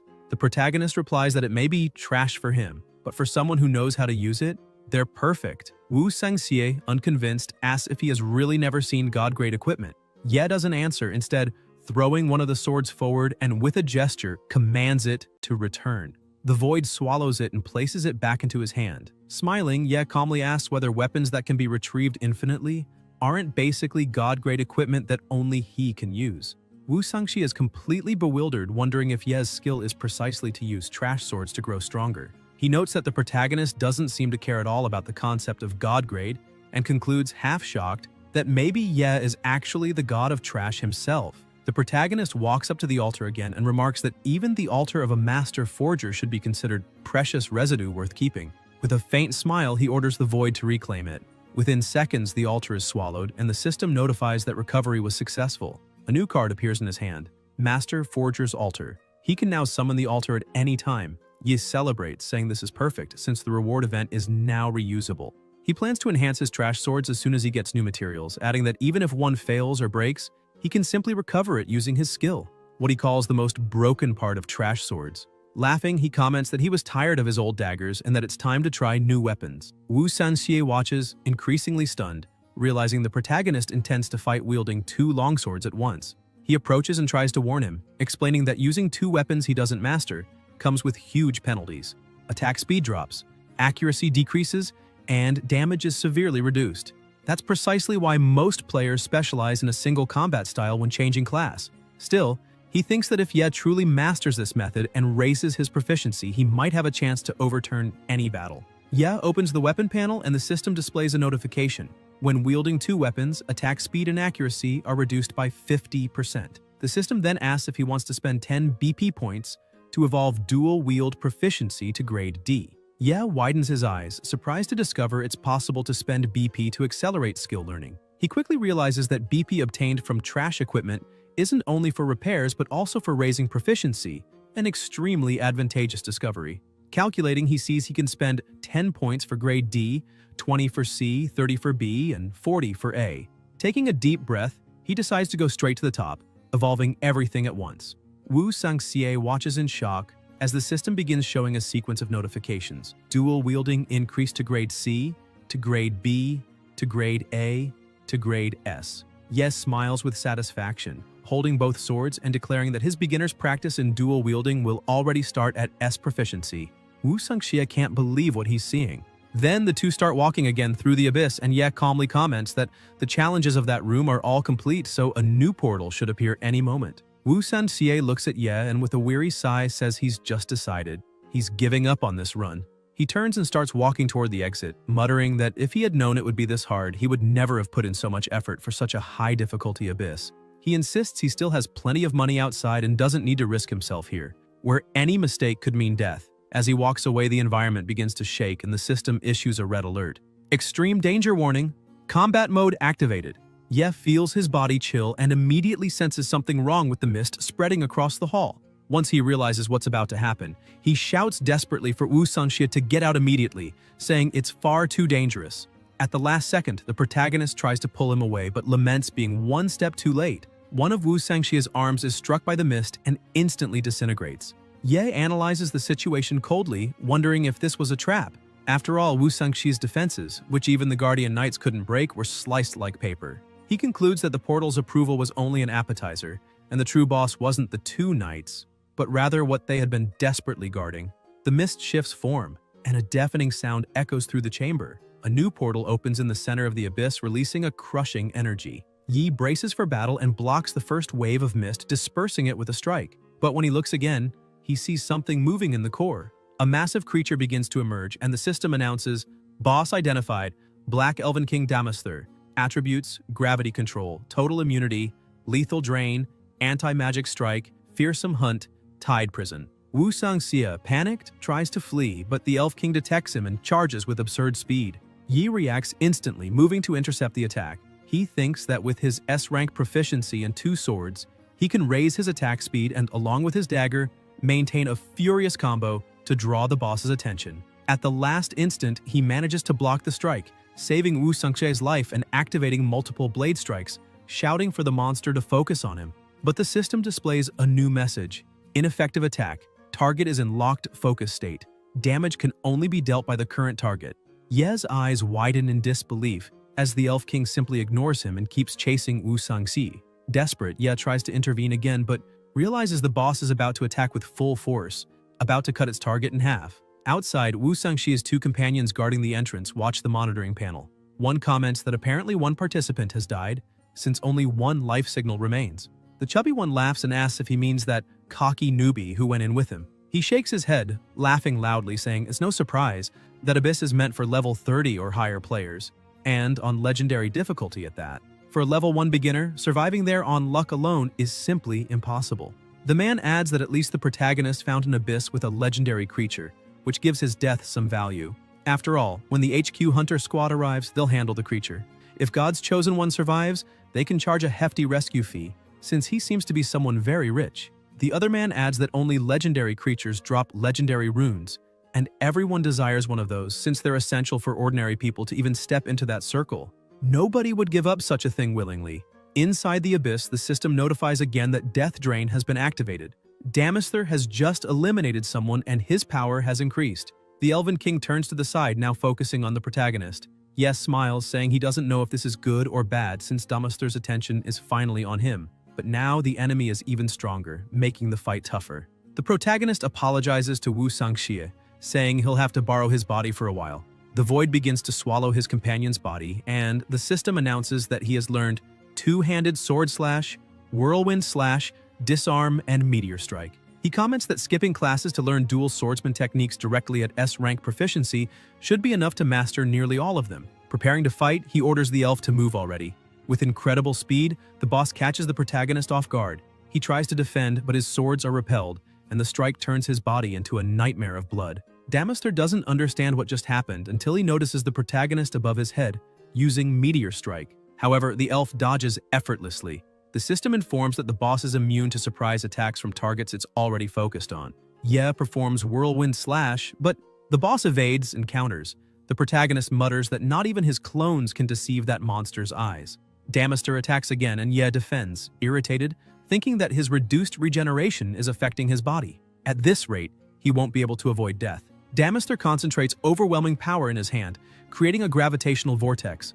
The protagonist is pulled in and hit directly, hurled far away. He stands up, faces the boss, and notices his regeneration has dropped to only 10%, meaning he needs to buy time to recover. Damaster vanishes in the blink of an eye and appears beside him. Ye dodges the first strike, then another, tries to retreat, but the boss creates another gravitational vortex, pulling him again. He resists, but keeps being dragged. The elf unleashes an anti-magic strike that interrupts his casting, and the system warns, super regeneration has been interrupted. Soon after, the entire chamber is already completely destroyed. Ye's longswords lie on the ground. He starts to get up, coughing, while the system stresses again that his super regeneration casting was interrupted. He mutters that he can't heal, and with only one hit point left, he'll die instantly with the next blow. Even so, he laughs and says, it doesn't matter how well things seem to be going in a battle, the next moment always brings a new lesson on. After all, this is the abyss of unpredictability. The protagonist thanks Damaster for teaching him such a valuable lesson, and orders the Void to retrieve his weapons. The longswords begin moving on their own and return to Ye's hands, who charges forward fearlessly. He tries to strike, but the boss dodges. A notification informs that Meteor Strike proficiency has increased. Damaster counterattacks, but Ye evades, and the system announces that emergency evasion proficiency has also increased. He presses forward again, shouting that he'll keep growing and learning through battle. His movements become faster and heavier, and he thinks that he completely trusts his body. Another notification appears. Whirlwind Slash proficiency has also increased. Ye keeps attacking non-stop, feeling his body visibly becoming stronger. The Elf King, who once dodged with ease, now struggles to keep up. Multiple blade strikes proficiency rises, and the protagonist cuts off one of the enemy's horns. Even so, he doesn't relent, thinking he must act even faster. The boss, now alarmed, tries to attack, while Ye reflects that he must become unbreakable. The system notifies that two-handed sword parry proficiency has also gone up. Ye's strikes finally land on the boss, who, furious, attempts a counter. Both clash with such force that the cracked swords can't withstand the pressure, and the protagonist is thrown back, though he manages to recover without injury. He looks at his weapons and comments that the durability of the twin swords can't keep up with the battle's pace, but yells that it doesn't matter, as long as they are recoverable trash. Opening a void portal behind him, he says he has unlimited chances to restart. He throws the swords inside and orders the void to reforge them.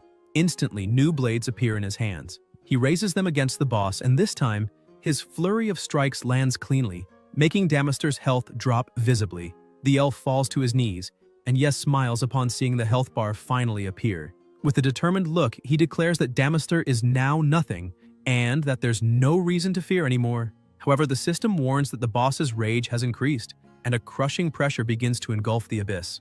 Meanwhile, in another abyss, Zhou Tong completes his own trial and starts leaving with his team. One companion comments that thanks to him, the final dispel spell was cast perfectly, and that he never imagined seeing someone fight in melee while casting spells at the same time. Jo Tong smiles and replies that they truly had fun, but he must thank the group's strongest damage dealer, and after all, she alone dealt 90% of the total damage. The woman keeps boasting, saying the two of them are nothing but weak and unforgivable. Looking to the side, she notices a crowd gathered in front of the Abyss boss gate and asks why they are there. Another man approaches and asks what's going on. One of the hunters responds that the last confirmed life signal has just vanished, and apparently no one survived inside the Abyss. He adds that this is only a common incident, not an accident, and as long as they clear the Abyss before nightfall and secure the drop from the legendary monster, there will be no issue. Another group of Awakened arrives, saying that makes sense, and that they could take over the cleanup. Jo Tong steps forward, shouting, asking what they just said, and if there are truly no survivors. One guard tries to stop him from approaching, but Jo Tong insists, begging them to at least try to recover the bodies.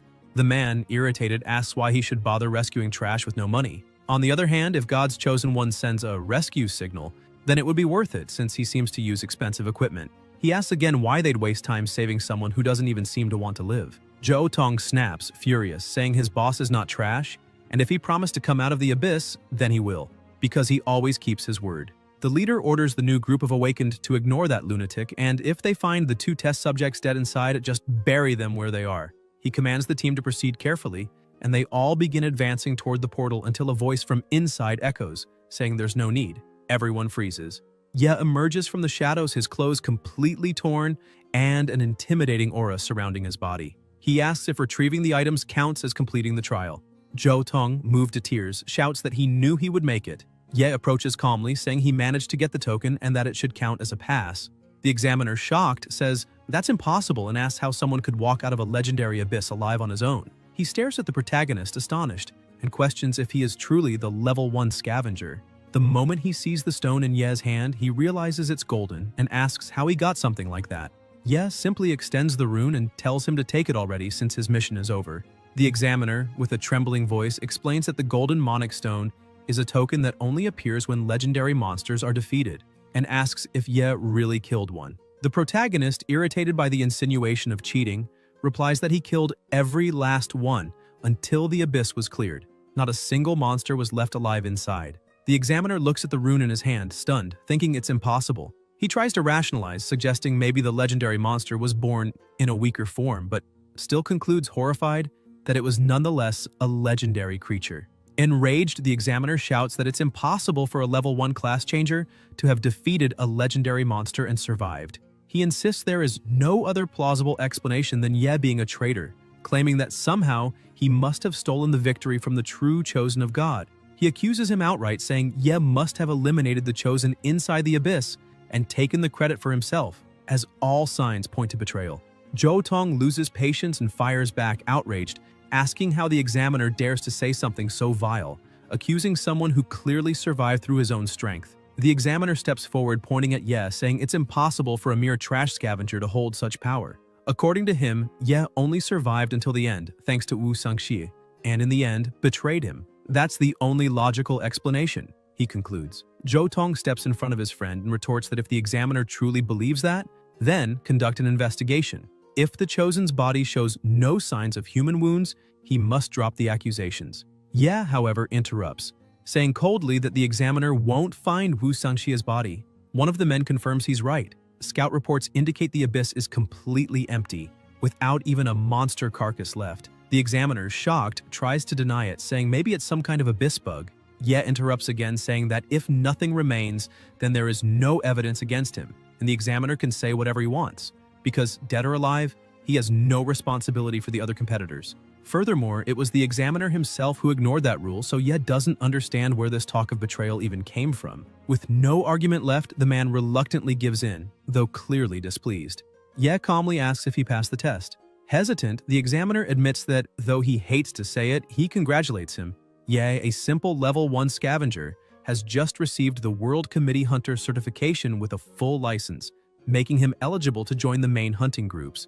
Trying to keep his composure, he remarks that Ye must be satisfied with the result. At that moment, a female voice interrupts.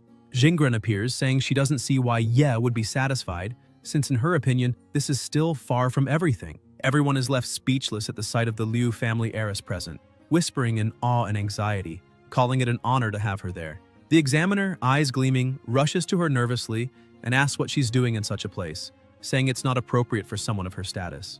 Xingren stares at him coldly and asks if those who obtain the golden unique stone have the right to apply for an independent hunting group. The man confirms they do. She then declares that Ye doesn't need to join any group. He can form his own. Walking up to him, she asks if, by chance, he mentioned her name when he arrived there. Ye awkwardly replies that he didn't and admits, a bit dejected, that he had forgotten. Xingren sighs, looks at him half annoyed and half amused, and says he really is an idiot. She turns to the examiner with a sharp glare, saying that the registration day for the World Committee's hunting groups is about to begin, and that any class changer with a golden token can create a group. If it's not stupidity, then the examiner is deliberately sabotaging things. The man tries to justify himself, saying he wasn't doing that, only reserving the golden token for someone stronger, since it would be a waste to hand it to a mere scavenger. Zhou Tong shouts, asking why it would be a waste for Ye to keep it and if the examiner really intends to take it by force. The awakened who had arrived to help with the abyss cleanup begin to turn on the examiner, saying that the rules imposed by supervisors were nothing but a form of theft, and that the whole arrangement had been wrong from the start. They complained that if not for the forced orders, they wouldn't have even come, questioning why they must work for people like him and still have their gear and belongings confiscated.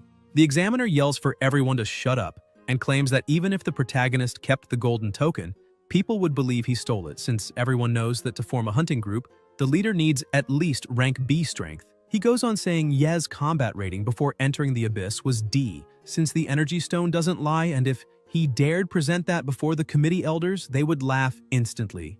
As he speaks, another examiner looks at the numbers and notices something strange, stating that the stone is detecting massive fluctuations in attributes. He says the first reading reached rank A, but the second surpassed it, and the third already hit rank S. The meter begins to overload until it simply explodes in their hands. The protagonist slowly approaches, glaring at the examiner, who retreats in fear and begging him not to come closer. The other men are also confused, saying no one even touched the stone, and yet the numbers kept rising endlessly, and clearly something was off. Ye begins releasing his aura, saying that everyone there treats him like trash and surely has their reasons. But he's heard enough and doesn't want to argue anymore. He's only there to get his certificate and doesn't wish to cause trouble. The examiner, trembling, thinks this can only be an illusion, because even outside the abyss he feels a crushing pressure radiating from deep within Ye's body. Still trying to maintain face, he asks what Ye intends to do, warning that attacking examiners would take tremendous courage. The protagonist raises his hand, forming a gravitational vortex, and coldly replies that he's only taking back what's rightfully his. He directs the vortex at the token and instantly retrieves it. The examiners, desperate, shout that the device must have malfunctioned earlier and shown false numbers, so they'll use a measuring crystal to confirm. However, when they see the result, they are left dumbstruck, exclaiming that it's impossible. The crystal is unstable, trembling, and about to explode.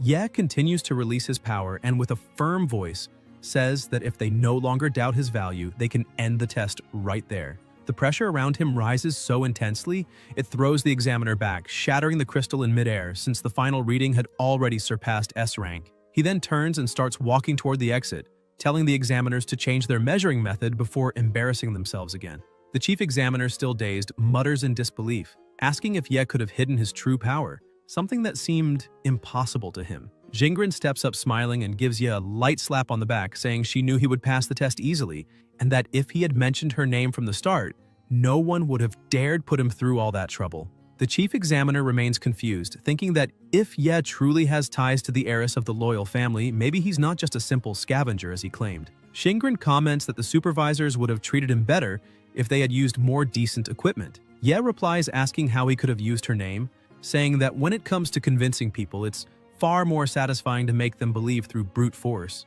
She laughs and agrees with him. Zhou Tong, relieved the chaos is over, excitedly remarks that the woman beside him must be the famous Xingren, saying it's an honor to meet her. Ye explains that Zhou Tong is his friend and that he's also there to take the test. Xingren watches him closely and asks if they've met before. He smiles and says yes, recalling that he attended her birthday party as one of the performers, and asks if she remembers.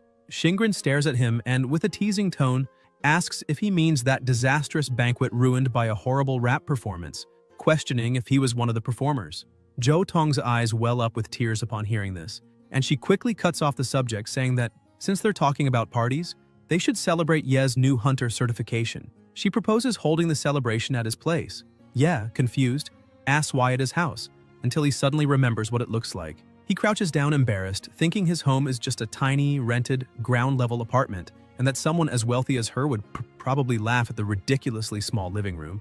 Jo Tong, meanwhile, is devastated, brooding over the comment about the terrible performance she mentioned. Shingren, not understanding the strange mood, asks what's wrong, trying to change the subject by saying that if the idea isn't convenient, they could think of another place. The protagonist quickly interrupts, insisting there's no problem at all, though inside he thinks he can never let her discover the truth. Proudly, he says there will definitely be a place and an amazing performance. And looking at his friend, he adds that he'd very much like him to come too. Shingren still doesn't quite understand why Ye is acting so stiff, but decides not to press and asks if they can set it for the next night. Ye agrees, saying it's fine. She smiles satisfied, commenting that now that he passed the hunter certification, she can finally rest assured and look forward to tomorrow night. She promises to bring some gifts and leaves with a smile. As soon as she departs, Ye thinks he needs to find a way to change his appearance before the meeting. That evening, he returns home, only to be greeted by his sister, who immediately scolds him, asking if he hadn't said he was going on a date. He replies that maybe what just happened could be considered one. Seeing the state he's in, she glares indignantly and asks if that date was with goblins or ogres, because by the looks of him, the place must have been some abyss. Xiaozhou loses patience, yelling that he lied again and went somewhere extremely dangerous. Ye tries to calm her, saying the fact he's alive and in one piece should be enough, since all his arms and legs are still attached. She insists he can't say he's fine with so many injuries and demands he go to the hospital immediately. The protagonist opens the bathroom door and runs inside, saying he doesn't need that, they're just scratches. He locks himself in while his furious sister keeps yelling from outside. He turns on the shower, water flowing down mixed with the blood from his open wounds. His body is covered in scars, marks left by the intense battle against the Elf King. The hot water slides over him, and his health bar shows a critical level, almost at 0. Ye thinks he was lucky his sister didn't see his true condition. Wounded, exhausted, barely able to stand. The new and old injuries he suffered in the abyss had turned into permanent damage that wouldn't heal, and his fear now was that it might take months to fully recover. He opens the system, remembering that after defeating the Elf King, he had received something strange. A new message appears on the screen. Reincarnate. He recalls that, still inside the abyss, after defeating the boss, 3 cards had appeared alongside this notification, confirming his victory over the Elf King. With a relieved smile, he says he did his best and managed to kill the Elf King without taking a single hit. Then he asks the Void to recycle the item, and a new message appears, informing him that he received Gravitational Vortex. Ye grins even wider, thrilled, saying that was Damaster's exclusive ability, and that he had truly pulled a big prize this time. The system notifies that he also gained 100 attribute points, bringing his total to 140. He orders the system to distribute them evenly, as he always did, but quickly notices something odd. The plus signs are grayed out after allocating 512 points. He tries to keep adding, but the system warns that his attributes have reached the limit and cannot be increased further. Confused, Ye insists, until a new message appears. Reincarnation condition fulfilled. Reincarnation option unlocked. The text explains that if he accepts, his level will immediately reset to 0, allowing a second awakening. The level cap will rise to 5 and maximum attributes will grow proportionally. He deduces that for level 1 scavengers, whose attribute limit is 512, the only way to surpass this barrier is to return to level 0, lose everything, and awaken again. Only then can they break through their limitation. Ye considers the risks of restarting inside the abyss, but now that he's safe, he realizes there's no reason to hesitate. It was the perfect time to test reincarnation. The examiner's words echo in his mind. Cheater, traitor, trash. The same insults he had heard all his life. With a stern face under the water streaming down like rain, he murmurs that he always fought to grow stronger, to give his sister a decent life and protect her from abuse. His goal is still far, but he refuses to accept the limit imposed by the system. He raises his head and starts shouting that he won't accept any limits, that he will overcome this obstacle and become even stronger than before. Outside, his sister, sipping juice absent-mindedly, nearly chokes on the screams coming from the bathroom. A new message appears before him. Reincarnation successful. Class reset. Growth scale elevated. Ye's body begins to regenerate rapidly, the pain vanishes, and his wounds close. He watches in shock, murmuring that he can't believe everything was restored. Looking at himself, he notices all his scars had completely disappeared.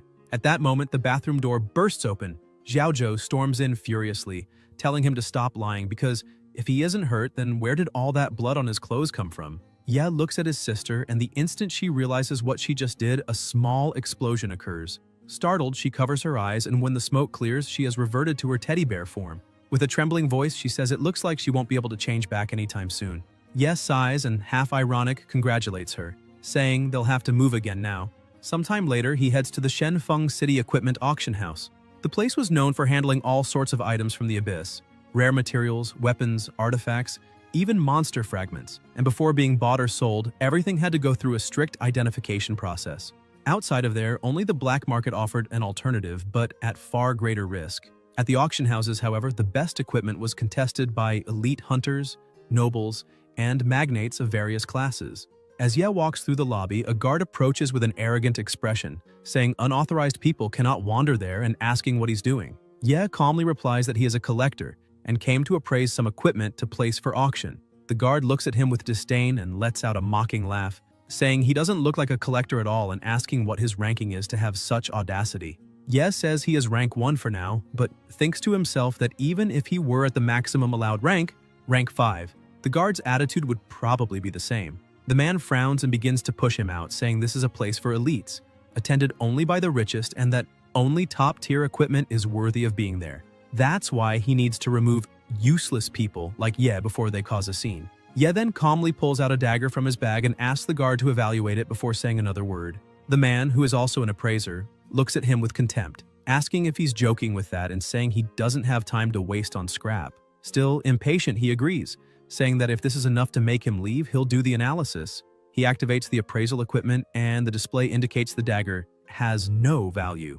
Satisfied, the guard lifts his chin and asks if Ye heard the result, telling him to throw that junk away, and that if he wants, he can even help get rid of the trash to avoid the disposal fee. Ye says nothing. He just releases the dagger, which pierces the ground effortlessly as if cutting through butter. The appraiser's eyes widen. That blade couldn't be ordinary. He crouches down, inspecting closely, and notices a strange energy emanating from the metal. With a suddenly serious tone, he asks Ye to wait a moment and decides to evaluate it again, this time using a more advanced artifact called the appraisal glass. As soon as he equips it, his perception rises a level and a new reading begins to glow before his eyes. His eyes light up and he shouts that this is a unique piece, a void rift, a singular danger item. It was a blade as dark as the abyss, with faint starlight shining through it, like the void itself incarnate.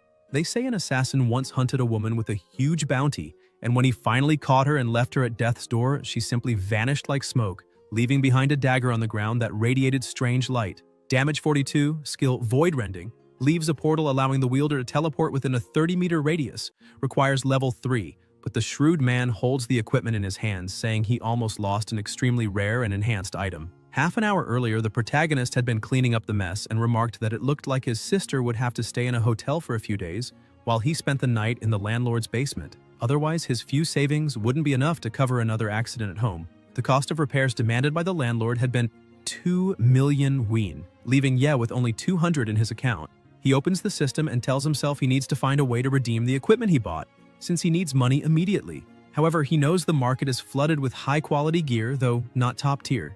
After all, most workers buy replicas to secure jobs and rarely replace them. To the rich, equipment like that is nothing but trash, hard to sell, of little use, and cheap. Even so, he thinks that if he selects a few good ones, he might sell them for a few 100,000 yuan. While scanning the system, he notices a forge icon. He quickly clicks it, wondering if the abyss facilities could be used outside. A portal opens at his side, and upon hearing the sound, he looks up, realizing a box is about to fall on him. He dodges at the last second and stares at the forge, surprised it actually appeared. A forging altar had emerged out of nowhere, in such a small space that it nearly hit his face. The system sends a warning message. Unidentified forge has appeared. Equipment forging capacity unlocked. Low-quality equipment can now be upgraded to a higher category.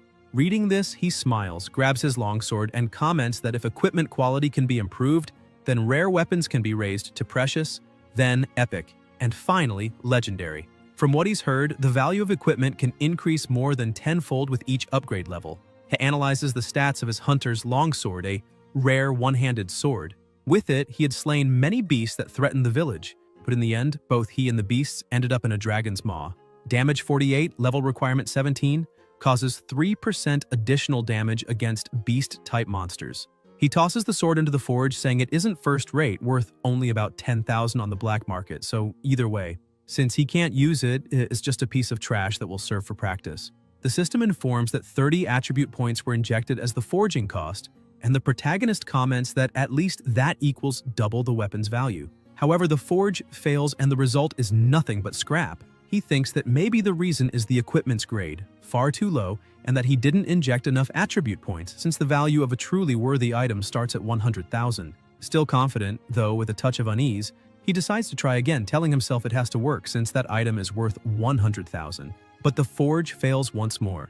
Not understanding how this could be possible, he crouches down in frustration and starts reflecting, trying to figure out what's wrong. If it isn't the materials, maybe the defect lies in the altar itself, or some kind of strange mechanism. The system keeps displaying notifications, repeating that the altar has not been identified until he notices a suffix engraved on the upper part of the structure. Using his observer's eyes, he activates the ability to identify the forging altar, and the system immediately responds, "Identification complete. The object's true appearance will now be revealed." The forge's color changes before him, as does its form. The new name appears: Scrap Forge. Altar, unique. Waste reinforcement. The description explains that the success rate when reforging decreases as the material quality increases. The more trash the item, the higher the chance of success, but also the higher the overall failure rate. The protagonist lets out a bitter laugh and comments that apparently this altar was tailor-made for trash, almost like a curse from the god of trash himself, since everything he's received from the very beginning has been nothing but useless rewards from start to finish. In the basement of his house, Mano watches as the forge displays the hammer, while a notification appears saying, "Reforging exclusive scraps." The success rate of reforging decreases as the material's quality increases. The more trash the material, the higher the success rate. The higher the quality, the greater the failure rate. Yes stares at the forge and remarks that if it can only store useless equipment, then maybe that's precisely what makes it special. In a scenario where only junk can be reforged successfully, he could simply discard all the rubbish there. The protagonist then throws in a discarded longsword, considered trash for being scarred by time, once lying silently on a deserted battlefield, surrounded by withered red flowers and endless memories. Required level 1. He raises the hammer with his void magic, and upon breaking the sword, the reforging message appears, declaring the process successful and transforming it into a new weapon. Eclipse. Unique longsword. The blade is like the night sky, forged from lost stars that emit a faint glow in darkness and a soft shadow in the light. Damage 422, shadow enchantment, melted armor, and elemental resistance. Required level 32. You can't believe he managed to get a unique collector's equipment piece, the only one of its kind in the entire world, forged from a mere scrap. This makes him conclude that the scrap forging altar is definitely a divine artifact, and this time he was truly lucky to obtain such a treasure. With so much junk gear in his inventory, it was like having a money printing machine. Excited, he continues his work and reforges another scrap, obtaining a bow called Song of the Night. The bow, unique, is shaped like a magnificent harp, with a string as soft as silk, able to play a moving melody in the night. When the young hunter draws the string, the music sounds like the whisper of the stars, awakening nature's power. Damage 397. Strings of the Whispering Heart. This bow fires invisible magic arrows that cause sonic damage. Required level 29. Next, he reforges again and obtains the mantra, a unique staff made of ancient tree roots with a sturdy crystal on top. The wooden shaft is engraved with the wisdom of the ancients and the prophecies of ogre ancestors. It is said that the two-headed ogre believed he could communicate with nature by swinging the staff, though in practice he usually ended up hitting his other head. Damage 400, enchanted strike, additional magic damage, and increased physical attack. The higher the wielder's intelligence stat, the greater the damage. Required level 30. Finally, another item is forged. Thunder, a unique hammer forged by the Abyss Dwarves and containing the essence of lightning. It can summon storms and vanish into the air like thunder itself. Damage 577. Lightning enchantment that inflicts electric damage on the opponent when striking with a speed bonus. Required level 41. The protagonist keeps forging for hours, creating countless new weapons. Exhausted, he sits on a crate and comments that all his useless gear has already run out, and the ones that still had some value were converted into attribute points. Even so, what he had was enough to create an impressive amount of unique equipment. As a result, he reached Scavenger level 1, since even without killing monsters, he could still gain experience points just by forging. In just a few hours, he overcame the initial stage, the hardest part of becoming a true role holder. With a smile on his face, he states that all this is great and now all that's left is to figure out how to turn all that equipment into money using his new hunter's license.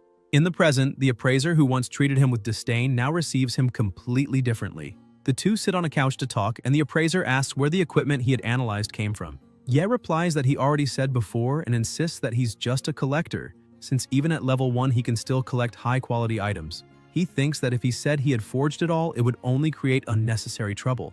The appraiser says there's nothing wrong with collecting items after all. Collectors aren't divided by levels, but by taste.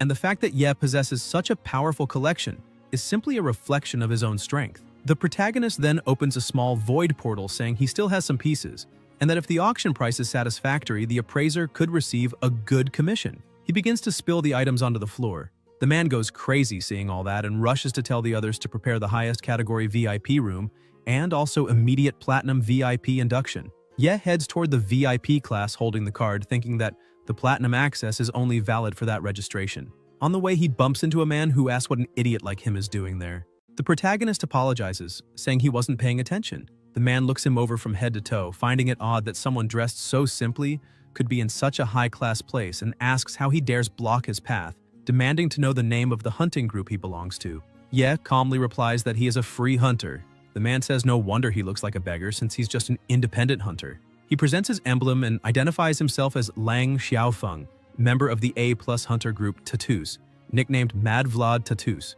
Ye thinks that the Tattoos are known for being war maniacs, a group that only recruits brutal berserkers and values nothing but strength. He knows this because he has cleaned up battlefields they left behind many times, and some of those occasions ended very badly. That's why he decides this time it's better not to provoke any unnecessary confrontation. He just turns around and starts to leave, apologizing again, while Xiaofeng grows irritated and draws his sword, pointing it at the protagonist and demanding if he really thinks he can just apologize and walk away, calling him a bastard with an irrelevant surname, and declaring that, judging by his clothes, he obviously snuck in. Xiaofeng says he'll remind him that this is a members-only entrance, and that only high-ranking hunting group officers can use it, declaring that scum like the protagonist should go through the line reserved for scum. Ye pushes the sword aside and replies that this is a place under the jurisdiction of the World Guild, and if anyone uses a weapon inside, they'll be in serious trouble. Xiaofeng, consumed by rage, says that Ye himself is very lucky and asks if he really believes a piece of trash like him has the qualifications to walk the same path.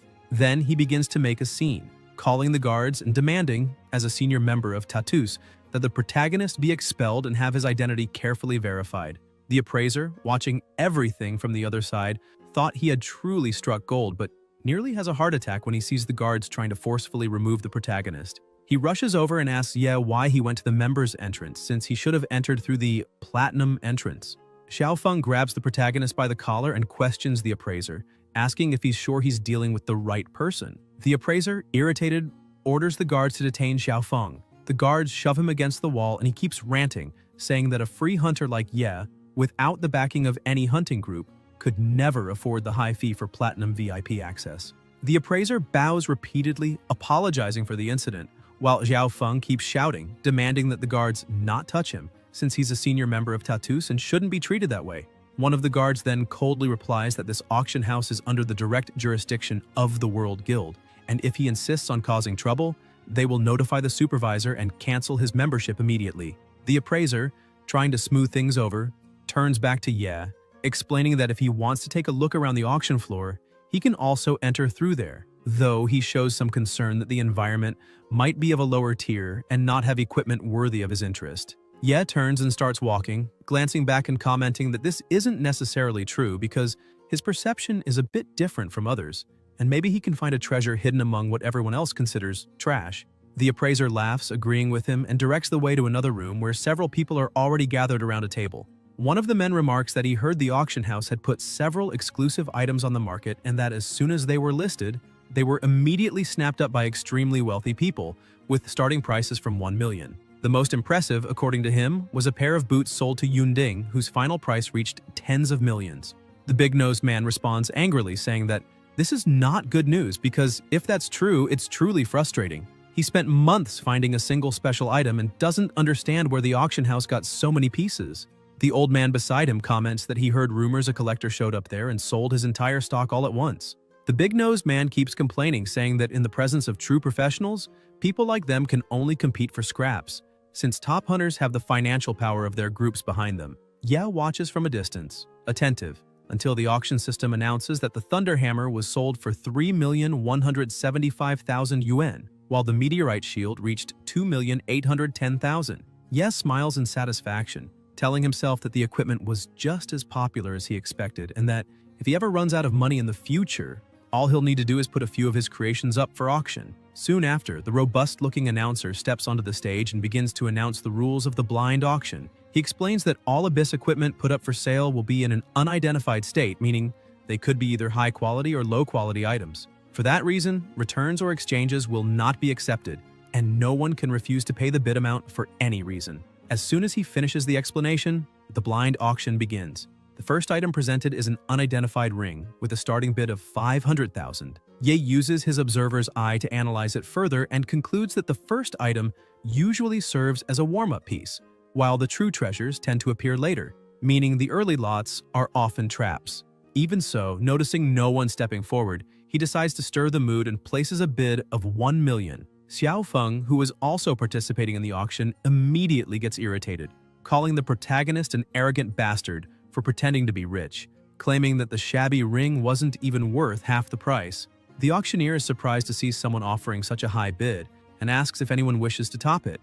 The other buyers, sitting at the surrounding tables, murmur among themselves, noting that the Platinum VIP had made his first move and that anyone in that seat must be absurdly wealthy. Slowly, the atmosphere shifts. Some start to wonder if the ring could indeed be a hidden treasure. After all, someone capable of paying for platinum access would hardly make such a crude mistake. Everyone begins competing for the item, raising the bids until it reaches 1,400,000. Ye raises it again to 2,500,000, leaving the entire room surprised. Buyers murmur, saying this is an extremely high offer, and if the Platinum VIP raised his hand again, then the ring must surely be an invaluable treasure. Xiao Feng grows more irritated, saying the protagonist is just trying to show off in front of everyone and that he can't just stand by.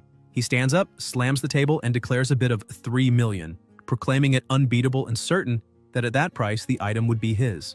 But Ye raises it again, offering 4 million. His current bank balance is 79 million, so he feels at ease. Xiao Feng grows even angrier, claiming that the protagonist is mocking him again.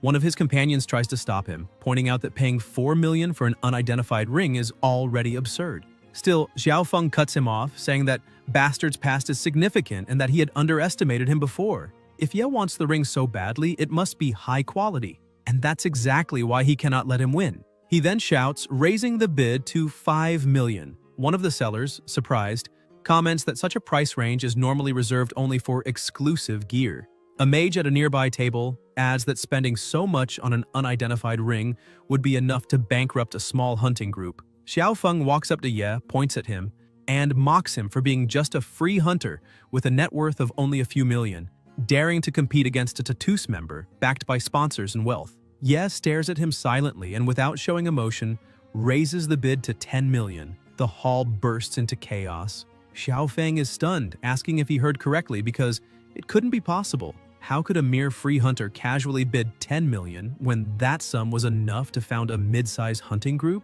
Desperate, he demands the auctioneer verify Ye's bank balance, claiming the protagonist is making false bids and disrupting the order of the event. He insists that even a Platinum VIP must follow the rules, and otherwise he should be expelled immediately. The auctioneer contacts the administration via communicator and, after a few seconds, announces to everyone that the 10 million bid has been confirmed and is fully valid. The people are impressed to learn that the Platinum VIP truly possesses wealth above that amount. Realizing none of them can compete, Xiao Feng, consumed by rage, thinks he will never allow himself to be humiliated in front of everyone, for he is Tatus Xiao Feng of the A+ Hunter Group, a high-ranking representative of a major hunting group, and cannot accept being crushed by a mere free hunter. With a trembling voice, he slowly raises his paddle and bids 10,500,000. Ye stands up, smirks, and provocatively raises the bid to 100 million. Xiao Feng falls back, utterly disbelieving what he just heard. The protagonist sits down, looking down and reflecting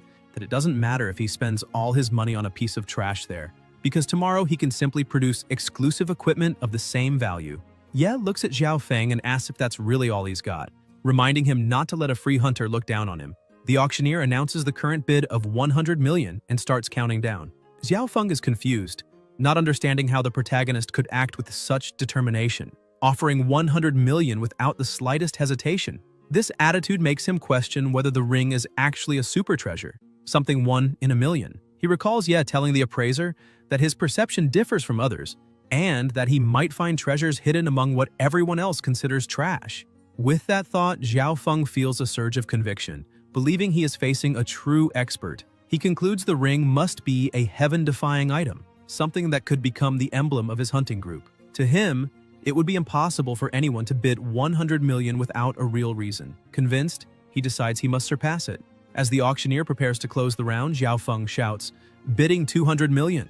Everyone in the room is shocked, certain he has lost his mind since even a top-tier group would rarely risk such an exorbitant sum. Xiao Feng, carried away by arrogance, begins provoking Ye, asking if he isn't as rich as he claims, challenging him to keep shouting, declaring he will show everyone who the real wealthy are. Ye simply takes a deep breath and calmly replies that he has been outbid, declaring that the treasure now belongs to Xiao Feng. The hunter laughs loudly, saying that a bastard like him should never dare compete with someone of higher status, claiming Ye is far from worthy of comparing himself to him. One of his companions, clearly distressed, protests that they were there to secure gear for their members, and Xiao Feng just spent 200 million on a simple ring, not knowing how he would explain it to their leader. Xiao Feng tells him to calm down, assuring him the item is divine, and that his judgment cannot be wrong. The auctioneer then announces the result, congratulating buyer Yao Feng of the Tattoos hunting group for winning the ring. Ye watches from afar and remarks that unidentified equipment always has the chance of becoming legendary,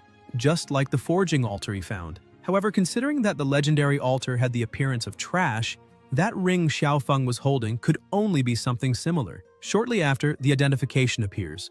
Iron ring, common ornament, attack power +1. Ye thinks to himself that his observer's eyes didn't deceive him, since he had already anticipated the outcome. Xiao Feng holds the ring in his hands, lifting it high before everyone, and shouting for it to become a divine item that would make the others regret dropping out of the bid. But seconds pass and nothing happens. He starts to sweat, his eyes widen, and in despair he screams as he realizes the bitter truth. The ring was nothing more than a simple, ordinary iron ring. Xiao Feng begins to lose his temper, shouting and pointing at the protagonist, saying it's all that damned kid's fault, since Ye made him lose his mind and therefore he demands a refund. He then faces the auctioneer with a forced smile and claims he was just joking when he placed the bid of 200 million, asking them to treat it as a mistake and wondering what the auctioneer thinks.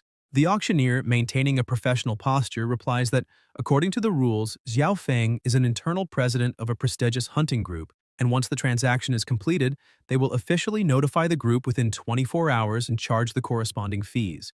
If Xiao Feng fails to pay the full amount, both he and the hunting group will be severely punished by the World Guild, possibly even disqualified or dissolved.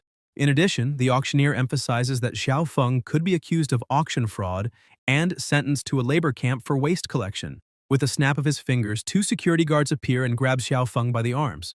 In a cold voice, the auctioneer informs him that due to the high value of the offer, the auction house will send someone to escort him to the syndicate where he must make the full payment. Desperate, Xiao Feng shouts for them to wait a minute, but he is forcibly dragged away, screaming that it's all the protagonist's fault, calling him a bastard and cursing him for ruining his life. The other buyers, including the man with the big nose, watch in awe, commenting that Ye is terrifying. He destroyed an entire hunting group without spilling a single drop of blood, and the worst part was that it seemed meaningless to him. Once the commotion ends, the auctioneer regains composure, announces that everything has been settled, and invites the audience to move on to the next item, a wild transformation necklace.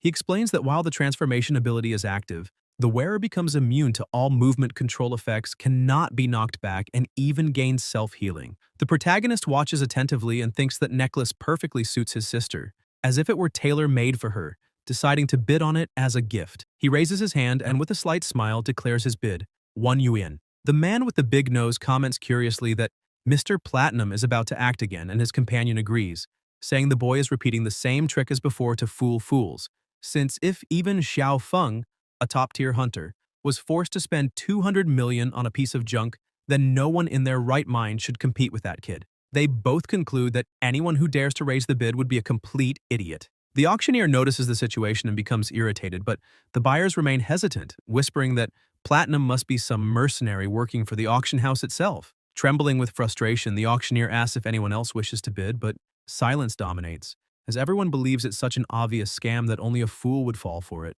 Ye then smirks slightly, pleased, murmuring to himself that sometimes being misunderstood can be a unique advantage. Seeing that no one else bids, the auctioneer confirms the sale and congratulates the mysterious platinum VIP buyer for winning with a bid of just 1 yuan. The other participants are completely bewildered, unable to comprehend what just happened. After all, Mr. Platinum paid only 1 yuan and took an exclusive necklace, while everyone else stood there like idiots for not reacting. Ye checks his phone and sees the notification. Auction revenue, transfer received 180 million.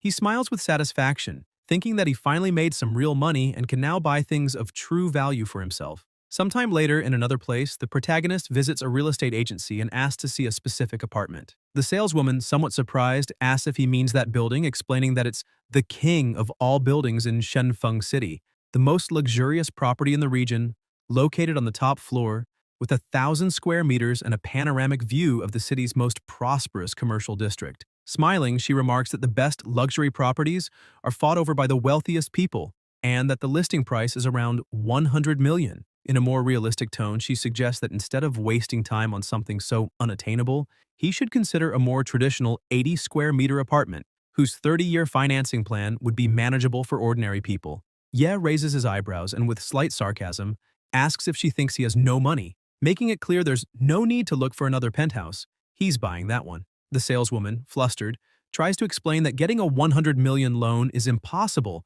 since that property is reserved only for the elite. Ye then calmly interrupts and declares that he will pay the 100 million in cash up front. The realtor freezes, completely stunned. The protagonist adds that he only has one request. Everything must be ready before noon, as he plans to move in immediately. Later, Zhou Tong and Xiao Zhou arrive at the new house. Zhou Tong, wide-eyed, asks what's going on. He hadn't seen the protagonist that morning, and now suddenly he's living in a mansion. Xiao Zhou, equally surprised, looks around and asks since when they can live in such a huge place, wanting to know how much it costs per night. Ye laughs and comments that the space is big enough for her not to worry about breaking the ceiling even if she transforms. His sister gasps and asks if he really bought that mansion because of her. Ye responds casually that yes, he bought it in her name, and even if she ends up breaking something, he'll just buy another one. Zhou Tong remains stunned, saying the living room is so large that even the echo of his own voice scares him. Ye then leads his sister to the window and promises that, from that night on, he will never let her suffer again. After eating until they can't anymore, Zhou Tong collapses on the sofa, too full to move, while Xiao Zhou, stuffed, lies on the table like a Christmas turkey.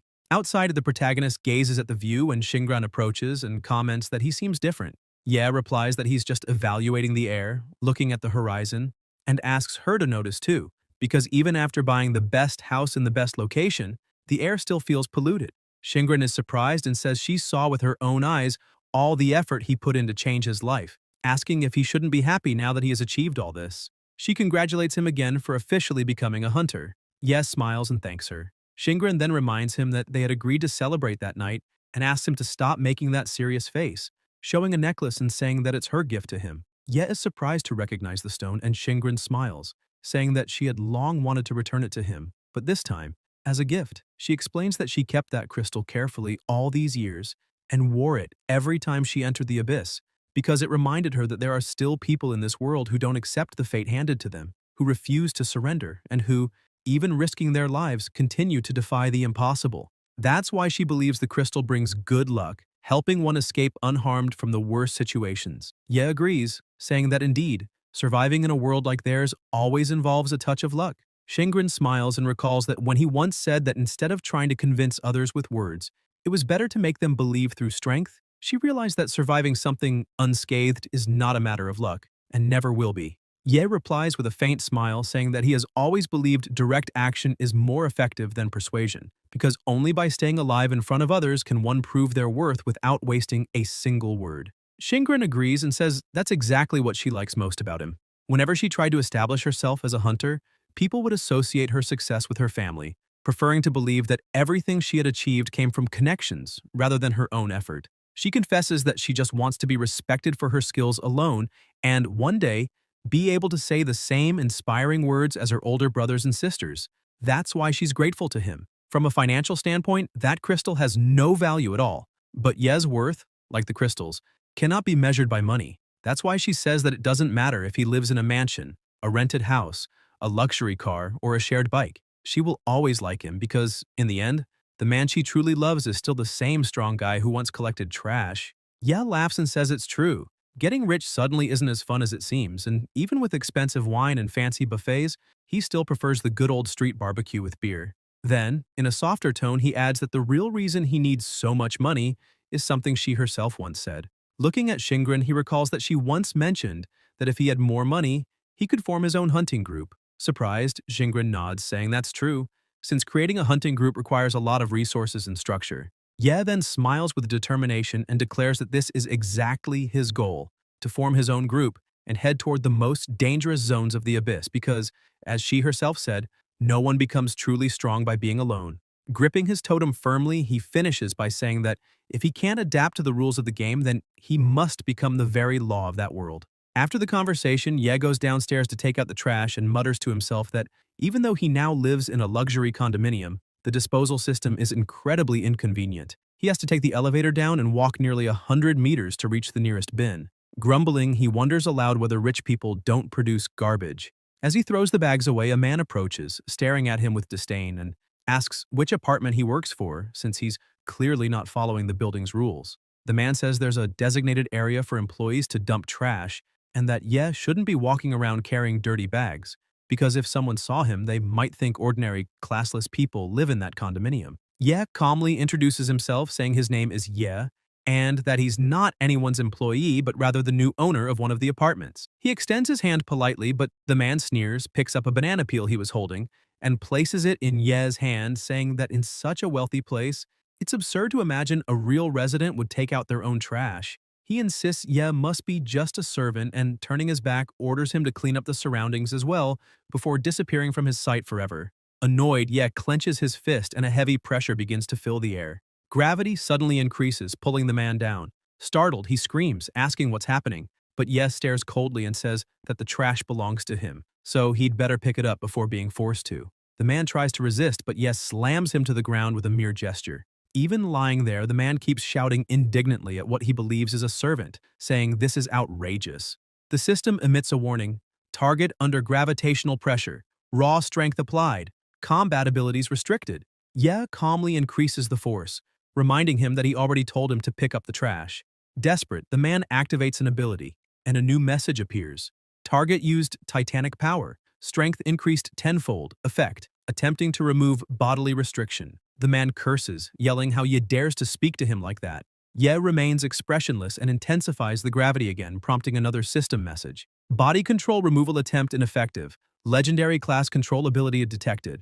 The man is crushed against the ground once more, incredulous, demanding to know how someone so ordinary could possess a legendary class control skill. Ye looks down at him and explains coldly that the gravitational vortex is an ability obtained from a legendary monster, naturally far stronger than any technique taught in professional hunter academies. So calling it a legendary class ability is no exaggeration. The man, consumed by pride, thinks that the stinking protagonist doesn't seem particularly powerful, probably just some kind of support specialist.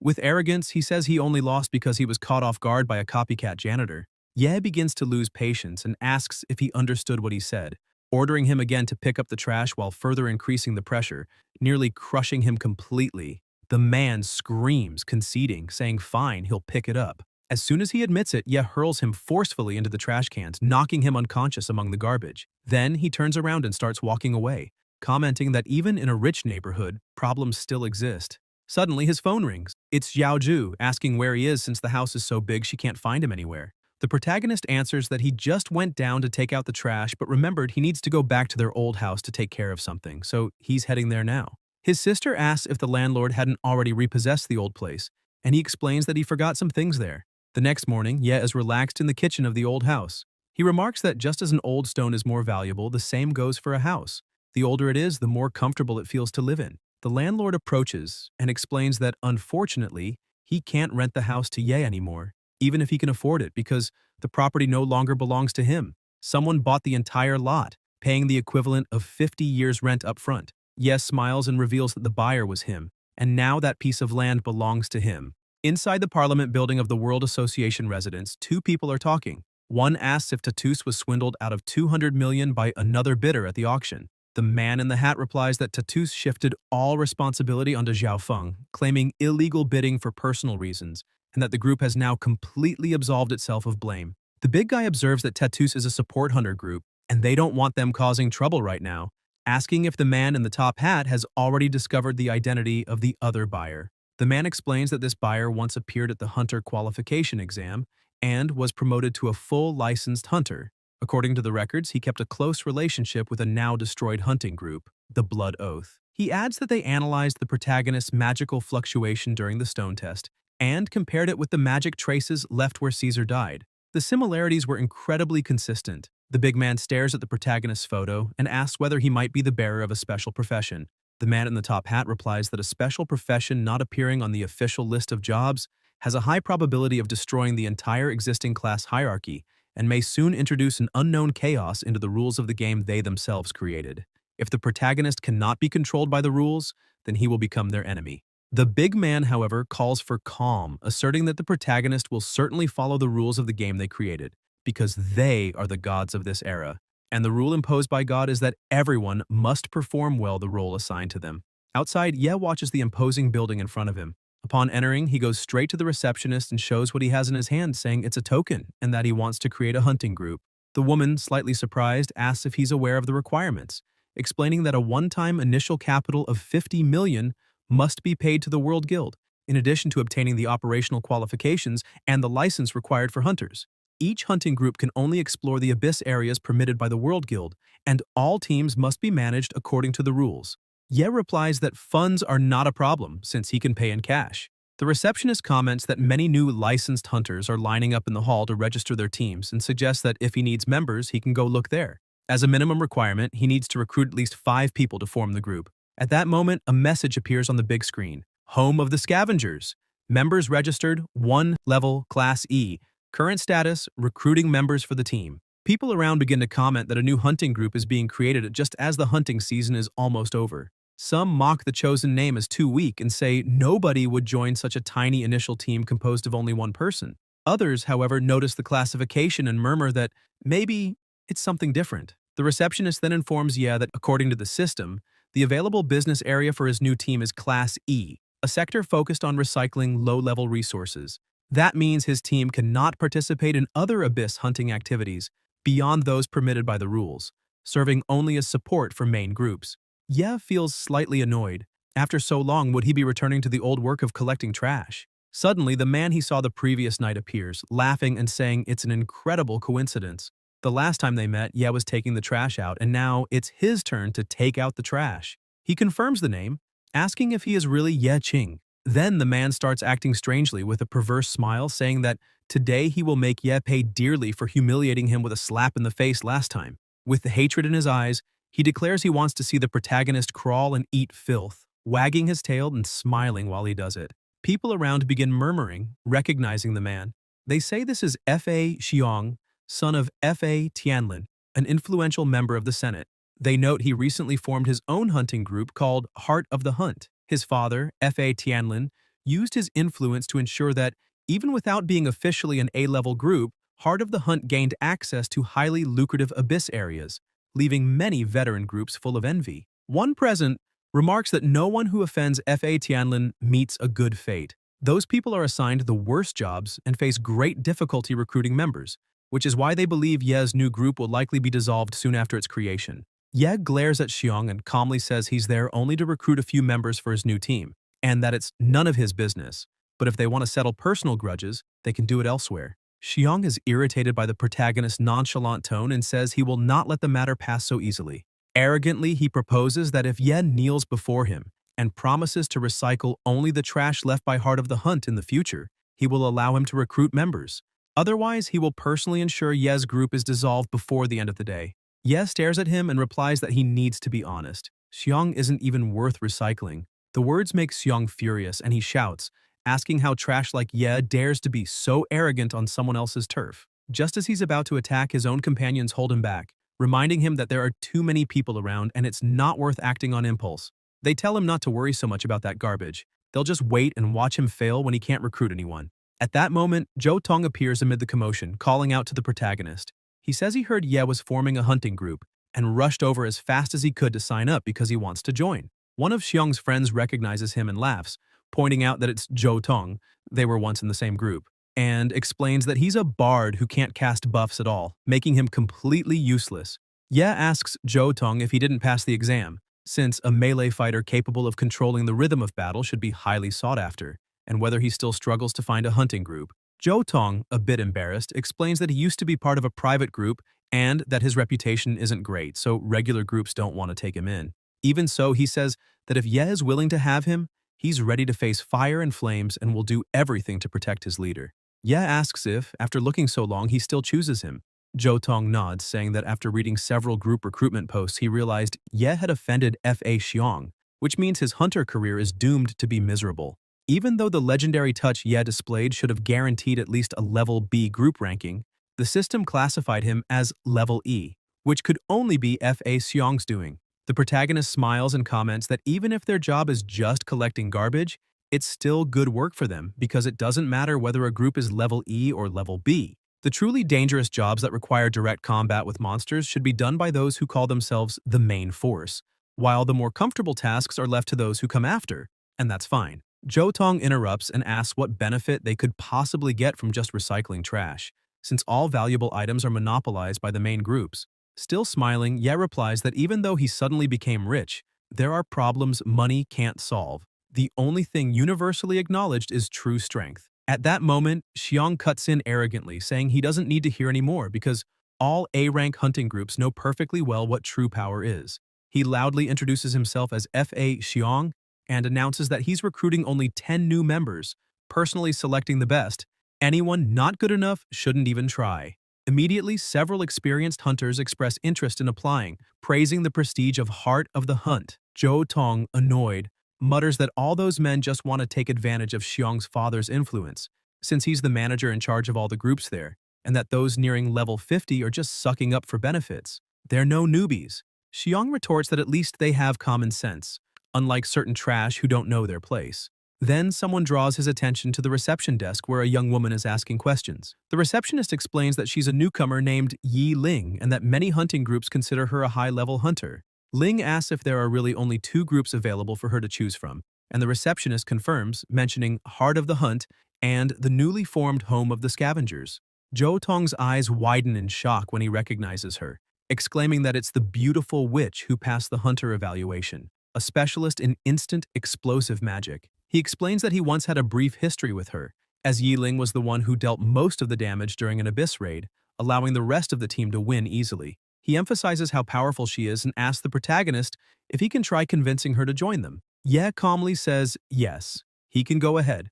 Zhou Tong straightens his clothes, excited, telling his new leader to relax while he tries to impress her. However, before he can even get close, Xiong steps forward first and approaches Yi Ling with a confident smile. Calling her pretty lady, he laments that there are only 2 groups available, introducing himself as Fa Xiong, leader of the hunting group Heart of the Hunt. With a seductive expression, he says he'd love to have her in his team because the presence of a beautiful and powerful woman would bring even more prestige to the group. Then, casting a disdainful glance at Ye, he adds that the other option, the Home of the Scavengers, is nothing but a pathetic choice, something no sensible person would ever consider. Zhou Tong watches the scene and loses heart, saying he's unfortunately lost since Xiong arrived first.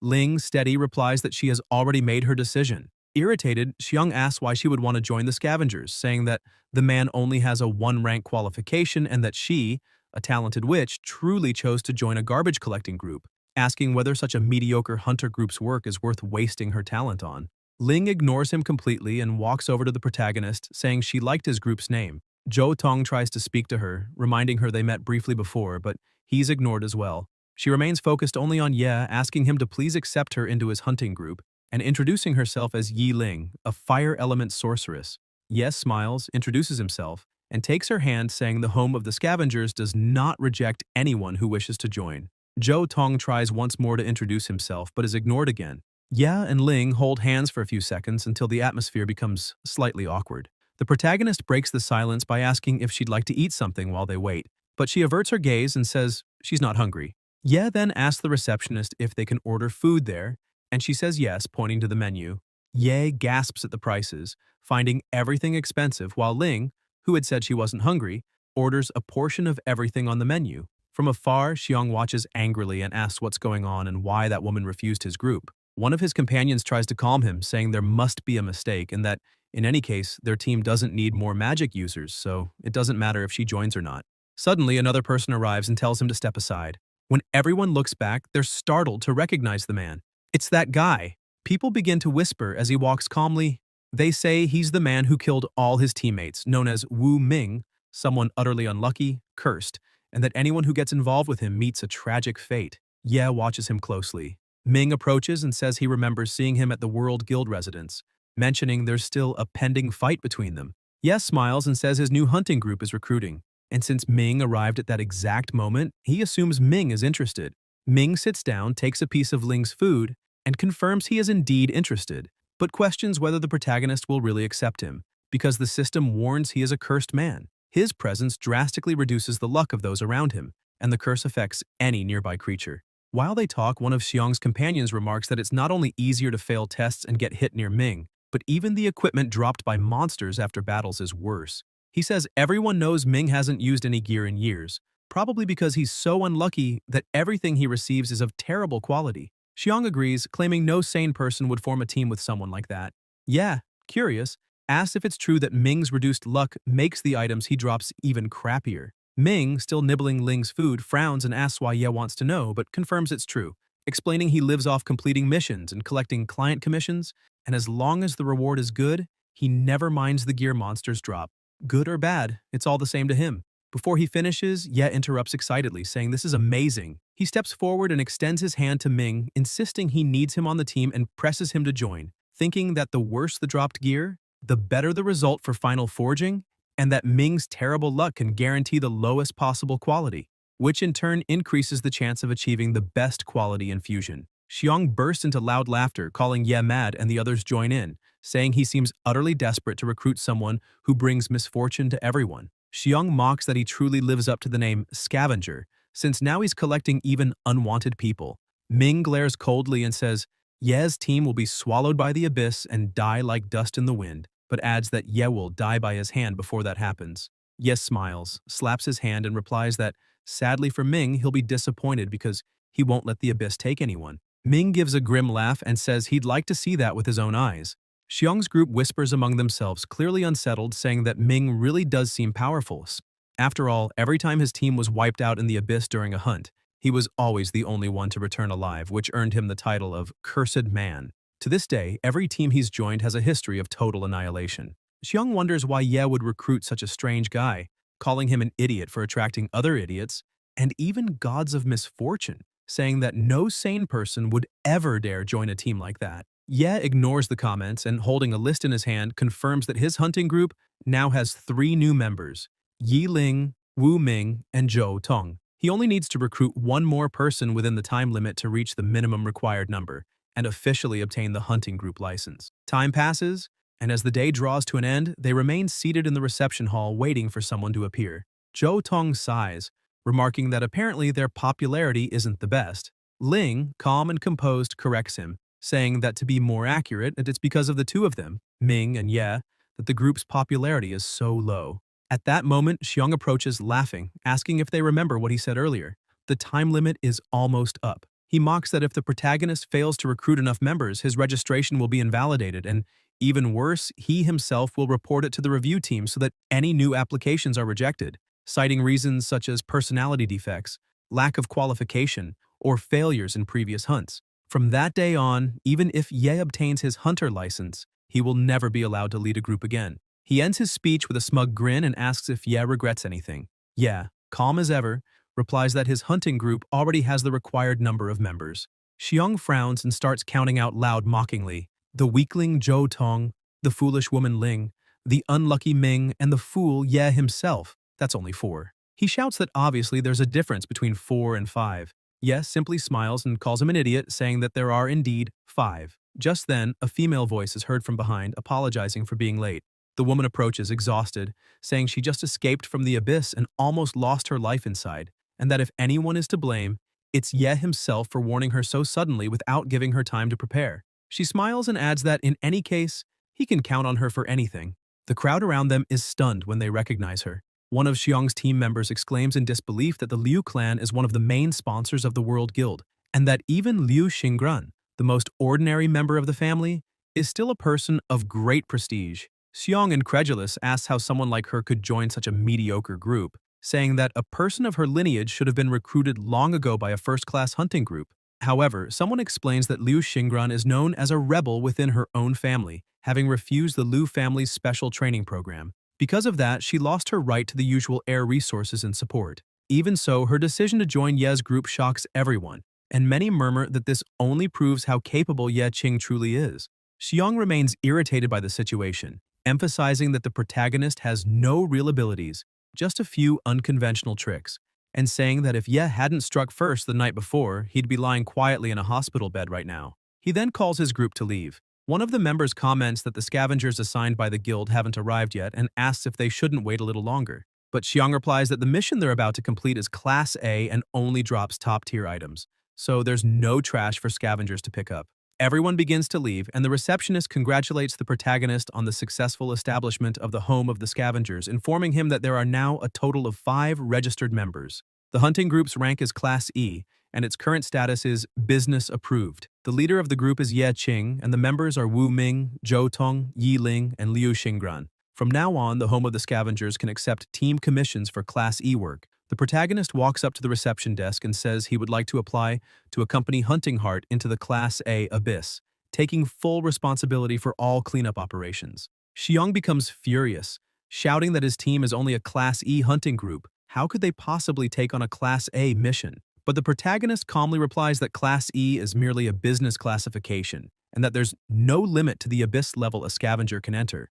As long as there are open scavenger slots, there's no reason they can't apply. The receptionist confirms that the application was successful and that the home of the scavengers has been granted permission to join Hunting Heart's Abyss hunting mission. Xiong gets even angrier, accusing Ye of exploiting a loophole in the rules, but Ye just laughs and asks why they don't drop their prejudice and work together. After all, it's a Class A abyss with incredibly rich yields. Xiong starts shouting insults, declaring that he'll never work with him. But if Ye insists on collecting garbage, he'll make sure to leave a massive pile for him to clean up. The protagonist smiles and says he'll follow his orders. After settling things, Ye returns to his team, and Zhou Tong asks if he's really agreeing to be that guy's slave. Ye answers no, explaining that he's simply obtaining scavenger status so they can participate in any level of abyss missions without restrictions. Even with the lowest qualifications, they'll have the chance to enter high-level abysses as auxiliary staff, which is a major advantage. Zhou Tong is impressed, saying that's exactly why Ye is their leader. Ye continues, saying that although the first layer of his plan is to act as scavengers, their cooperation with Hunting Heart is actually pure coincidence, because that particular mission contains the key to the Black Tower, the Black Keystone, leaving his team puzzled. Ye gathers everyone and explains that guild reports indicate that a Black Tower key is hidden within a specific abyss hunting mission, and that Hunting Heart must have received special privileges to secure such a profitable job. Ming points out that the Black Tower key is an entry pass to the Black Tower Challenge, where challengers receive rewards based on the number of floors they climb, rewards powerful enough to lift curses, cure incurable diseases, and even resurrect those who died in the abyss. Ling adds that she knows of countless hunter groups that have searched every abyss gate in the world for a Black Tower key, yet only a handful have ever found one and entered the tower. Xingran notes a small problem. Without exception, everyone who's ever obtained one is now among the world's most powerful beings, just like her older brothers and sisters. Zhou Tong cuts in, saying that apparently everyone there knows what this Black Tower key is except him, so he asks if it can turn him into an instant superstar.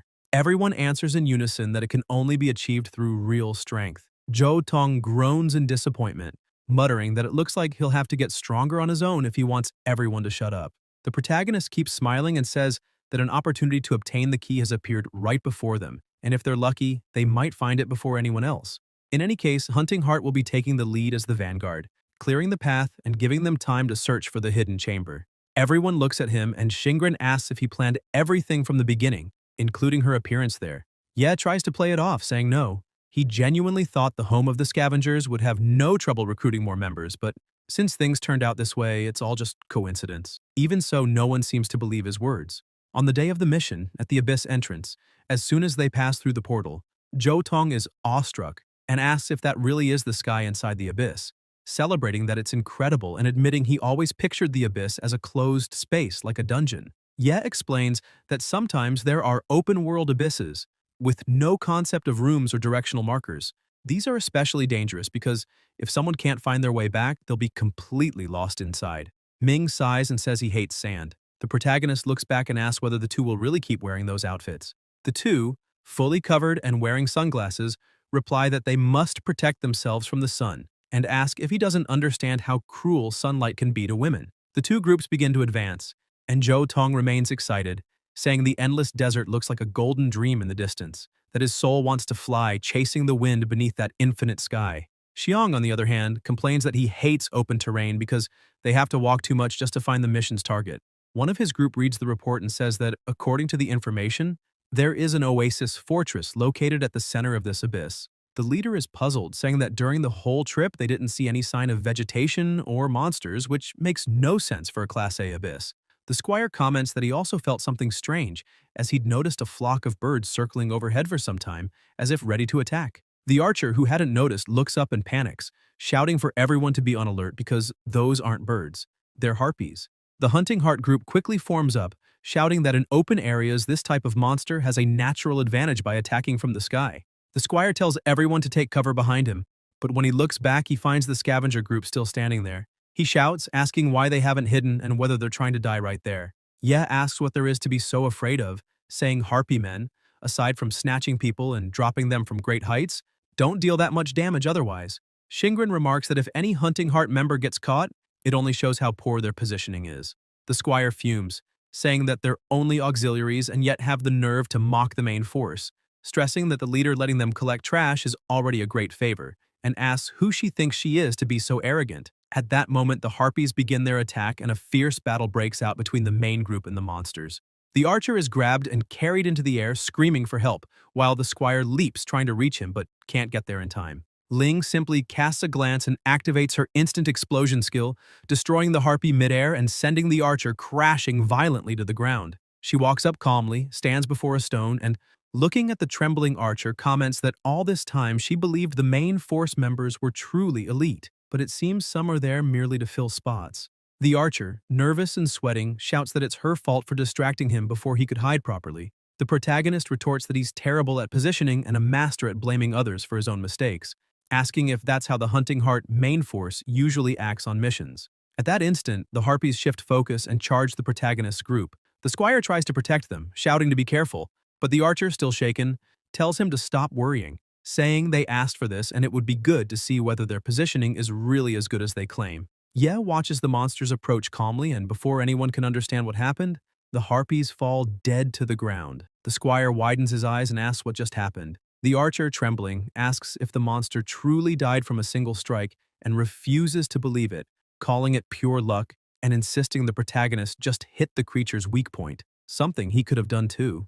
Suddenly, the injured harpy rises and attempts to attack the archer again. Desperate, the archer screams for help and the protagonist steps forward and finishes it off. Ye looks at him coldly and says that harpies are extremely sensitive to sound, so if he doesn't want to attract more of them and ruin the mission, he'd better stay quiet and keep moving. The main group continues fighting, wiping out several harpies, but the noise from spells and strikes draws even more monsters. Xiang looks back furiously and asks who thought recruiting that archer and that warrior was a good idea, calling them a perfect combination of uselessness and saying that once the mission ends, both must be expelled because Hunting Heart has no room for incompetence. Jo Tong stares at the absurd number of monsters approaching and asks if it's still safe to stay there. Ye answers that since the archer made so much noise, it's likely the enemies were attracted by him. Shingren explains that although those creatures aren't especially strong, they tend to prioritize attacking classes that rely heavily on voice, like mages and bards who need to chant spells.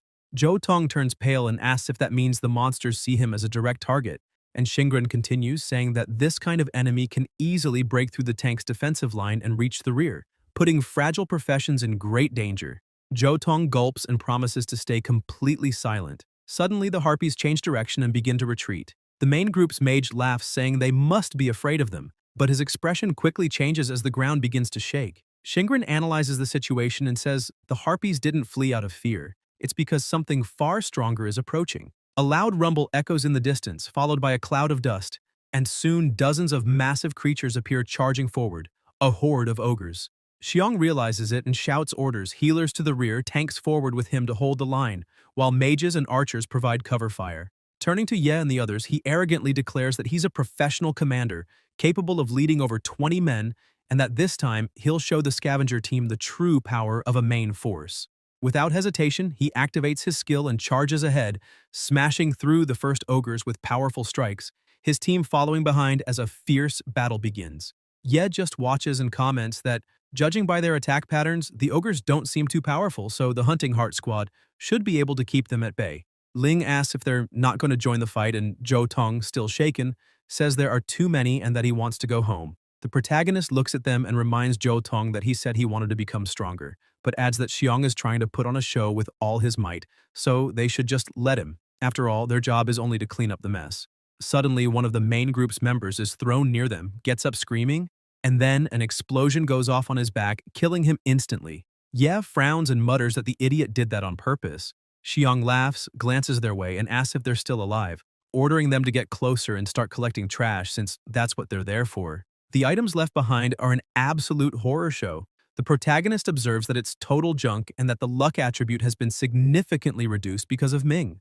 Zhou Tong looks at the shield in his hand and says that Hunting Heart is probably going to complain about this since he's heard they only get purple quality gear or higher. And those were so bad they didn't even reach white quality. They were all gray. Meanwhile, the protagonist's eyes shine as he says that the target of their scavenging is precisely those gray quality items, as they're extremely useful to him. The main group starts grumbling that not a single blue or higher quality item dropped, and that they can't land critical hits either.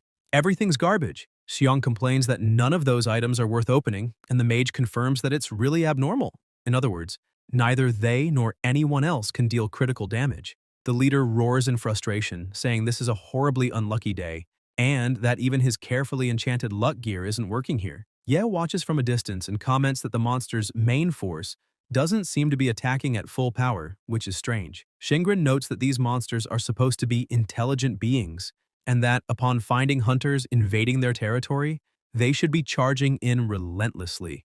The protagonist recalls that ever since meeting the Dark Elf during his hunter exam, he's felt something was off. Some monsters can communicate in their own language. He points ahead and asks his group to look, where several monsters appear to be talking among themselves. Xiong orders his tanks to hold position, while the healers restore their health. But suddenly, an attack comes. The warrior blocks just in time, and the archer kills the ogre.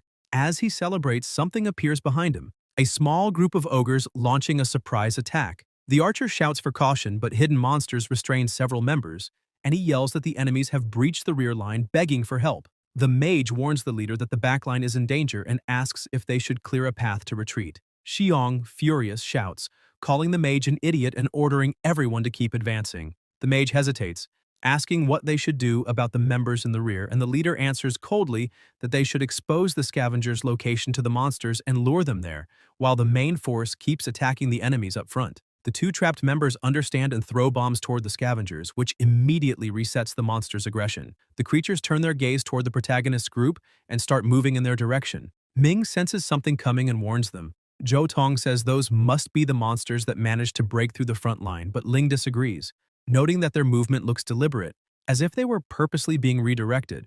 Jingren smiles with excitement, saying they haven't had a real fight since entering the abyss, so it's about time to show their true power. But the protagonist interrupts before she can finish, saying neither of them should act yet. He explains that they need to conserve their magic and health points and only join the battle if absolutely necessary. Ling, confused, asks why they shouldn't use magic, and Ye explains that the ogre group seems to be herding everyone into a trap, so they should let the main force test it first. As for the rear defense, he draws his twin blades and says that alone he'll be enough to hold the line. Jumping down from the rock, he charges toward the monsters. They throw a web to bind him, but he vanishes, reappearing behind them. With a single slash, he sends an ogre flying, dodges the other's attacks, and cuts them down effortlessly. More monsters appear, but Ye keeps attacking without pause, his speed so great that the blades are barely visible. Ling is stunned, speechless, while Shingren asks if he's grown stronger in the past few days, because now his movements are nearly imperceptible. Ye continues the onslaught, cutting down every monster that approaches as if they were nothing, until those still at a distance start trembling in fear of the true demon before them. When the ogres try to flee, Ye frowns and asks why they're running. The archer, watching the commotion, bursts into laughter, saying the scavengers must be struggling to collect the trash, while another member jokes that thanks to their sacrifice, the rest can fight in peace. However, the fleeing ogres suddenly turn back toward the main team, and by the time they realize what's happening, it's too late. The monsters rush them, and only screams for help echo across the battlefield. Ye watches calmly and comments that he suspected as much. Compared to ordinary monsters, these ones know how to prioritize weaker targets and retreat when faced with overwhelming strength, proving they possess a degree of intelligence. On the front line, the main warrior freezes in terror, and amid the dust, a massive club appears, smashing him into the ground in a single blow. The others, horrified, shout if the main tank was really taken out with one hit. Xiong erupts in anger, berating the healers and demanding why they weren't watching the tank's health. But one of them shouts back that there was no time to react. It happened in a single, precise strike. A colossal silhouette emerges through the dust, revealing two ogres stacked atop each other. The main team stands paralyzed, and Xiong realizes immediately that this high-tier ogre squad is far stronger than the previous ones, belonging to a completely different level of difficulty. He yells for his team to regroup and hold formation, but when he turns, he sees their rear line being attacked. The invading ogres had cut through and surrounded them from all sides. The protagonist watches and concludes that the first wave was only bait. Xiong unleashes all his power, furiously slashing through the nearby monsters and charging forward without hesitation. Stopping before the ogre leader, he laughs and shouts, asking who would fear big monsters when, before his titanic power, they're nothing but trash. Confident in his strength, he lunges, declaring that the beast will die like the others. Their weapons collide mid-air, and Xiong immediately senses something's wrong. The giant ogre activates another skill and hurls him away with devastating force. He rises, furious, asking if that cursed thing really possesses such power, but is struck again as the giant ogre charges and smashes him head-on, sending him crashing through rubble before he can react. The remaining members panic, screaming that they must help the leader. The ogre attacks again, and another tank drives his spear forward, shouting for everyone to protect Xiong immediately. The main team regroups around him as the archer fires desperately, yelling for the monsters to die. But behind it all, the true enemy leader, hidden in the shadows, begins to chant its spell. The ogre that had taken an arrow to the forehead suddenly regains consciousness and charges at the archer, who panics, wondering how that monster is still alive. One of the women from the main group notices the fallen enemy's bodies twitching and immediately screams for everyone to retreat, warning that it's necromancy. Explosions and attacks tear through the battlefield, and the healer cries out in despair, shouting that his healing can't keep up with the damage. Realizing they won't last long, Xiong orders his men to deploy a smokescreen to distract the ogre and allow a retreat. Watching from a distance, Ye recognizes the spell, turning corpses into bombs, and yells for his team to stay away from any fallen bodies.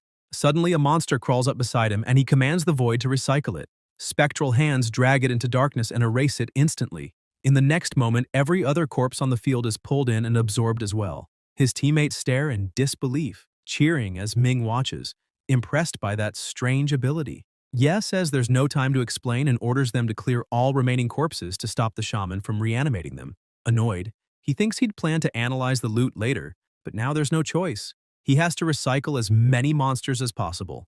At that moment, Xiong and his group run toward them, shouting, "Trash scavengers!" Stopping in front of Ye, Xiong smirks and says he'll be generous and give them an opportunity, asking what Ye thinks of his offer. The protagonist says he's listening. Xiong smiles and says that everyone surely wants a chance to stand out. Therefore, he can list in the Class A mission report that they made an outstanding contribution by fighting alongside the Hunting Heart Squad. It might even help improve the reputation of their garbage-tier hunting group once they leave. With his face cut and covered in scratches, he concludes that this time, he sincerely invites Ye and his team to join his squad as a cooperative hunting group. But Ye and his companions don't seem thrilled by the offer. A few minutes earlier, in the middle of the smoke, the main group had been cornered, unsure what to do. Xiong had said that monster wouldn't be easy to handle, but the mage cut him off, saying that they didn't need to fight head-on against something that strong. After all, the abyss was an open zone. They could simply go around the battlefield, avoiding direct confrontation and moving toward the objective. Xiong asked how that would work since circling around would only make the monsters chase them from behind. The mage replied that the leader had disapproved of those useless idiots from the start, so all they had to do was lead the monsters to them. An excellent plan. The leader hesitated but was intrigued, and the mage continued, saying it didn't matter if those nobodies died. Their father's influence meant no one would dare hold them accountable. Excited by the idea, Xiong had agreed, and now, back in the present, he asks Ye's group what they think of his invitation. Zhou Tong mutters that those guys just want to use them as cannon fodder and treat them like fools. Ming points out that the main team was nearly wiped out despite their strength, so it's obviously a trap. Xingren, on the other hand, starts to get excited, saying that if there are strong monsters to fight, it's a perfect training opportunity, urging Ye not to let it slip away. Xiong keeps pressing, saying that they'll treat Ye's team as a Class A hunting group and even reserve an extra share of the final rewards for them. Ye replies that they agree.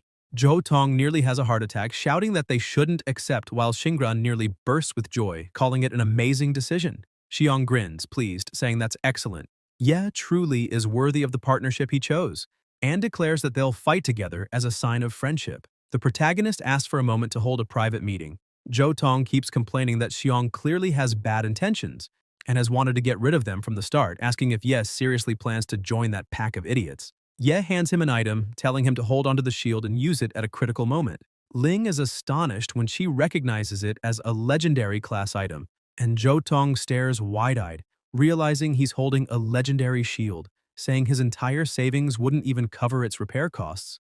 Ling, still awestruck, asks to take a closer look. Ye shrugs and asks what's the point of repairing it. If it breaks, just throw it away. He'll give them another one. The protagonist then goes to Xingren and asks if she has any level of medical skill as part of a knight's talent. She replies that maybe she does, but she's not very good at healing abilities, even though healing spells are one of the essential skills for knights. Ye smiles and says it's already decided. She'll be everyone's babysitter. Xingren gets completely annoyed, saying she's always ventured alone into the abysses and wasn't made to babysit anyone. The protagonist explains that she won't have to fight this time, since her mission will be to protect the rear-line professionals, Ling and Zhou Tong, as she's the only one who can change classes among them and has the ability to protect others, ensuring everyone can leave the abyss safely.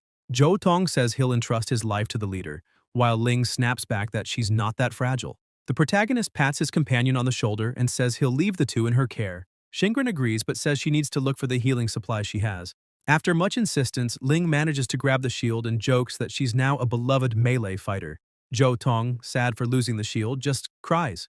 Ye says that since she casts fire spells from a distance, she should prioritize monsters that get close to prevent them from dying too near, because the necromancer's corpse explosion mark can cause a body to rise and turn into a bomb 5 seconds after falling, so it's necessary to keep a safe distance. Ling replies that she can just burn them until they turn to charcoal. That way they won't explode even if they want to. Ye looks at Ming without knowing what to say. Ming asks why the protagonist is looking at him, emphasizing that he won't die no matter what. Ye tells him he can do whatever he wants, and now the only thing left is the group's goal, which is very simple. Eliminate every enemy without the Hunting Heart's help. Xiong celebrates, saying they'll handle the rear while the protagonist only needs to draw the Guardian's attention, and warns them to watch out for the little one riding the big guy because he can detonate the corpses. Ye and his team simply ignore what Xiong is saying and keep walking toward the monsters. The leader of Hunting Heart asks if those people are stupid, since they just showed up without even getting a buff or any kind of power. He turns and orders his group to leave immediately because otherwise when the protagonist's squad is wiped out, the gold will fall on them again. On the other side of the smoke, Ye calls the others' attention and they rush forward, causing an explosion, but they're instantly defeated while the shaman keeps coordinating everyone. The protagonist gets annoyed for not understanding what that monster is saying and orders the system to analyze the language. A message appears saying, "If you succeeded in the intelligence test, you now understand the monster's language." The shaman was shouting that the protagonist was a fool because they are the clan appointed by the heavens to guard the valley where the emperor rests, and anyone who dares to pass must die and explode in their own blood. He starts controlling the monsters again. Zhou Tong says that seems to be mind control, a high-level control spell, and that the shaman must be the strategist of the entire squad. Once he's killed, the rest won't pose much of a threat. While he's explaining, some bring a massive cleaver onto the battlefield and hand it to the giant ogre. The system says that ogre has health regeneration, slowly recovering life points. Its huge body resists control techniques and weakens them. Zhou Tong, still terrified, says that with that amount of health and thick armor, plus the collector axe, one hit would definitely wipe him out. He suggests they stop what they're doing and wait for the Hunting Heart squad to arrive for backup. But when he looks back, he screams upon seeing that they really use their whole group as cannon fodder. Ming asks what they should do now. The protagonist says the undead shaman also plans to create cannon fodder, which can not only block them, but also turn into material for corpse bombs and continue causing massive damage even after dying. Ye emphasizes that he'll handle the decapitation while Ming just needs to clear the area. While he's explaining, Ming ignores him and charges ahead. The protagonist shouts that he hasn't finished speaking, but then turns with a grin and, loud enough for everyone to hear, orders his group not to leave a single one alive. Shingren draws her sword, saying she can hold the rear line. Ling begins unleashing her flames, laughing and saying she'll turn them all to ash. Ming is already in the middle of the fight, and Zhou Tong keeps hiding behind a rock, saying he'll try his best. The others charge forward. Ming wipes them all out, but another attacks him from behind, and Yes slices it in half, saying he'll leave the small ones to him. The protagonist ignores the smaller monsters and heads straight for the boss. The two stare each other down for a moment, while further back the other three stand still. Ling, annoyed, comments that they could at least let a few pass so she could do something. Shingren complains that she wants to have some fun too, and Zhou Tong just celebrates not having to do anything. Suddenly, he hears a noise behind him and, startled, realizes that more monsters have appeared. He quickly unleashes his chains, ordering them to dance like snakes and bind his enemies' fates. Using the power of the underworld, he manages to restrain them and cheers loudly, shouting that he didn't mess up this time and that, apparently, his chanting skills are improving. Ling prepares to attack, saying that Zhou Tong isn't so bad this time. At least he's not being a burden. She fires off an instant explosion that nearly hits him and yells at him to dodge already. Irritated, Zhou Tong points at her and complains that he was right next to the enemies and asks how she didn't notice. She replies that the boss had said earlier they needed to eliminate opponents as fast as possible because they could explode, but thinks to herself that he deserved it for not letting her touch the shield before. Suddenly, another ogre starts emerging from the ground, and Zhou Tong screams in fear, asking if they're coming back since they look like moles digging everywhere. Ling jumps off a rock and lands in front of the ogre, saying it seems they really love digging holes, and then wonders aloud whether all those tunnels are connected. She launches her flames into the hole, causing destruction from the inside out, and says that now everything's taken care of. Zhou Tong comments that it seems she's the real living bomb, not those monsters. Shingren looks at them with a smile and says they did a great job, asking them to stay behind her as much as possible, assuring them she'll help block the monsters and can heal them if they get hurt. While she's talking, a few enemies approach from behind. The two shout for her to look out. Shingren snaps her fingers, laughing, and says that if they're frozen, they shouldn't explode. And in an instant, both monsters are completely frozen solid. The two are amazed by her power, saying she's incredibly strong. A little worried, Shingren turns and asks where the protagonist is. Up ahead on the battlefield, Ye was facing the shaman. The giant ogre tries to hit him, but the protagonist dodges easily, saying that no matter how much the damage increases, if it doesn't hit, the damage is still zero. Suddenly, other monsters crawl out from underground trying to grab him, but with the power of the void, Ye wipes them out instantly, leaving even the shaman shocked. Ye glares at the shaman and says that all the trash he scattered will now be returned to him. With that, he activates the recycling reversal. The corpses that were about to explode are hurled back at the shaman, causing a massive explosion. Near the portal, Xiong hears the blast and bursts out laughing, saying that sound probably means that bunch of trash is finally dead. On the battlefield, the giant ogre grabs the mutilated shaman, who had lost half his body in the explosion and was crying in despair. But suddenly, the ogre devours him whole. Ye watches in shock, saying that devouring comrades to grow stronger is a barbaric way to survive. Soon, a massive surge of energy erupts from the ogre's body, creating a suffocating pressure over the entire battlefield. Stunned, Ye remarks that instead of saying the shaman was controlling the giant ogre, it would be more accurate to say the shaman was limiting his power, because now this is his true form. The system notifies skeleton form, Agma activated. Meanwhile, in the rear, all the smaller monsters approaching are completely incinerated. Shingren moves closer to Ling, applying healing touches that slowly restore her health. Ling's light burns disappear almost instantly.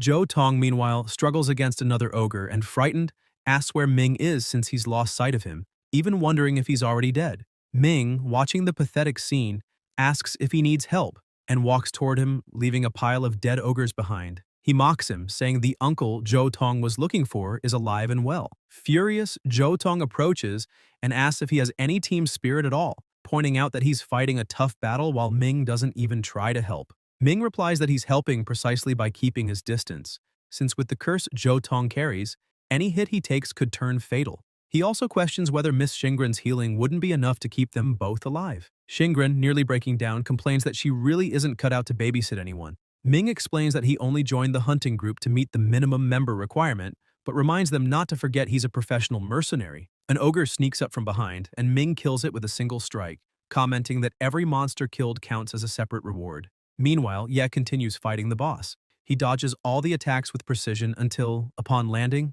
he feels something strange beneath his feet. Looking around, he realizes something's wrong and begins to wonder what's happening, noticing that the sand on the battlefield is restricting his movements. Ye watches as the boss suddenly attacks and thinks he needs to use gravity to enhance his mobility, managing to dodge the strike when he realizes that type of attack can easily be avoided as long as he's not bound to the ground. He climbs onto a rock, determined not to let the fight continue that way, and decides to go on the offensive. He deactivates frenzy mode and charges full force at the monster. The boss tries to hit him, but he dodges and cuts off the creature's arm. However, the enemy keeps attacking non-stop, and Ye uses gravity to propel himself to its head, landing a direct hit that, though precise, deals little damage. The monster turns and launches another strike. Ye manages to defend, and the system notifies him of a perfect parry, but also warns that the crushing blow from Ogrima cannot be completely negated, meaning the user will still take 30% of the damage. His longsword shatters, and the protagonist is violently thrown back. He's affected by the prison debuff, which disables emergency evasion and blocks all movement abilities. When he tries to move, he realizes he's completely immobilized as the boss approaches. At that moment, he activates the recycling ability, and the hands of the Void begin holding him. He commands them to retreat, and the Void pushes him away while charging energy. Using healing to compensate for massive blood loss, Yes struggles to regain control. The monster keeps rushing toward him, but the protagonist uses his abilities to move, and while recycling his equipment, he recovers his weapons and turns, charging back at the enemy. He manages to strike both of the boss's legs, and the system notifies that the attack dealt no direct damage, but applied a slow effect. Ogma's movement and rotation speed are reduced. Yes seizes the opening, jumps onto the monster, and lands another precise hit, lowering its health to 75%. The boss roars in pain and, enraged, sees Yes smiling with satisfaction as he comments that the enemy's HP dropped significantly and that maybe this is the ideal method to continue. The monster howls and unleashes a powerful burst of energy. The system warns that it has activated Sandstomp mode. Ye is thrown far away and crashes near his teammates. He gets up, saying it looks like the fight won't be that simple. Zhou Tong asks if he's alright, and Ye replies, it's nothing serious. The system issues another alert. Ogma has activated Supreme Recovery. The tendon cuts are healed, and its HP rapidly restores to 83%, then quickly climbs back to 100%. Ye explains that this ability is automatic and activates whenever the boss goes more than 3 seconds without taking damage, fully restoring its health. Ming comments that Xiong made the right decision by retreating since they don't need to fight to the death against a branch boss and still have time to catch up with Hunting Heart. Ye, however, says that if he gives up the reward from this boss, he'll regret it and won't sleep that night, especially now that he's figured out the monster's combat mechanism. Ming questions how they can win if the enemy recovers all its HP after just 3 seconds without damage. Ye replies that, with his current strength, he can't defeat it alone, but with teamwork it's possible. He explains that Ogma doesn't follow the traditional aggression mechanic. It only reacts to the last one who attacked. Therefore, the solution is for melee fighters to take turns attacking continuously to keep the boss under pressure and prevent it from using its super recovery while maintaining constant damage output. Ye says that Xingran, Ming, and he will take turns striking Ogma to draw its attention, while Ling will handle delivering damage between intervals to stop the regeneration. If the gap between attacks doesn't exceed 3 seconds, they should be able to defeat it somehow. Zhou Tong asks what his role will be in this plan, and Ye answers that his priority is staying alive. Zhou notes that he's already noticed Ye's peculiar ability to discern the enemy's hidden strength, and asks what their real chances of victory are. Ye estimates them to be around 20%. Zhou looks dejected, wondering if it's worth risking death for such low odds, and suggests they could join the deserters from Hunting Heart instead. Ling steps forward and says 20% is surprisingly high. Ye stresses that they only have one shot, and if the monster fully recovers its HP, they must retreat immediately.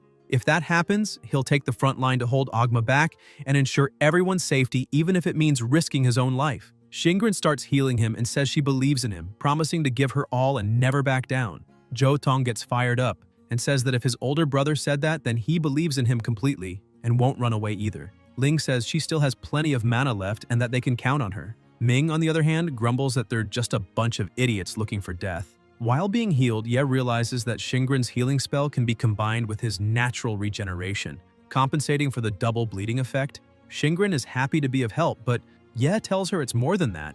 With this healing effect, she's actually helped him a lot, because now he can use triple berserker mode without worry. Shocked, Xingran asks what that means, And Ming explains that the Berserker effect multiplies with each activation, but the user risks dying once they reach the third level. Ye says that's the real gamble, but he needs to become stronger. With everything ready, the group sets off to face the boss. Ling is the first to arrive and activates her flame form, increasing the damage of all fire spells but sacrificing part of her own health. She yells that long-range firepower is her domain and fires an extremely powerful fireball. The monster detects the attack, raises a wall of sand to protect itself, and counterattacks. Shingren moves forward, shouting that she'll guard the rear, destroying almost all of the projectiles, while Zhou Tong blocks the few remaining fragments.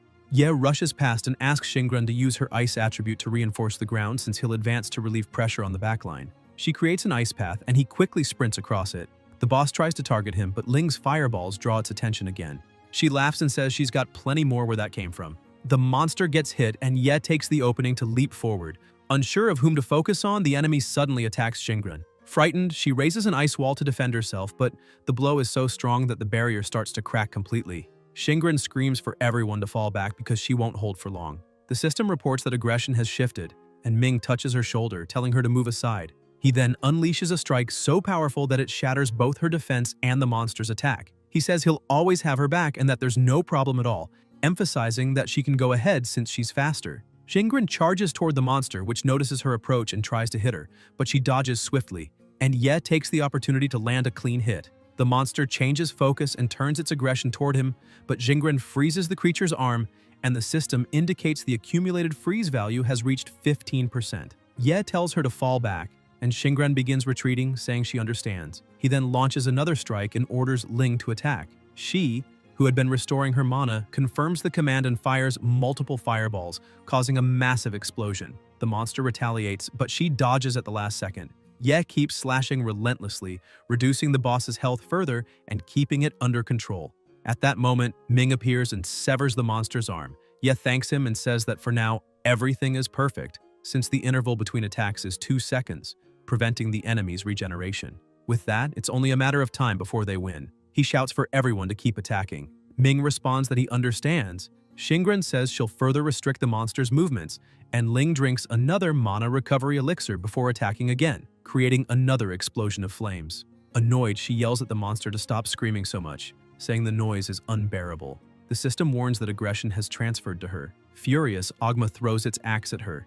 Ye orders Shingren to block and she raises an ice wall but realizes it won't be enough to withstand the impact. At that moment, Zhou Tong remembers the entire plan and Ye's words, that his role was to survive and that their chances of victory were only 20%. Without hesitation, he jumps in front of Ling and uses his shield to intercept the attack, shouting that the shield must hold. In that instant, Zhou Tong finds himself trapped within his own memories, thinking that he once wanted to earn more money, chasing the impossible dream of becoming a celebrity, but admits to himself that he was never worthy of it, that he's always been just trash. He sees himself before a microphone, remembering that even when he tried to sing, his tongue was clumsy and his pitch completely off. As he grips the microphone, he feels another presence holding it too, himself but with a different aura, and hears his own voice saying he doesn't have the profile for that. Joe lowers his gaze and agrees, while his other self begins to fade away, saying he could never be a musician or even a supporting role because anyone who steps onto the stage must know how to shine under the spotlight, and the same goes for the battlefield. She asks him if he understands what a true spotlight moment is.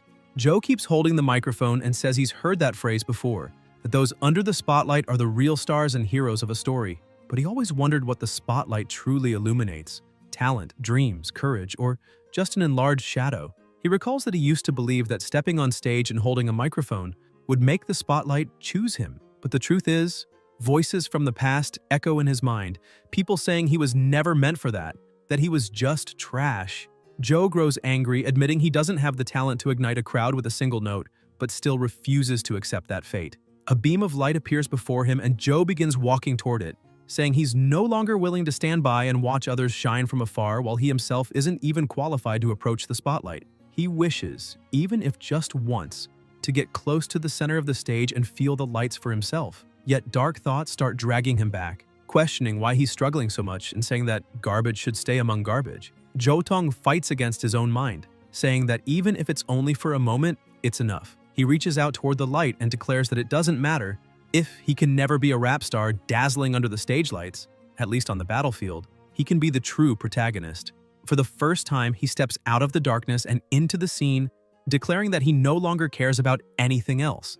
At the height of his courage, he shouts that this is his moment to shine, a moment that belongs only to him. Even though he manages to save his companion, he is gravely injured and thrown far away. Ye witnesses it and, consumed by rage, uses Gravity Vortex, grabbing the axe and hurling it back at the boss. The monster tries to dodge but gets hit and goes berserk. Ye activates triple berserker mode. The energy around him shifts completely, and the pressure in the air intensifies. He glares at the enemy and shouts that he'll crush its bones into dust. Xingren begins healing Zhou Tong, but when she looks at Ye, she realizes that what surrounds him isn't made of crystals, but of glass formed from sand melted at extreme temperature. Now she can truly see how strong he is.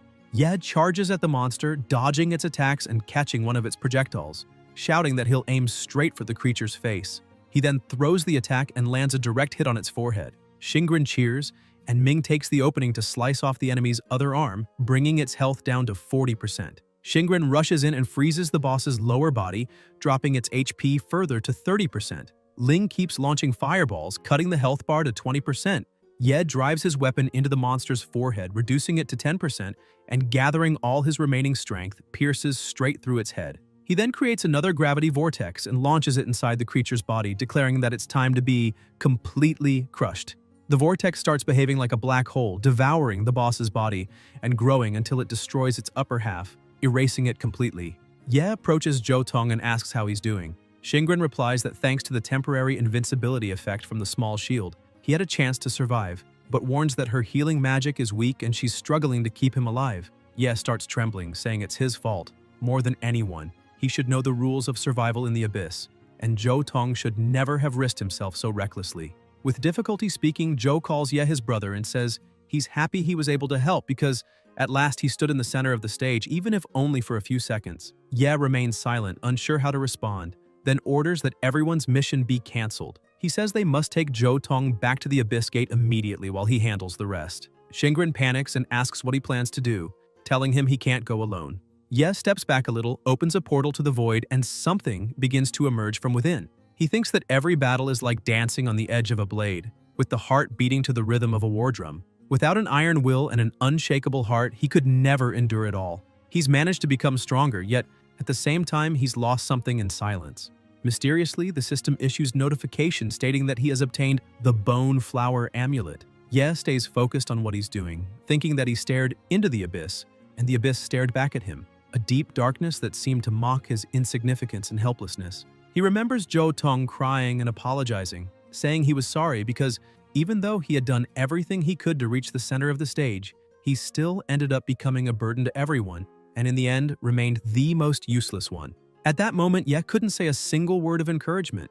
It makes him question what exactly is holding him back. Is it fear, doubt, or selfishness? He wonders whether he truly wants to comfort his companion, keep risking his life, and delve even deeper into the abyss, or if, deep down, he's just afraid for his own safety. His ability alerts him that he's recycling Agma's corpse, and he thinks about how cruel that world is. The cruelty of the abyss itself never shows mercy to anyone, leaving no room for empty words.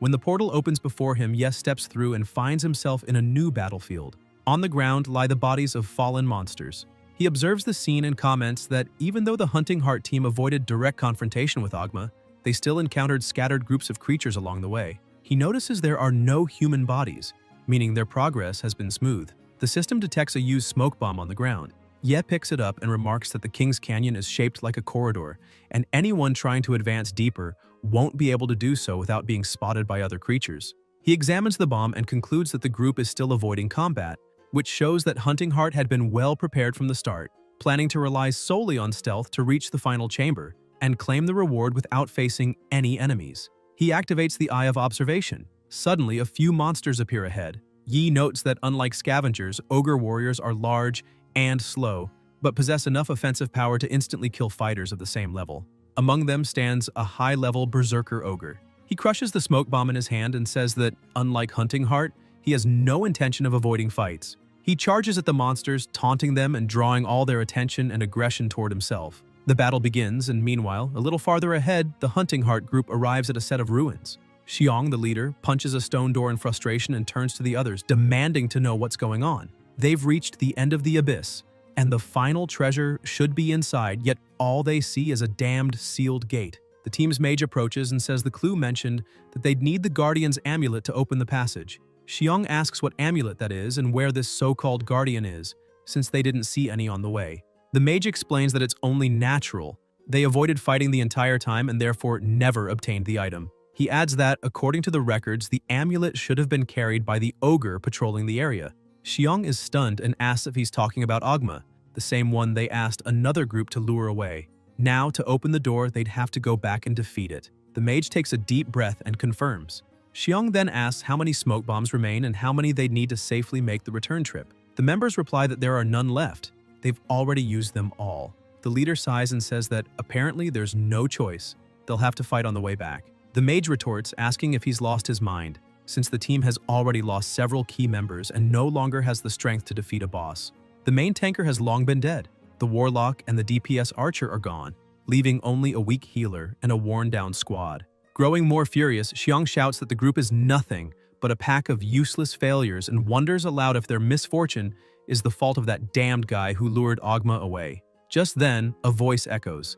Ye appears before them, covered in wounds but with a determined gaze, calmly saying that the amulet they're looking for is in his hands. Xiong is shocked and asks how he's still alive. Ye replies that thanks to Xiong, he not only survived but is doing quite well. Xiong keeps mocking him, saying that apparently he's the only one left alive, and asks if that was at the cost of abandoning his companions. Imagining that Ye's team must have been in an even worse situation and completely wiped out. The protagonist steps toward the door, saying they shouldn't act hypocritical about it because, unlike Xiong, he didn't let anyone die needlessly and, for safety, ordered them to retreat. He places the amulet against the wall and opens the portal. As they enter, Xiong asks if the amulet in his hand is only there because he stole it from the boss outside. The mage comments that the legendary theft skill of the worker class does allow collecting materials from enemies without killing them. Xiong sneers, saying that the protagonist's profession is scavenger, and that he could accept it if it were a legendary trash-picking ability, but asks mockingly if stealing counts too.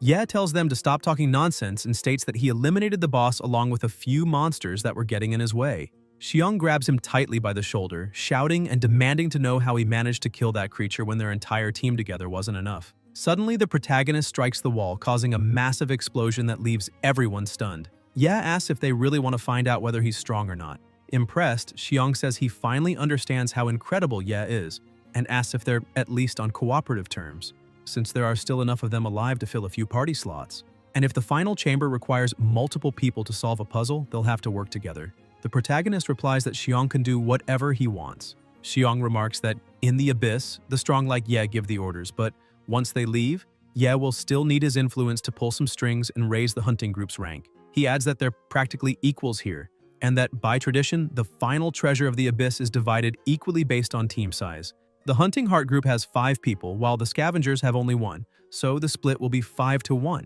Suddenly, he steps on a trap, and Ye shouts for everyone to scatter, but the healer can't move in time and is instantly killed. The others are horrified, and Ye comments that now the split is 4-1. Sometime later, the hunting heart group is exhausted, saying they're finally safe because the traps were terrifying, but there don't seem to be any more ahead. However, the protagonist is startled when the system warns that countless other traps lie ahead. He remarks that apparently those didn't require any money and punches one of the pillars, activating all the traps at once. The hunting heart group panics while Ye says he'd like to try this out. He uses his void ability to shield everyone and block the arrows, destroying all the traps.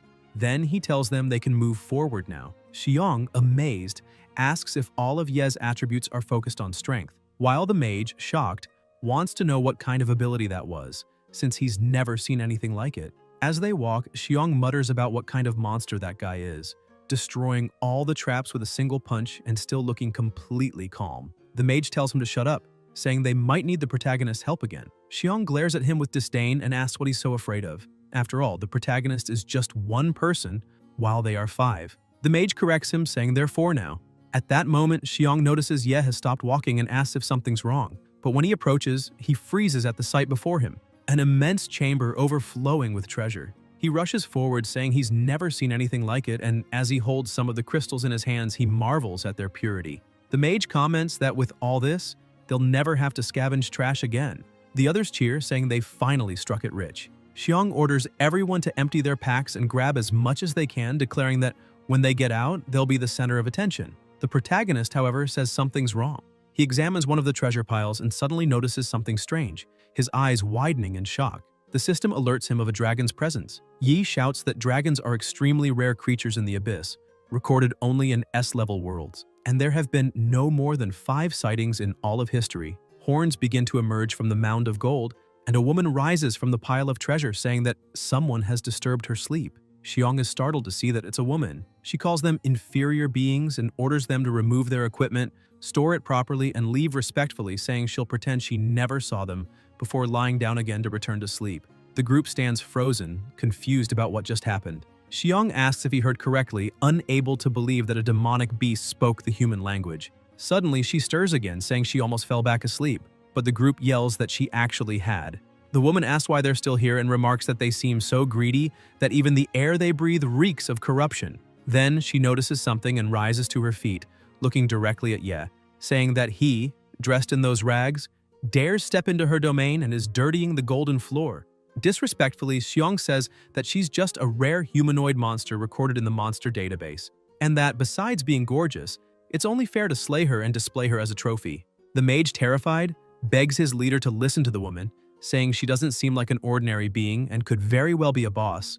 Xiong snaps back, asking what the mage is so afraid of, saying she's just a pretty monster guarding treasure and that with the 4 of them together, there's nothing to fear. Besides, he believes her aggression is locked onto the scavenger so they could make a sneak attack. Suddenly, the woman unleashes a powerful attack that makes the leader scream in terror, but the strike halts midway as she leaps forward, landing right in front of the protagonist. She stares at him and asks if he has any gold coins, crystals, or anything shiny he can offer her. Confused, Xiong mutters if that monster is actually some kind of greedy ghost. The woman then notices something in Ye's pocket and with a swift motion begins pulling at the crystal. The protagonist grips it tightly, shouting for her not to touch his belongings. The dragon woman says it's just a piece of trash and asks why he treats it like a treasure, then smiles and says he's truly adorable. Ye thinks that since she's a monster, she must have a weakness, and even a dragon can be defeated if its life core is exposed. He activates the Eye of Observation, but she senses it instantly and in a blink tears out his eye. Holding the eyeball in her hand, she tells him he defiled her with that probing technique and that his eyes will now serve as an offering. She then starts eating the eye right in front of him. Consumed by rage, Ye activates Double Frenzy and after stabilizing, evolves into Triple Frenzy, releasing an overwhelming surge of energy. He charges at her with everything he has, but the dragon woman blocks his strike with just 2 fingers and flicks him away effortlessly. Ye is stunned, saying that her power is immeasurable and she truly looks like a goddess. Xiong is equally horrified, admitting that she's definitely not the kind of monster they can log as a bounty. Panicking, he grabs one of his last smoke bombs and throws it, shouting for everyone to grab whatever they can and run. The smoke spreads rapidly and the dragon woman grows even angrier. Xiong yells at the mage, demanding how he plans to move something so huge and orders everyone to hurry. But in the midst of the haze, the woman begins to transform, and a devastating attack cuts through the smoke, obliterating most of the group in an instant. Xiong, somehow still alive, looks around in horror at what remains and admits that his team really was just a bunch of idiots, saying they should have just taken whatever they could carry and run as fast as possible. Trembling, he spots a crystal on the ground and desperately crawls toward it, muttering that taking just that one would be enough. But suddenly, the smoke before him starts to shift in a strange way. A colossal shadow forms, and the dragon emerges from the mist, glaring at him with disdain and asking how he dares to steal her secret treasure, saying that apparently he's far braver than he looks. Xiong freezes in terror as the woman shifts back into her humanoid form, asking if the dragon's secret treasure isn't a bit too hot for him to handle. Suddenly, the crystal in his hands bursts into flames and he drops it, screaming in pain. Ye tries to strike her, but with a simple flick of saliva, she melts his sword, calling it pathetic and saying that a sneak attack is even more disgraceful than trash. She asks if he needs to be taught what true regeneration is, and, with mocking amusement, begins healing him. Then she picks up a gold coin and flicks it at Xiong, piercing his leg and sending him crashing to the ground. Turning to the protagonist, the dragoness begins to speak, saying that compared to the vermin who lick gold coins, she far prefers a wild dog capable of unearthing a crown from rotting flesh. Ye stays silent, sensing something in the air which catches her attention. She asks what he's sniffing for, and he answers that it's the Black Tower key, one of the collector's relics she possesses. Shocked, the woman grabs him and calls him insolent, demanding how he dares to covet her treasure, reminding him that she is a dragon. Ye calmly replies that if she hands over the Black Tower key, he'll stay away from the rest of her hoard. The woman scoffs, asking why a proud dragon should care about the request of a filthy stray dog. Ye forms a vortex and says there's a very good reason she can't refuse, shouting that the recycling has begun. The hands of the void materialize and start seizing the treasures, dragging them into the portal. The dragoness panics, screaming for him to stop and biting at the spectral hands, cursing them furiously, but to no effect. Yes starts laughing, saying that even if she kills him, she can't stop the void's devouring power. The woman cries and curses him as he threatens that unless she gives in, she'll watch 10,000 years of treasures turn to garbage. He then tosses one of the relics into the void, erasing it completely. The dragon roars, calling him a despicable mutt, but Ye just keeps laughing. The system announces that the permafrost crystal coffin has been successfully recovered. She tries to reach him, shouting that it was a full moon gift meant for her 1,352nd dragon descendant. The immortal fire seed begins to get pulled toward the portal, and the system warns that the item holds no recovery value. It's already extinguished at the edge of the void. The spectral hands continue dragging ancient scrolls, and she desperately tries to grab them, only to notice that sapphire-encrusted boxes are also being taken. Screaming, she begs him not to touch those, explaining they hold her baby teeth and the lance whose banner she wove herself with dragon scales shed over centuries. The dragoness collapses to the floor, weeping and pleading for him to return everything. Ye watches her and asks if she'll trade it all for the Black Tower key, betting she won't want to see the reverse scale of the first Snow Dragon King turn to waste. Desperate, the woman agrees, saying she'll hand over the key since it's nothing but a stupid trinket anyway. After striking the deal, she leads him to another chamber, explaining that this is the dragon's treasury of knowledge, for dragons not only amass wealth, but also collect wisdom. She opens a door and remarks that no one has entered in 300 years, and that it should have been cleaned at least a century ago. The room is coated in dust, but when the candles ignite, the light reveals a massive library. Ye asks if it's really wise to light so many candles among ancient scrolls, wondering if she's not afraid they'll all catch fire. The dragoness simply tells him to sit, but he refuses.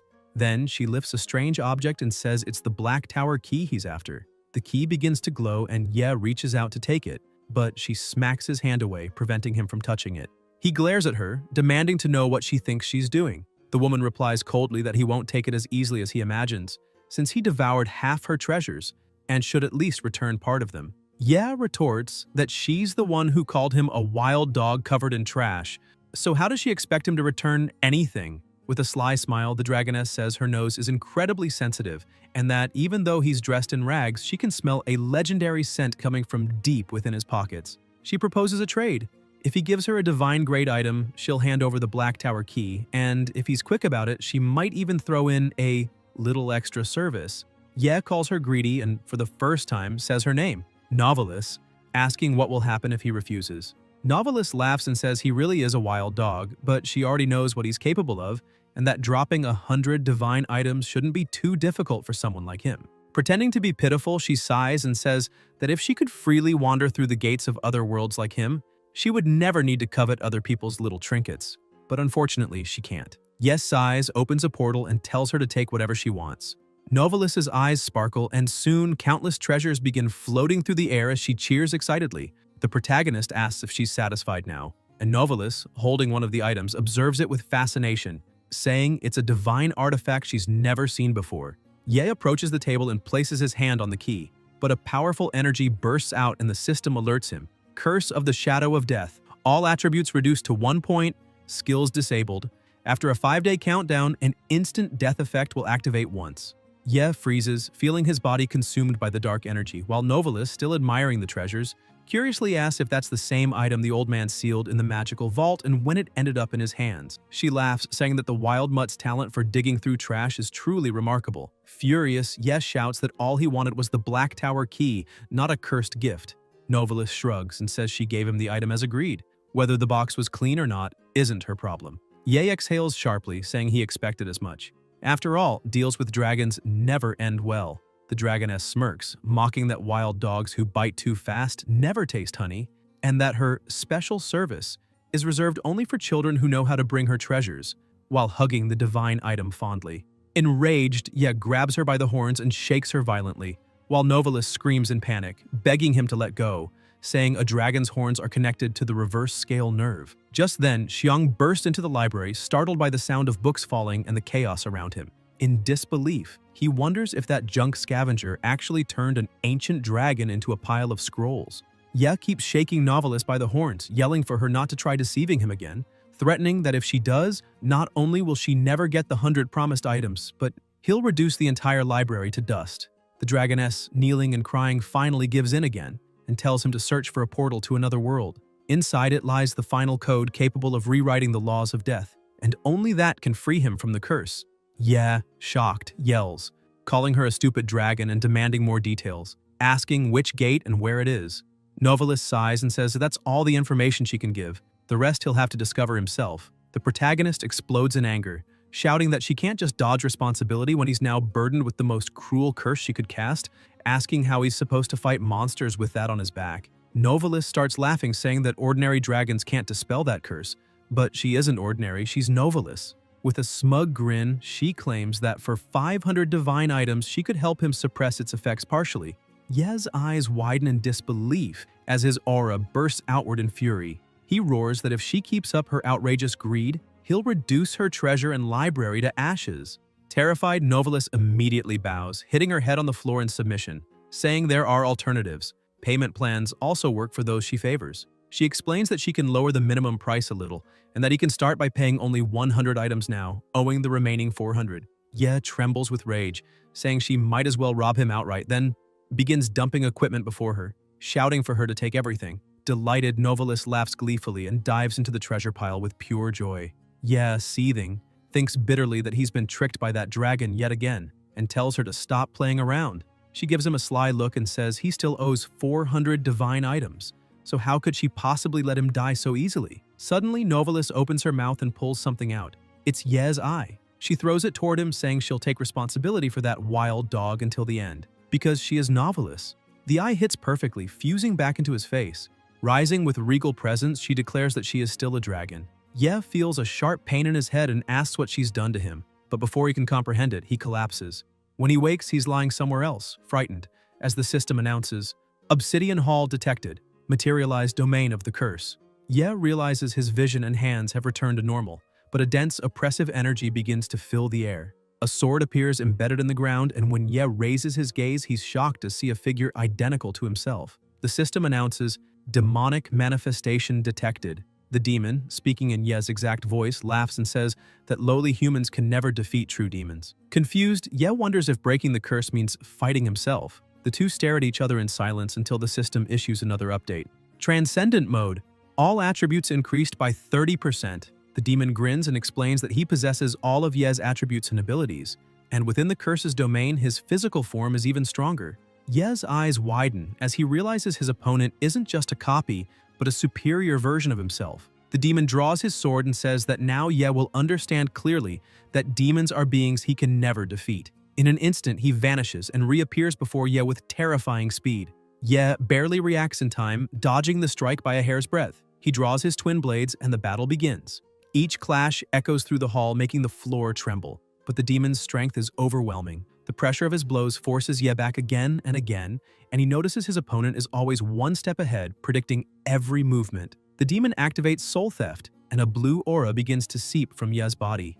With a cruel smile, the demon says the balance of power has already shifted in his favor, explaining that each strike steals part of Ye's attributes while shredding his soul. The more Ye fights, the weaker he becomes, until his essence is fully consumed and the demon becomes the true Ye. Gritting his teeth, Ye charges forward wordlessly. Their blades clash in a furious exchange until Ye spots an opening and counterattacks. But the demon merely exhales, and Ye's blade shatters instantly. The system blares a chain of warnings. Attribute drain in progress. Strength reduced. Speed reduced. Endurance reduced. The demon keeps attacking relentlessly. Ye raises his shield to block and reforges his twin swords by consuming 20 attribute points. But it's useless. The enemy keeps pressing, saying that Ye's will to survive only makes his soul more tempting. With a brutal kick, the demon smashes Ye in the face and sends him flying. He rushes forward again, shouting that in his domain, effort is meaningless. Ye tries to resist, but every clash forces him to reforge his sword, consuming another 20 points. After countless attempts, the system warns, restoration failed, insufficient materials. Ye recalls Novelis's offer and the treasures he gave her, beginning to suspect it was all intentional. The demon seizes the moment and delivers a deep cut. The system declares that soul drain has activated, and the enemy starts absorbing Ye's essence, telling him that now he should understand. Before the rules of the abyss, all resistance is futile. He mocks that Ye must finally be feeling truly powerless. The demon stands before him, ordering him to kneel and submit, promising to preserve a tiny trace of his existence after consuming him. Otherwise, he'll erase every memory and take his place, using Ye's body to escape the abyss. He vows to destroy Ye's entire family, harm his friends, and torture everyone he loves without a hint of remorse, because he is not the real protagonist. As the next attack consumes him, Ye recalls his vows, telling Shingren to make it out of the abyss alive, the moment he saved Jotong and told him not to continue so he could live a long life, and the promise to his sister that he would protect her after their parents' death. As his soul is drained, Ye whispers a promise. The demon smirks, finding it amusing, and says he's changed his mind. He'll preserve a fragment of Ye's consciousness, leaving one eye so he can witness everything that's about to happen. Then he begins speaking in Ye's voice, saying that his mission was to break the curse, but instead he accelerated it, becoming useless before gods, demons, and the unknown, a pitifully weak being. The demon smiles with satisfaction, telling Ye to abandon everything and merge with him, to surrender all he cherishes and allow himself to be replaced completely. Suddenly, a massive explosion erupts. Just seconds earlier, inside Ye's own consciousness, the same conversation was unfolding, the demon demanding his surrender. And in that instant, within his soul, the spirit of Novelis appears, saying he still owes her 400 divine artifacts, so how could she let him die now? And from the looks of it, he truly has nothing left to lose. The demon raises his sword for the final strike, shouting that he'll finally replace Ye completely. But Ye grabs the blade with his bare hand, forcing the demon to recoil in shock and demand what just happened. Ye opens his eyes, now glowing with the activated Rinnegan, and calmly tells him that his sword is Ye's sword, and Ye's sword is also his. The demon, startled and confused, shouts, asking what the hell that lunatic is talking about. Ye continues, declaring that his power is the demon's power and the demon's power is his as well. The demon yells, not understanding, asking why he's spouting nonsense, and, more importantly, why he's still alive. Ye roars that he will never submit to anyone and will never become the demon, because no one can replace him. Only he can be the substitute.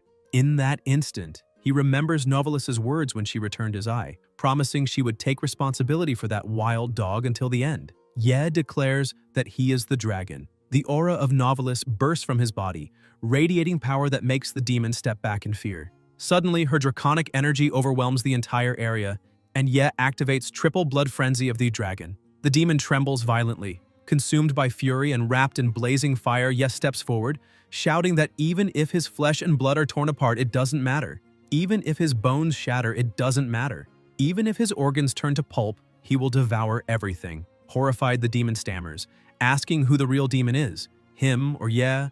Ye seizes the enemy's sword, and the demon snarls that no one defies him in his own domain. He declares that even if Ye has taken his weapon, he still possesses all of Ye's power, then hurls massive boulders in his direction. But Ye is now on another level. One swing obliterates everything ahead, striking the demon directly. Yet at the last moment, the demon grins and dissolves into a nightmare of blood, reappearing behind Ye and saying he wants to see him dodge point-blank fire before unleashing a huge explosion. Believing the blast to be fatal, the demon laughs, but when the flames fade, his expression twists in disbelief. Ye hasn't suffered a single scratch. Panic floods his voice as he screams, demanding to know why that trash won't die, releasing even more power. He lifts two massive stones to crush Ye, but Ye shatters them effortlessly and charges, slashing the demon again. The demon tries to escape using the blood nightmare shift once more, but Ye moves at blinding speed, teleporting behind him and delivering a fatal blow. He immediately activates recycling, ordering everything to be repurposed.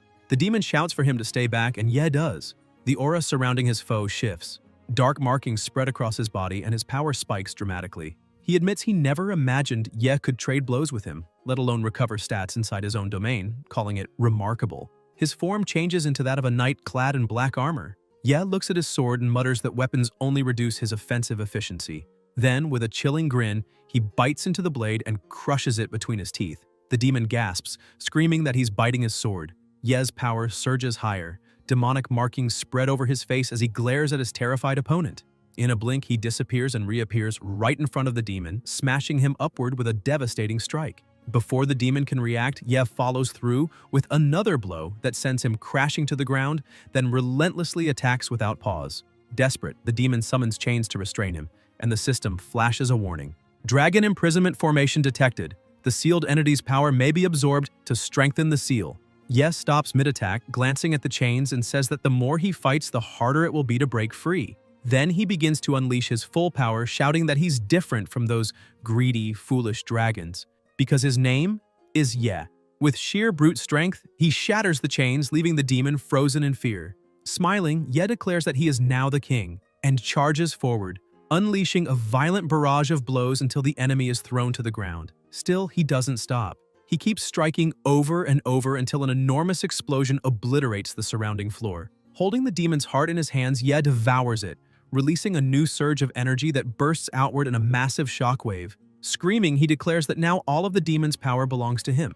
Meanwhile, outside, Novalis is tending to Ye's unconscious body when a sudden surge of violent energy begins radiating from him. Slightly disappointed, she mutters that she expected this. The ritual failed, and if that wild dog starts turning into a shadow demon, she'll have to eliminate him immediately. As the black marks spread across his body, she lunges forward to strike, but Ye, still lying down, catches the spear and rises to his feet. Stunned, Novalis steps back, eyes wide, and asks in disbelief if he's really come back from the dead. Ye answers coldly that the ritual is complete.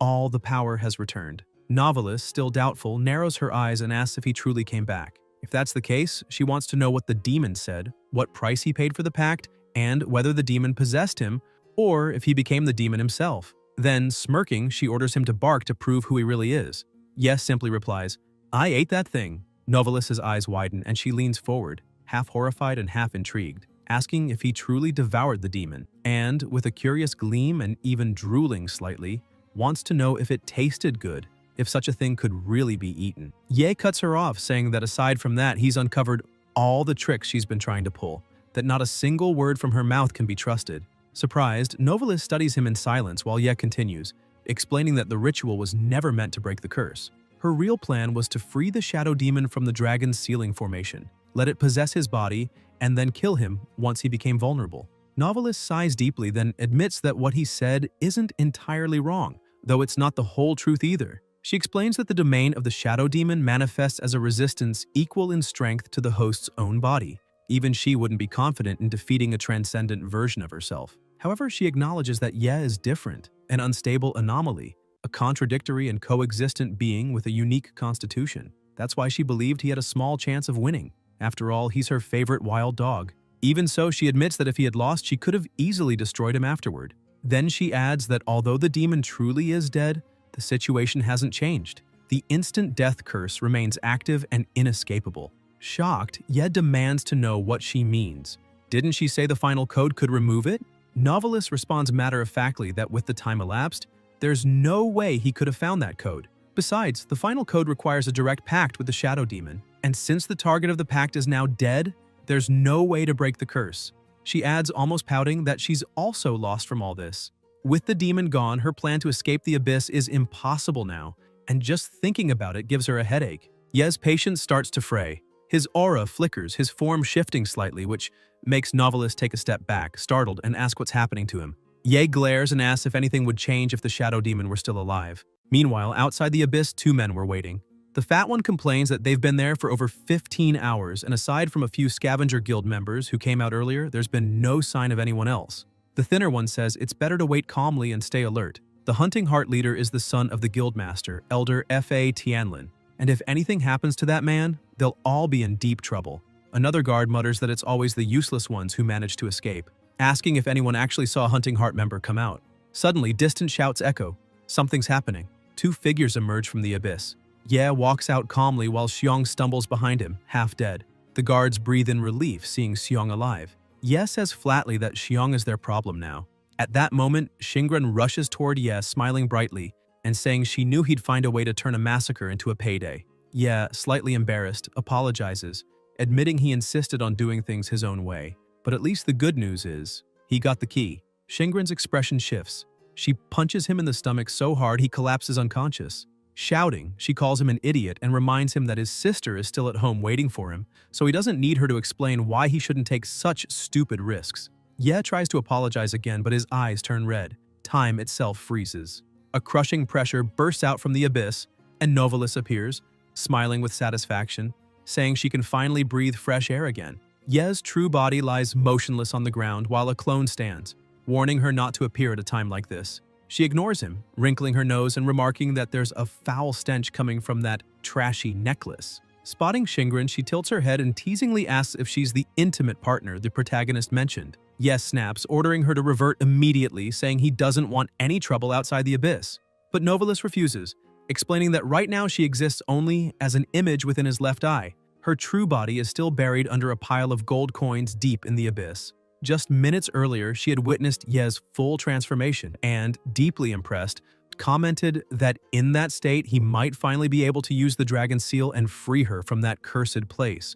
Right after, Ye returns to his normal form, panting heavily, saying that the transformation consumes even more mana than several frenzy states combined. A little concerned, Novalis asks what his current level is. He raises a single finger and she, puzzled, asks if that means 1,000, 10,000, 1,000,000, or 100 million. Ye replies that one finger means level 1. He's just a first-level hunter, with a limit of 5 levels and has only now reached the first. Outraged, Novalis shouts that a level 1 shadow demon is ridiculously weak. Unfazed, Ye states that it doesn't matter how weak he is, he personally defeated a shadow demon. Novalis sighs and says that either way, he's now the second-generation shadow demon, and at the very least should be capable of carrying part of her body. Ye snaps back, demanding that she hand over the key and making it clear he has no intention of taking her out of the abyss. He wants no future ties with her. Suddenly, Novalis steps closer, her tone soft but unsettling, saying that his eyes are dragon sight pupils, the same peculiar eyes she possesses. She explains that his eyes are connected to her nerves, meaning their vision will now be shared. The bond cannot be broken, and this is known as the Dragon Eye Pact. Ye, confused, asks what the hell that is supposed to mean.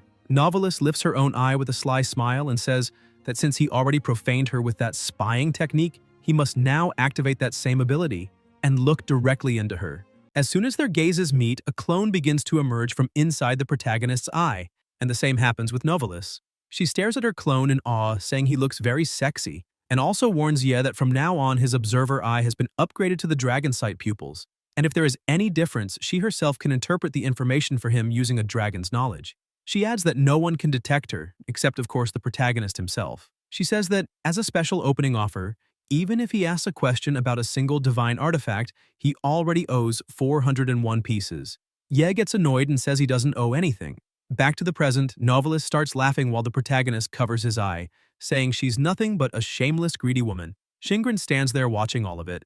Novalis says goodbye to the wild dog, stating that she's leaving. Shingren, who kept observing, begins to cry and grabs the protagonist, apologizing because she's nothing but an incompetent knight who can't even protect the rear line. The protagonist tries to explain that he wasn't talking to her, because in the first place, this is all his fault. He shouldn't have put anyone in danger so recklessly, and before trying to face even stronger existences, they must become stronger themselves. Xiong looks at the guard who was outside and asks his captain what exactly happened in there, and what the team members found. Xiong says it looked like he opened the door to a treasure vault and then a golden light appeared. A man interrupts him asking about that golden light and if there really are many treasures inside. Xiong tries to change the subject, saying that abyss is empty. The only thing there is golden sand and nothing more. The men look a bit confused. The captain approaches the protagonist saying that's right because he remembers him. He emphasizes that Ye really is very strong and he can't quite remember exactly what was said inside the vault, asking if the protagonist remembers.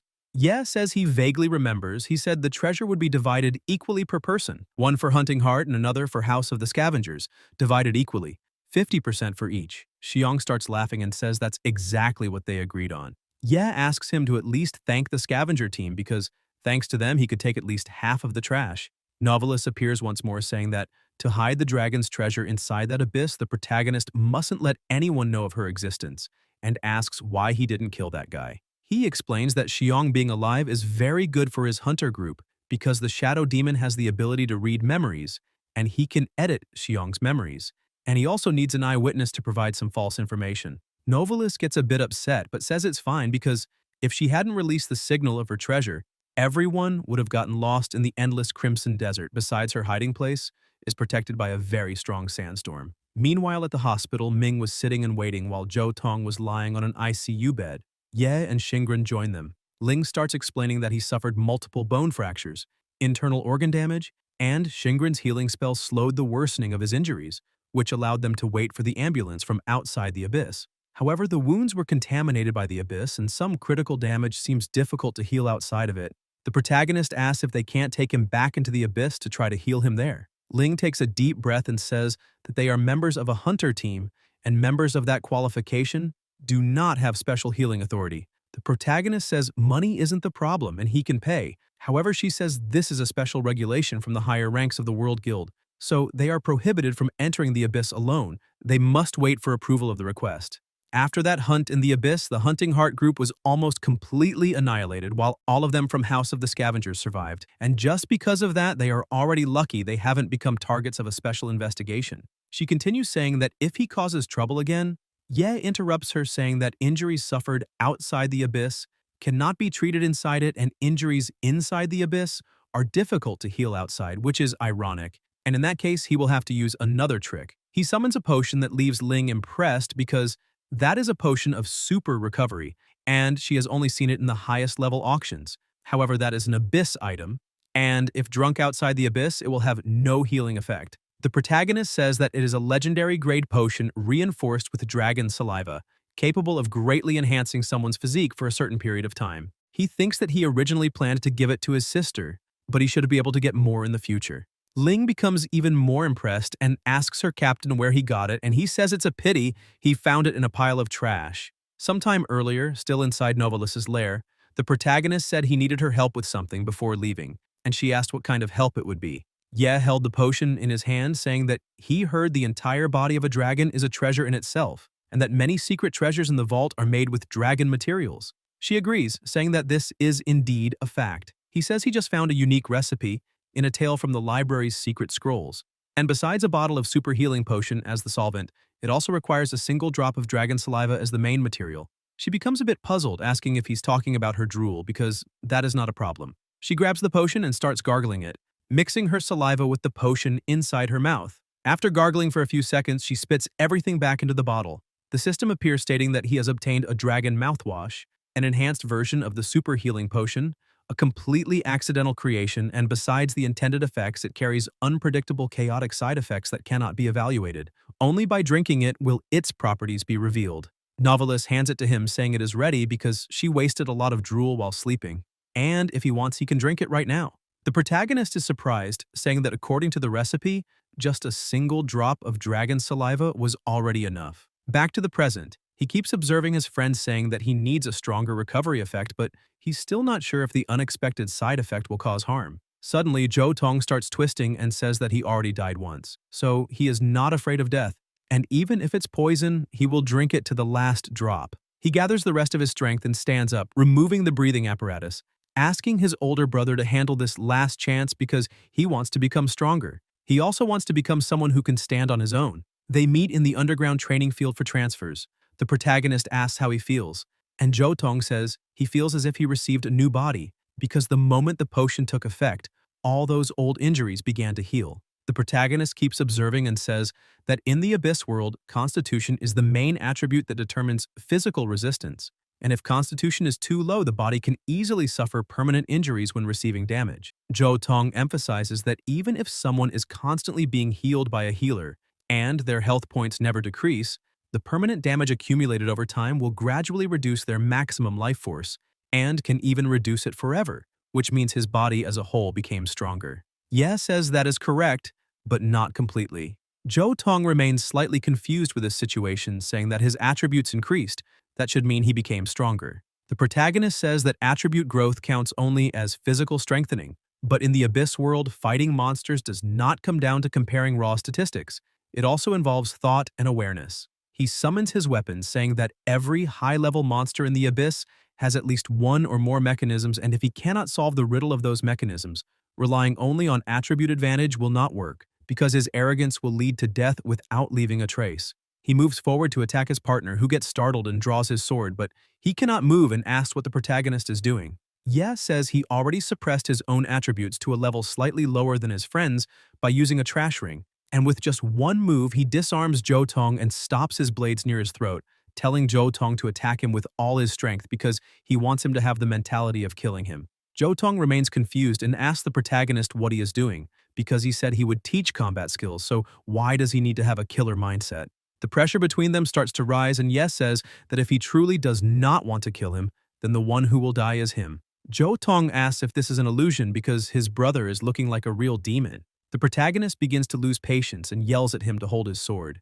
Zhou Tong becomes scared and says, "Fine," then runs to grab the sword thinking that he really did become a bit stronger after drinking the potion. The protagonist dashes after him, and the moment Zhou Tong manages to grab his sword, he looks back, but his opponent is already beside him. Ye shouts while attacking, saying that even if his agility attributes meet the requirements, that moment of hesitation will make him lose the ideal timing to act. Zhou Tong manages to defend, but realizes that even if the protagonist reduces his strength to 1/20th, he still cannot challenge him, and even after becoming a bit stronger, it is nearly impossible to catch up to him no matter what he does.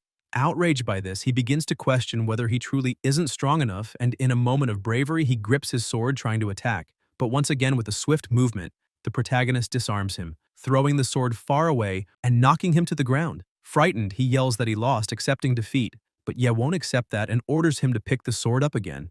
Zhou Tong asks to drink the potion again because as long as he can become stronger, he accepts the side effects. The protagonist asks why he wants so badly to become stronger. Zhou Tong says it is so he won't be ridiculed by others anymore. Ye asks if there is any other reason. He says he would also like to become strong so one day he can stand at the center of the stage and be the protagonist. Ye asks if there is anything else. Zhou Tong says he wants to become an indomitable force and earn everyone's recognition, and asks if those reasons aren't enough. The protagonist says that obsession with becoming stronger can turn someone into a monster, that Caesar of the Blood-Red Moon sacrificed everything for power and ended up falling into the abyss. Ye says he doesn't want to see his friend end up the same way. Zhou Tong lowers his gaze, asking what the protagonist means by becoming stronger. Ye crouches, placing a hand on his companion's shoulder, and says that it is to live a good life. Zhou Tong is surprised, asking if the reason is really that simple, and the protagonist says that to live a good life, even if he can't be at the top among the transfers, he doesn't need to put himself in danger just to gain everyone's approval, stressing that he truly hopes his friend becomes stronger, only so that he can live well, and he doesn't want the thought of becoming stronger to turn into a lifetime obsession, because it isn't about conquering the abyss but about never getting lost within it. Ye raises a new potion and extends his hand, and Zhou Tong stares at it, surprised, thinking that if he just takes one more sip, his attributes might increase again. But when he reaches for the bottle, he gives up, saying that he is already strong enough and the rest of this path he will walk on his own feet, drawing his sword and asking for another round, because even facing the weakened version of his big brother, he will approach with caution since they must enter the abyss alive and leave alive. Ye smiles, saying those were wise words. Meanwhile, Novelist observes the subspace, saying that it sounds like a last life declaration, because no matter what happens, he still has 3 days to live, since according to the calculations, his survival chances are at least 0.00017%, or a little more, and she wonders whether that potion still hasn't worn off. Shortly earlier, when Zhou Tong had just drunk it, he stood up surprising everyone, because the dragon mouthwash is a lightly prepared potion, and besides its intended effect, it has chaotic random side effects that cannot be identified and are only revealed after consumption. And as soon as he drank it, a notification said that the effect had been nullified, which made the protagonist wonder whether that meant he had just drunk a bottle of water. Zhou Tong starts coughing, and Ye worries, asking if he is okay. And his friend smiles, saying yes because the potion worked very well and he is feeling great again. The system says he drank a bottle of unknown potion, activating the bard's anecdotal knowledge, explored an unknown item, and gained 1 experience point. The bar was at 99.99% and rose to 100%, making him level up. Zhou Tong celebrates, saying he is now ready to return, while the protagonist watches, thinking that thank God the side effects weren't lethal poison or instant death, which is good news. Novelist asks if the protagonist is mocking her by saying the mouthwash isn't clean or something like that, but he says that's not the case. And she keeps observing, saying that she is confused because it was supposed to be ineffective. But still, it seems the potion worked very well, and she questions whether this human race has some special recovery ability. The protagonist thinks that this is a miracle, because as a recluse living in a dragon's treasure, how could she understand a miracle belonging to humans? and she smiles, asking him to explain what a miracle is. And with a smile on his face, he says that she just needs to live with all her strength and will, and miracles will happen. Later, at the guild building, Ye arrives and finds Jiao Feng at the entrance, who immediately gets irritated and calls him a bastard, and the protagonist greets him, saying it has been a long time since they last saw each other. And Xiao Feng asks what he means by that, because that phrase is normally used for enemies about to meet, and he emphasizes that he didn't expect to find him at the World Guild, questioning whether he finally decided to look for a sponsor. Ye ignores him, saying he's not interested and tells him to move, but Xiao Feng blocks the path and says he won't leave because they still haven't settled what happened last time. He keeps insulting the protagonist, asking if he really forgot that he tricked him and stole 200 million for a shitty iron ring, saying he will never forget that for the rest of his life since it was 200 million, because thanks to that ring he became a joke to the entire guild. Ye points to the trash and says that if he thought it was so shameful he should have thrown it away. But more people begin gathering when they notice the commotion, and the protagonist says he probably kept it only to bother him again because it must have been really hard on him. Xiao Feng says that's exactly it, and now he is ordering the protagonist to buy that trash back for 200 million. Ye says he never forced him to bid and asks why he should pay the price, saying that's against the rules. Xiao Feng replies that the protagonist is talking about auction house rules, but this isn't an auction house, and besides, Ye has no platinum VIP privilege here, emphasizing that he is part of Tatus and has many contacts, so if he tells the protagonist to throw money away, he will throw it away. And if he tells him to eat shit, he'd better eat it. Xiao Feng orders his men to take all of the protagonist's equipment and not stop until he gives back the 200 million he stole, but the man with the red mohawk tells the boss that the trash is only wearing fifth-rate gear, and even if they strip him down to his underwear, it won't be worth much. Xiao Feng asks how he is wearing fifth-rate equipment if he was supposed to be a collector of first-class items, questioning why he is using such bad equipment. But if he is only wearing trash, then that's even better because it means he really is a nobody. He orders his men to send that guy straight to a back alley clinic because he's going to sell his kidneys to recover the money. Ye takes a deep breath trying to remain calm, but Novelist suddenly comes out of his eye and he asks what she's doing now, and she says that guy really has a point because that ring is actually a first-class item. The protagonist is confused, saying he evaluated it with his observer eye earlier and it was just an ordinary iron ring. And Novelist laughs, saying that was before, because she is a true dragon and can tell treasures from trash. She begins chanting an incantation, calling upon the dormant spirit of the flame in her name and asking Galakrond to break the chains of the ninefold seal with crimson scales as proof and dragon blood as guide, to let the forgotten true name see the light of day and allow the breath of the sealed dragon to burn once again. Release of the true name. She blows on the card, telling him to pay attention because that is the true form. The system appears revealing. Ring of the flame dragon's breath, ashes of annihilation. An iron ring apparently covered in rust, but actually from the ancient flame dragon clan, a secret treasure forged over 1,000 years in the sacred flame by the clan's high priest. Legend says that at the end of the Crimson Flame era, to fight an extraterrestrial flame that fell like a meteor, the Flame Dragon clan compressed the entire breath of their last adult dragon into 3 rings, and this is one of them. Because of the extremely violent power, a 9-layered seal was placed on its surface, making its appearance decay until it looked like ordinary iron, and only those with special discernment can perceive its true value. Ye doesn't believe it, and Novelist starts laughing, saying that a mortal's appraisal ability can only see superficial stats. But the dragon sight pupils are different, and the release of the true name sees through the soul of an equipment. All the power that was sealed, forgotten, or that not even the item itself remembers, she can see. And Xiao Feng keeps acting arrogant, telling the protagonist not to push his luck while he is being kind. Without hesitation, Ye says he will pay 200 million, even surprising Xiao Feng, who asks him to repeat it because he must have misheard, but the protagonist confirms that he will give the 200 million and makes the transfer immediately. Xiao Feng keeps staring at the account on his phone, asking if it was really that easy.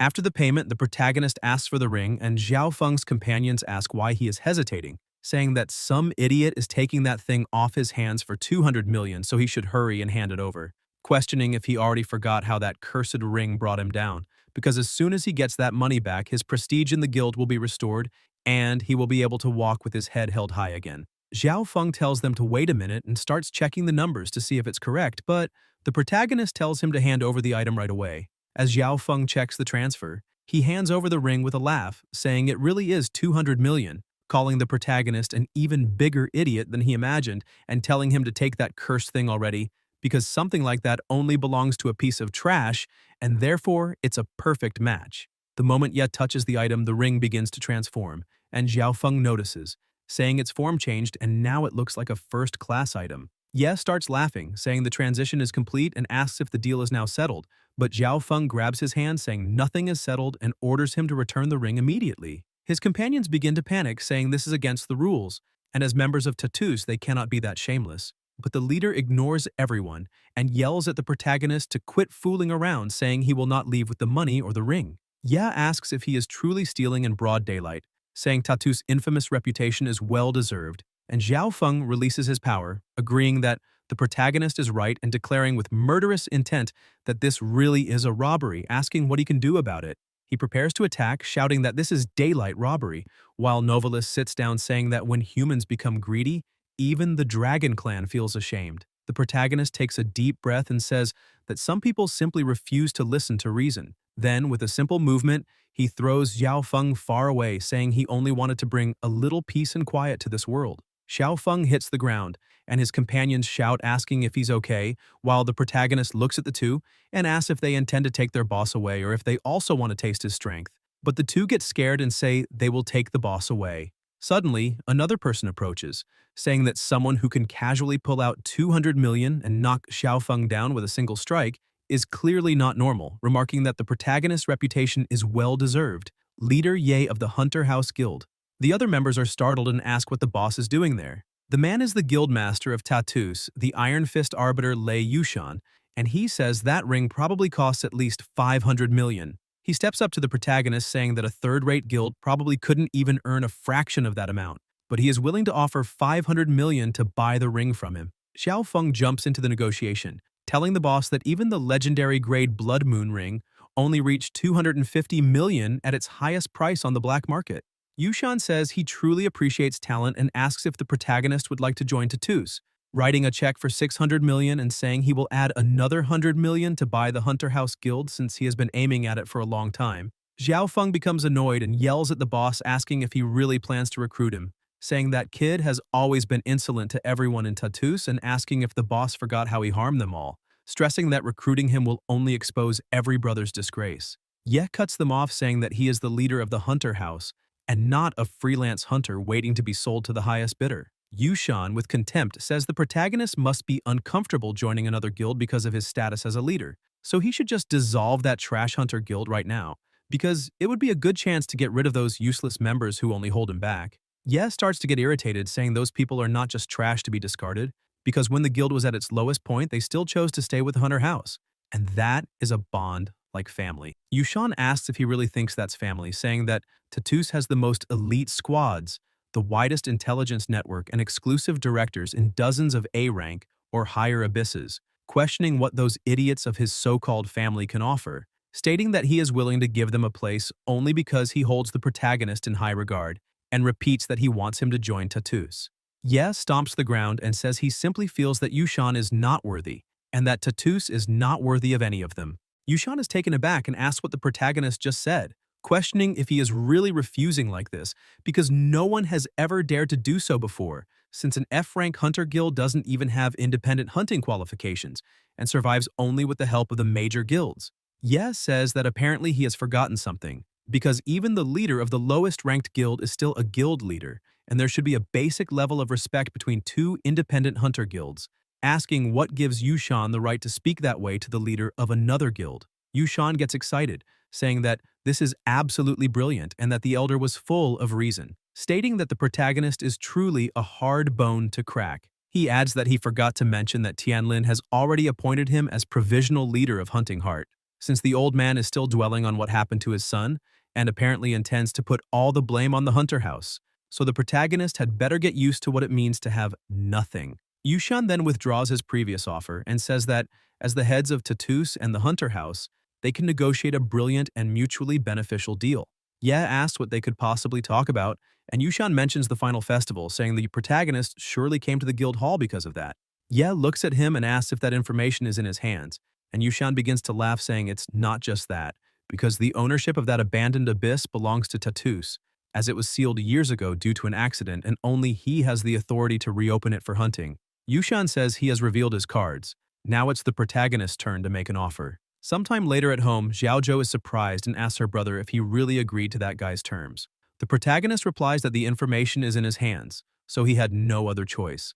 Xiaozhou says that, in other words, this is another joint hunting mission and the hunter house can only send 2 members, asking whom he plans to take. He takes a deep breath and says that it is a very difficult question, because a haunted abyss, according to the information he received, must be a type of abyss mostly filled with undead creatures. He thinks of Ming, but imagines that Ming would say he himself is an undead creature, and that the protagonist wants him to fight his own kind, saying that whether he believes it or not, Ming would kill him along with them, so it's better to leave that guy out.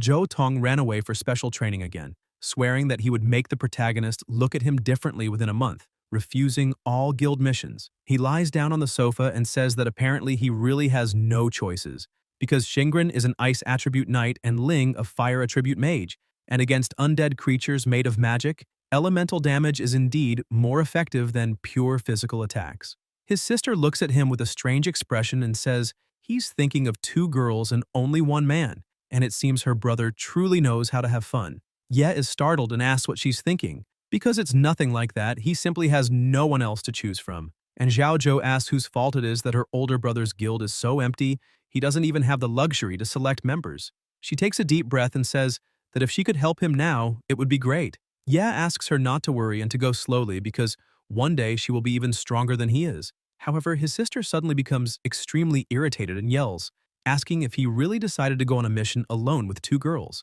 She transforms right in front of him, saying she won't allow that at all. Novalis bursts into laughter, saying that being human truly isn't easy, because how will he explain to his little sister that there's another woman living inside his left eye? The protagonist just yells at her to shut up. Shortly after, a group of friends is walking down the street and one of them notices Ling drinking alone in an alley. He asks if it isn't too lonely to drink like that, but she just tells him to screw off. Suddenly, a huge explosion erupts in the area and the men start screaming that it's burning a lot, yet they keep insulting her. Filled with rage, Ling shouts that all those pieces of trash can die and turn to ashes. But suddenly she grabs her own hand and talks to herself, begging not to do it.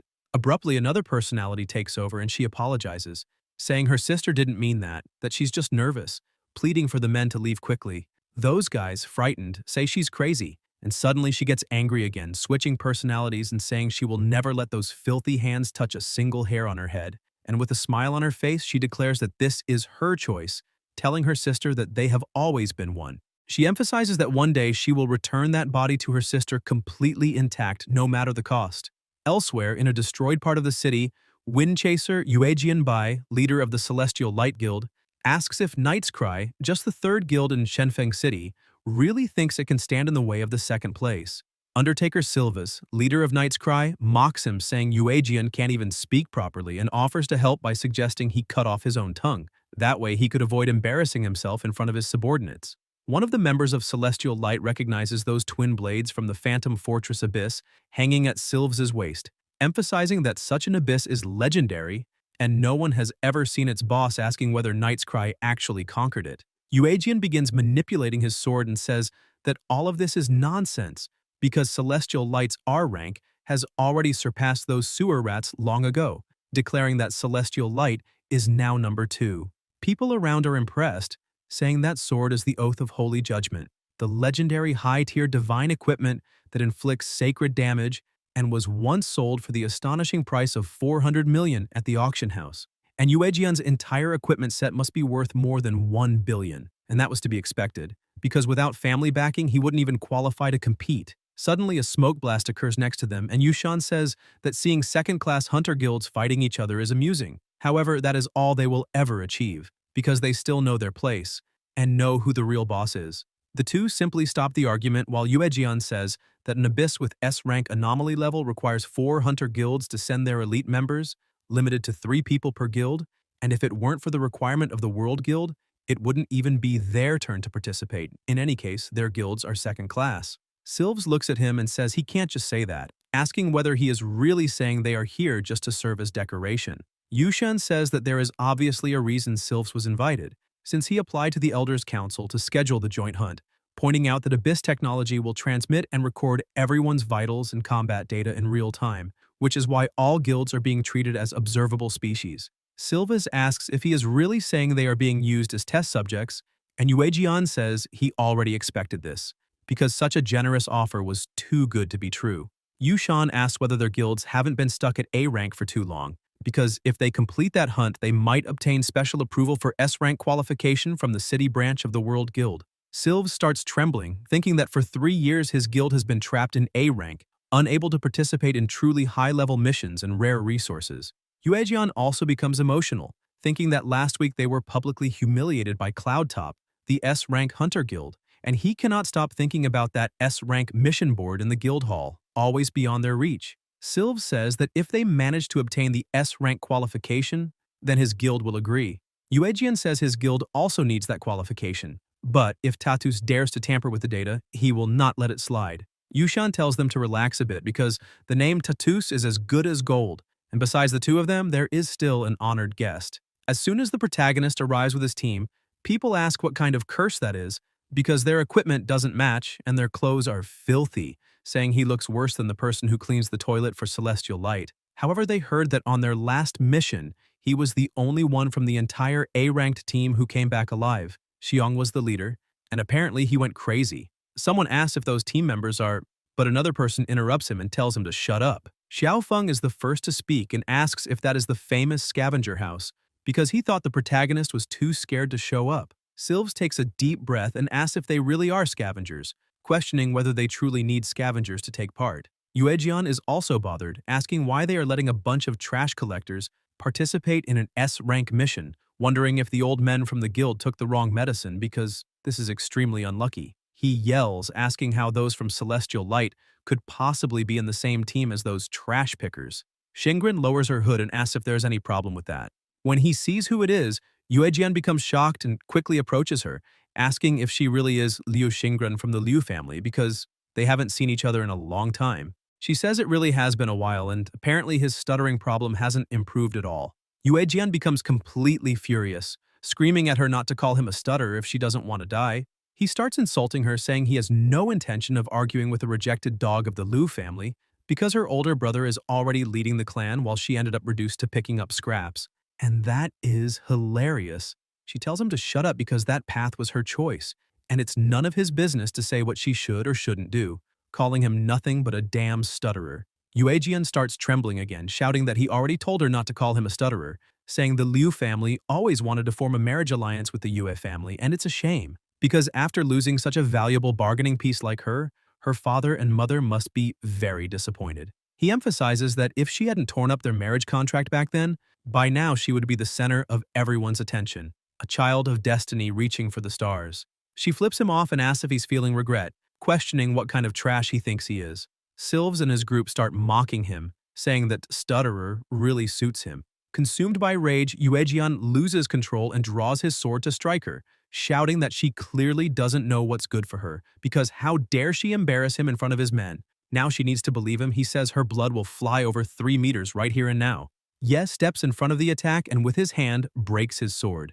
The protagonist says that it was a good sword, but the man who wielded it is 100% garbage. Yuejian starts trembling as he stares at his broken sword. He begins to scream while crying for his divine blade and asks the protagonist what he did to his sacred oath blade. Ye says it was broken in a small accident. Yuejian grabs the protagonist by the collar, yelling that it wasn't an accident, asking if he has any idea of the huge mess he just caused, how he dared to do that to his favorite weapon, stressing if he has any idea how much power and status the Yue family holds. Yushan steps in and says the protagonist already said it was an accident, and besides, they are supposed to be teammates fighting side by side. Drawing blades the moment they meet is not a good start. Yuejian keeps shouting, saying his sword is simply gone, and now he can't fight. So how do they plan to compensate him for this? Yushan looks at Ye and says he indeed broke that guy's weapon, so compensation is fair, asking if the leader of the Scavenger House Guild agrees. The protagonist says they made the first move, so he will compensate him. Shingren says this isn't right because they were attacked, but Ye says it's fine. The protagonist opens the void and reveals his equipment, telling the guild leader of the Yue family's Celestial Light to choose, because any of them is far better than that old sword he had. Yuejian is stunned, asking where he got all of that.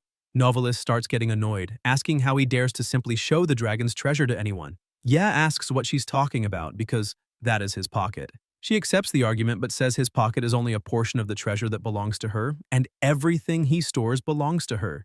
Ye tells her to stop claiming everything in his pocket as if she owns the place, because they agreed he would return the divine equipment he owes her, but he will do that on his own terms. Novelist approaches the items and says that in her name, Galakrond, she will mark those items with the dragon mark, and anyone, except her, who dares steal a dragon's property will suffer the wrath of the soul-devouring flame. She looks at the protagonist and says he is on the exemption list. He shouts for her to stop making decisions for him. Yuejian remains stunned, saying that, compared to those weapons, the one in his hand is mere scrap. Everyone is impressed, and the protagonist says it's a bit complicated to explain, so he will just improvise. He says he has a different eye from most hunters, and his specialty is evaluating trash others don't see value in, so he uses his extraordinary appraisal ability to uncover its true worth. Xiaofeng tells him to wait and asks if he was serious at the auction, and if he wasn't actually being fooled with that ring, but the protagonist simply tells him not to think too much about it. They both ask where he got so much divine equipment, but the protagonist says that is a trade secret and they shouldn't be so nosy. While they talk, Jingren tugs his arm like a child, saying she wants to take that one. Yushan starts laughing, saying this truly is brilliant, and asks if the protagonist understands what a steady supply of divine equipment means to a high-level hunter guild, because regardless of where those items come from, a first-class guild like his must have the protagonist under control. Therefore, he absolutely cannot allow someone with so many divine artifacts to cooperate with any other hunter guild. Ye asks if that was a compliment or a threat, and Yushan says it may be both, because the people of Tatus are willing to buy all the divine equipment in his possession for a price well above market value. What he truly asks is that the protagonist consider the offer, and in addition, he will also find a way to take Ye into the abyss he wishes to enter. Yushan then asks Yuejian if he doesn't know when to stop while he is ahead, because leader Ye is his honored guest, and it would be wise not to be rude to him or to the members of the scavenger house. Yuejian becomes confused, asking why he suddenly switched sides, but in the end agrees, saying he will let it go this time. And just for the record, he points out that it's not because he is just testing the situation. He chooses a weapon and says that one is enough. Yushan says that now everything is settled and the teams are gathered. They must stop talking, because according to the information that Haunted Abyss has an affix that guarantees the drop of a divine item. Therefore, they need to agree on how to distribute the loot, and he has a proposal. He holds a die in his hand and says they will follow the traditional loot distribution rule of the World Guild. They will roll, and whoever gets the highest number wins. Silvez says that was to be expected from an old-school hunter guild because even their distribution method is traditional. Yuejian seems slightly puzzled by that, and Novelist watches and says that the destiny dice are not very useful on their own, but they are a divine artifact that carries the power of law. Once the destiny dice stop spinning, their judgment is absolute. Not even her dragon seal can defy the chains forged by the power of law within them. Ye asks what law power that is and what kind of ability it is. She begins to explain. If it resides in a weapon, it creates 9 tiers, from rotten wood and common iron at the base to divine artifacts and rare treasures at the top. That is why divine-grade gear and complete trash exist with all sorts of quality increments. If it resides in a person, it forges thousands of job classes, giving all of them a ladder to the heavens while raising an insurmountable wall. This is why many who advance gain power beyond mortals, but their maximum potential is also limited. If it invades the body of a monster, it gives birth to calamity, affixes where an ant might devour a giant dragon, and a demon king could tear open the void. This is why legendary elite monsters with many affixes are born. As for the abyss itself, the power of law can also turn it into an inferno of eternal damnation. The more dangerous it is, the more valuable. That is why the abyss itself becomes more perilous, because treasures are more likely to appear within it. These 4 are the manifestation laws they have all witnessed, but an even deeper law of nothingness also exists, one that governs the causality of events within the abyss. The protagonist is impressed, asking if the law of causality can control that as well. She asks if he remembers what happened when they triggered the traps in her treasury, because if one's perception is sharp, they can identify hidden mechanisms and avoid them gracefully, and if by chance one is blessed by fortune, a triggered trap might coincidentally fail, and if agility is extraordinary, one can stroll through an arrow shower untouched. At every moment, fate is passing judgment. She watches and says, disappointed, that in truth, those destiny dice are actually rigged dice.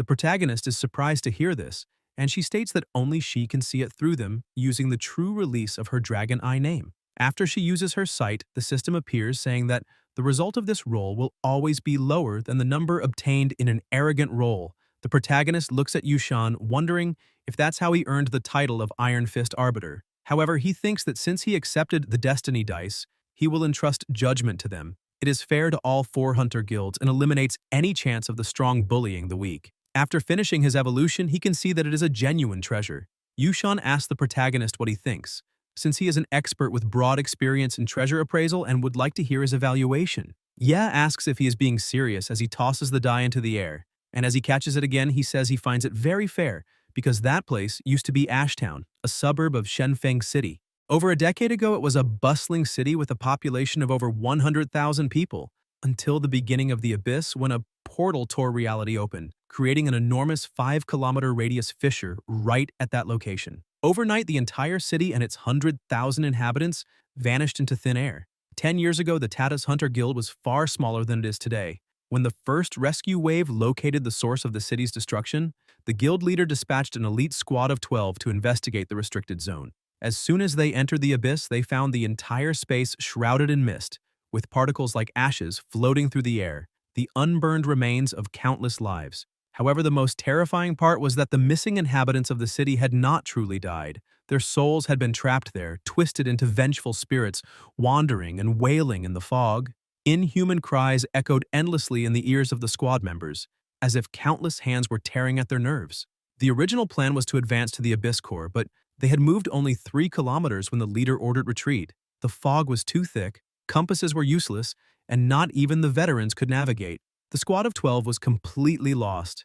In a desperate attempt to survive, they split into 4 teams of 3 to explore different directions, agreeing to leave Ash as a marker at their starting point and regroup every hour. However, one squad, a trio composed of Raven, Grey Falcon, and Lark, was attacked by an unknown monster within the dense mist. Raven remembered hearing the sound of bells in the fog, as if coming from a great distance, and immediately after that the shadow of a ruined Gothic cathedral emerged from the darkness. The cathedral tower pierced the thick mist, and dark red vines coiled along the outer walls like blood vessels, drawn inside by an irresistible force. On the altar, floating above a massive heavy grimoire, was the gate key, an artifact forged from 7 human finger bones fused together. When the trembling Raven reached for the key, the shadows behind the altar suddenly writhed, and an indescribable monstrous form began to slowly materialize. It had no defined shape. It emerged as a distorted mass made of countless agonizing human remains, each one screaming in absolute silence. Raven said that in that moment he heard the moon whispering outside the window, the bells tolled again, and a wave of howls swept across the place. His 2 companions collapsed instantly as blood gushed from their eyes, ears, nose, and mouth, overcome by pure terror. Raven grabbed the key and ran as fast as he could out of this cathedral. He didn't dare look back nor check if his companions were still with him. He just ran as if possessed, until miraculously he tripped over the marker he had left before. He waited there for 6 hours, but his companions never returned. And stranger still, the bone key in his hand began to heat up so intensely that he had to drop it. Like a living compass, the tip spun wildly across the ground until it finally stopped and pointed in a single direction. Raven had no choice. He could only follow where the key led. And that was how he finally found the exit of the Abyss Gate. The moment he staggered out of the abyss, the fissure behind him began to shake violently, as if something inside was trying to break through the barrier by force. With the last of his strength, Raven fitted the bone key into the lock of the void itself. The Abyss Gate closed with a thunderous crash and then fell utterly silent. They sealed the remains of that Abyss Gate on the spot, and it has never been reopened since. Yushan says that the key in his hand is the only clue Raven left behind, and now they plan to reopen it. He begins using the mysterious skeleton key. A solemn aura spreads through the place, and the mysterious Great Abyss, Black Prison Mausoleum, opened. Yushan points out that the Abyss's technology will transmit everyone's signals to their own system interfaces. It also allows real-time position tracking and remote communication inside the Abyss. After explaining that, he says, it's time to go over everyone's roles once again. Sylves asks what roles he's talking about, since his guild specializes in high-speed assault attacks, and that function has never failed. They're all assassins. Sylves makes it very clear that they will not be initiating any attacks under any circumstances. Yuejian says his profession is sword master, and the two members he chose to bring are his sword polisher and sword guardian. Xingren is confused, saying she's never heard of a profession dedicated to polishing swords, and a sword guardian just to carry them. She questions whether those two are actually professional. The protagonist says that apparently one is an enchanter, and the other is a bottomless backpacker, specialized in extra-large storage capacity, a rare profession. Yushan asks Yuejian if he really brought two brats to such a dangerous qualification trial. Yuejian explains that he's the only one who needs to fight, and those two will accompany him to witness his elegant combat style. Their support roles are basically optional. Yushan can't believe what he's hearing and asks Ye if he also brought only spectators. The protagonist begins introducing his companions, saying the first is Liu Xingran, an ice attribute knight. She is the main frontline fighter and also handles crowd control and healing with her ice domain. The second is Yi Ling, a fire element witch and the team's magic damage dealer. As for himself, he is a versatile vanguard, meaning he can take on any role at any time. Yuejian asks why the protagonist considers himself versatile, saying he's awfully bold to think that way and he shouldn't act so smug just because he managed to fix his broken sword. Besides, Yuejian emphasizes that he has his own arsenal of weapons and his collection is just as good as the protagonist's. His subordinate adds that, to make sure their leader has enough potions, he brought 1,500 bottles of various types. Yuejian starts arguing with his subordinate about the amount, saying he doesn't need all that. Xiaofeng, bragging again, says their leader is Yushan, known as the Black Knight, a wolf shapeshifter, and the girl beside him is a priestess of light. They're all considered top tier. The protagonist and his two companions look at him with disdain, which irritates him. He demands to know what that look is supposed to mean, saying the protagonist shouldn't think he's all that just because he managed to land a punch on him from behind at the World Guild. He climbs to the top of a rock, trying to hide from the title, says he doesn't even know that guy, and starts walking away in embarrassment while yelling loudly for everyone to hear that the power of a wolf shapeshifter doubles at night, and if it's a full moon, it doubles again, becoming 4 times the initial value. So if they fought right now, yeah, wouldn't last even a minute. Ling asks her leader if those people are actually reliable, since they all think they're some kind of elite squad. The protagonist says the whole team is an improvised operation, and aside from Yushan himself, who is clearly holding back, he doubts any of them are actually as strong as they claim. Yushan then starts boasting too, saying that no matter what anyone thinks, his team has the advantage in that group, so without a doubt, he is the commander of this abyss hunt. Sylves approaches and asks the Iron Fist Arbiter if he's really going to keep acting like a dictator, even before the hunt has begun. Holding a die in his hand, he says they could let fate decide the matter of command. Yushan smiles, saying that's very fair because the rules of their partnership are simple. Whoever rolls the highest number becomes the captain and leads. Everyone else must obey. Anyone who rolls a higher number than the current person stands behind them, and they will position themselves in descending order according to the results. As soon as they roll the dice, Yushan gets 16 points, and Sylvis only 15. Yushan starts laughing, asking if there are any objections to him being captain, while Yuejian laments losing by just 1 point. Yuejian then tells the protagonist he rolled only 4 points, questioning whether he even knows the rules, since he now has to stand behind everyone. With everything settled, they prepare to enter under Yushan's leadership. He says the farce is over and it's time to go in, and as soon as they cross the portal, Yushan grabs a magical item in his hand. He emphasizes that everyone must stay as close as possible because the fog will get denser. They need to keep an eye on their teammates' markers on the map, and if anyone gets lost, he won't waste time saving dead weight. Suddenly, they notice strange movement and realize enemies have appeared. Xiaofeng tells the priestess to start acting. She raises her staff, saying she understands, and uses Holy Domain Expansion. It exposes all the undead creatures in the area and continuously heals allies, and as soon as the Holy Domain touches the undead, they are instantly torn apart. A little farther back, Yuejian questions why those damned corpses are avoiding the people in front. His subordinate explains that a priest with a holy domain is exactly what counters undead creatures, since that's their specialty. Yuejian asks what the subordinate is waiting for, since he should be enchanting his sword as well. The subordinate begins enchanting it. Yuejian notices an enemy approaching, and he commands his weapon, which flies quickly toward the monster and destroys it. He smiles, saying that enchantment was very useful, and orders his sword to burn all enemies. As it flies, it fires holy rays at the monsters. Sylves looks at some monsters approaching him and tells his team to activate the Shadow Mantle, and as soon as they see an opening, they may attack. The monsters keep advancing, trying to hit them, but suddenly Sylves' body turns into shadow and begins to fade. They move to the top of a building and watch everything from above. Smiling, he hopes everyone left down there serves as meat for the demons. Suddenly, he notices something. The protagonist was standing in front of several monsters. Yuejian is still unsure how the protagonist is able to exorcise those demons since he has no enchantments, no magic, and not even equipment. His companion says that guy must have some sort of exorcism artifact because, for a used equipment vendor, having a few treasures isn't surprising. Ye keeps looking at the monsters, but they refuse to attack, trembling in fear. He states he has dealt with so much trash like that now low-level undead get intimidated just by his scent. Shingren tells the protagonist that those monsters are all low-level and their combat power is weak, so he can let them approach. However, Ye disagrees, saying their combat power is indeed low,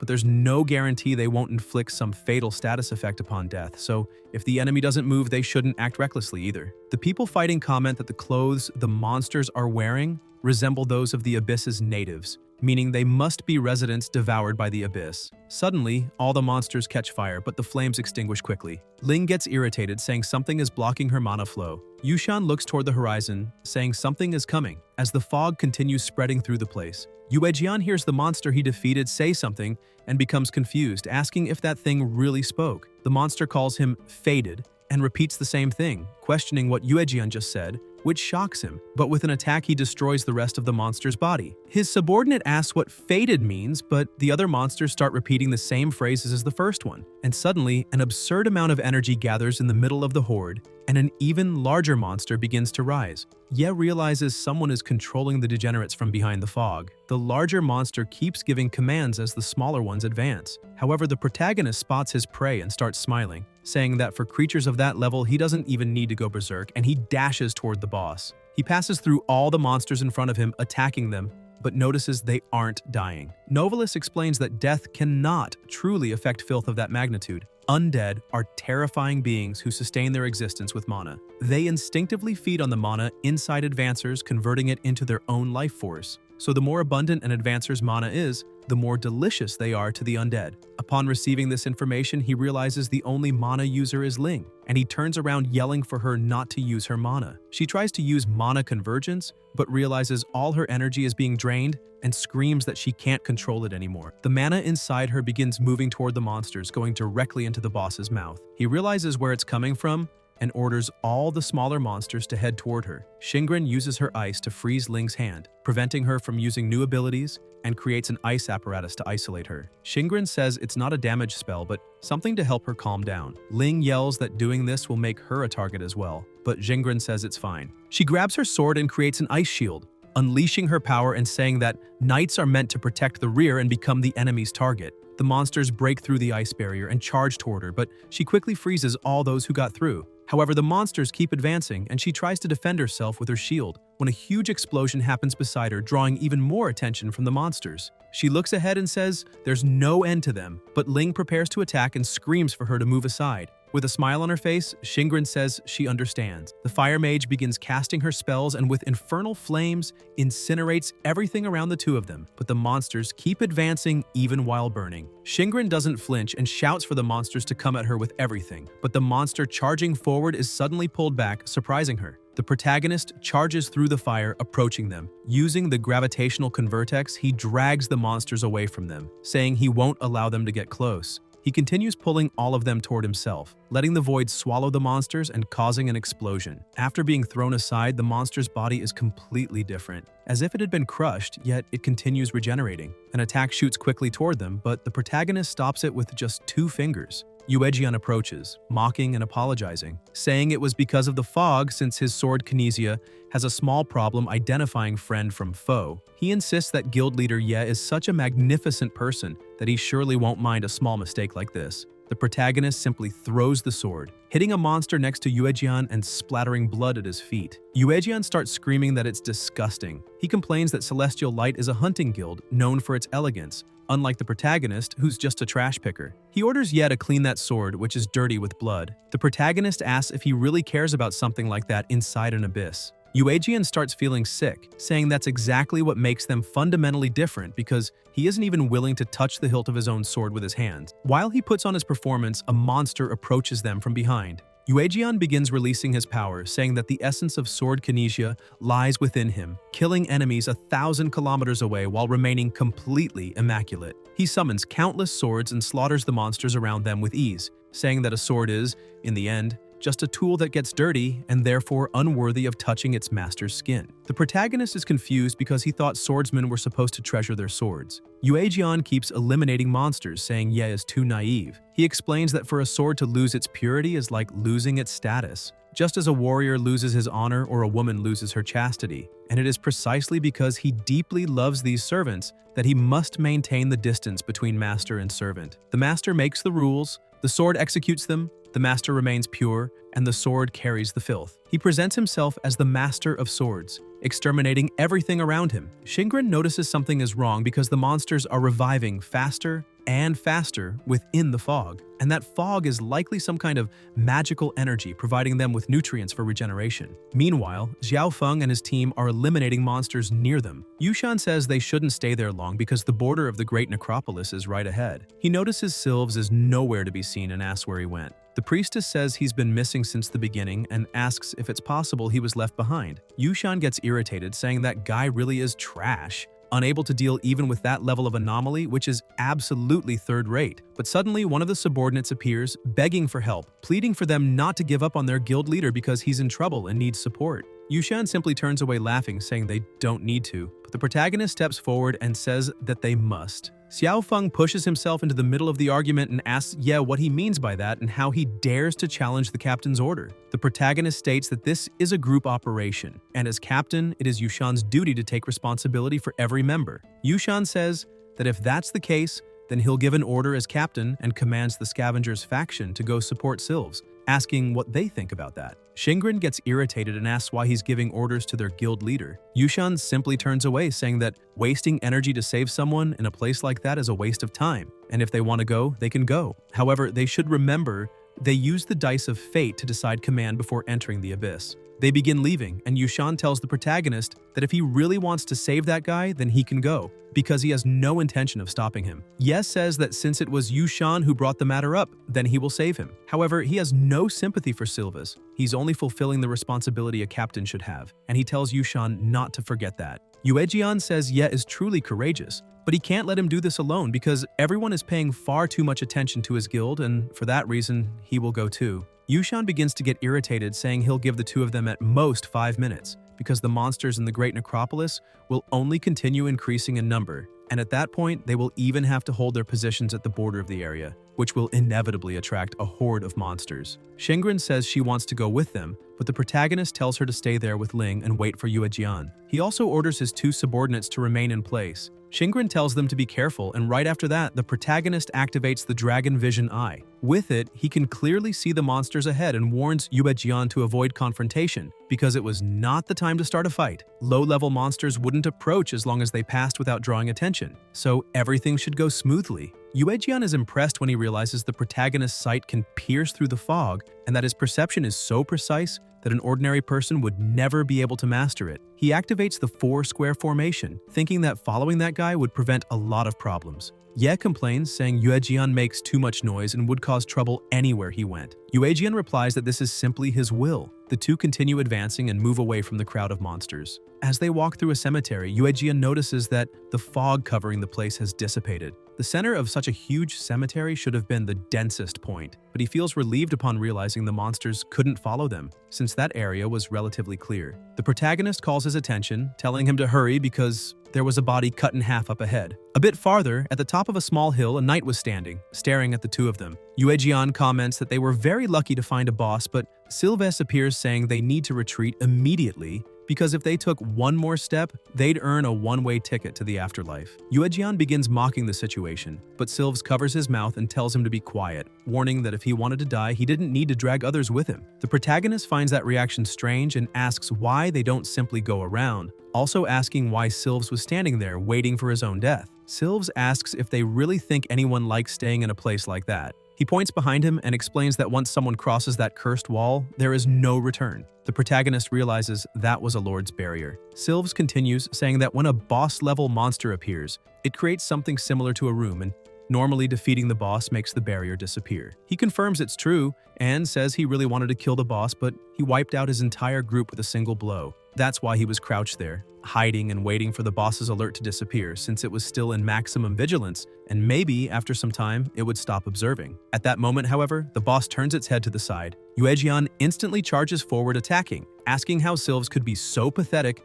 as to wait for the boss to calm down. The other two are stunned as they watch him do that while activating his energy swords. Yuejian declares that a true strong person does not know the meaning of cowardice. He then unleashes his attack, saying the sword returns to the heavens and a huge explosion covers the area as all the strikes hit the target. Yuejian lands back on the ground, already convinced everything is finished, declaring that that was the impenetrable wall of 10,000 blades and that no one could defend against it. But to his surprise, the boss had not taken even a scratch and begins advancing toward him. Yuejian manages to dodge the first blow but is shocked by the brute force of the monster. He tries counterattacking, but his attacks continue having no effect whatsoever. A system message appears informing that brutal attacks hitting all targets gain armor penetration, directly destroying physical defenses. The protagonist thinks that not even a tanker could withstand the second strike from a Hell Knight. Yuejian cannot believe his swords are being completely destroyed. Consumed by rage from seeing his attacks prove useless, he gathers as much energy as possible and shouts at the monster that he's going to reduce it to dust. The boss declares it is the enemy of the living and that they will all be buried there. Then the system notifies again, ethereal fire.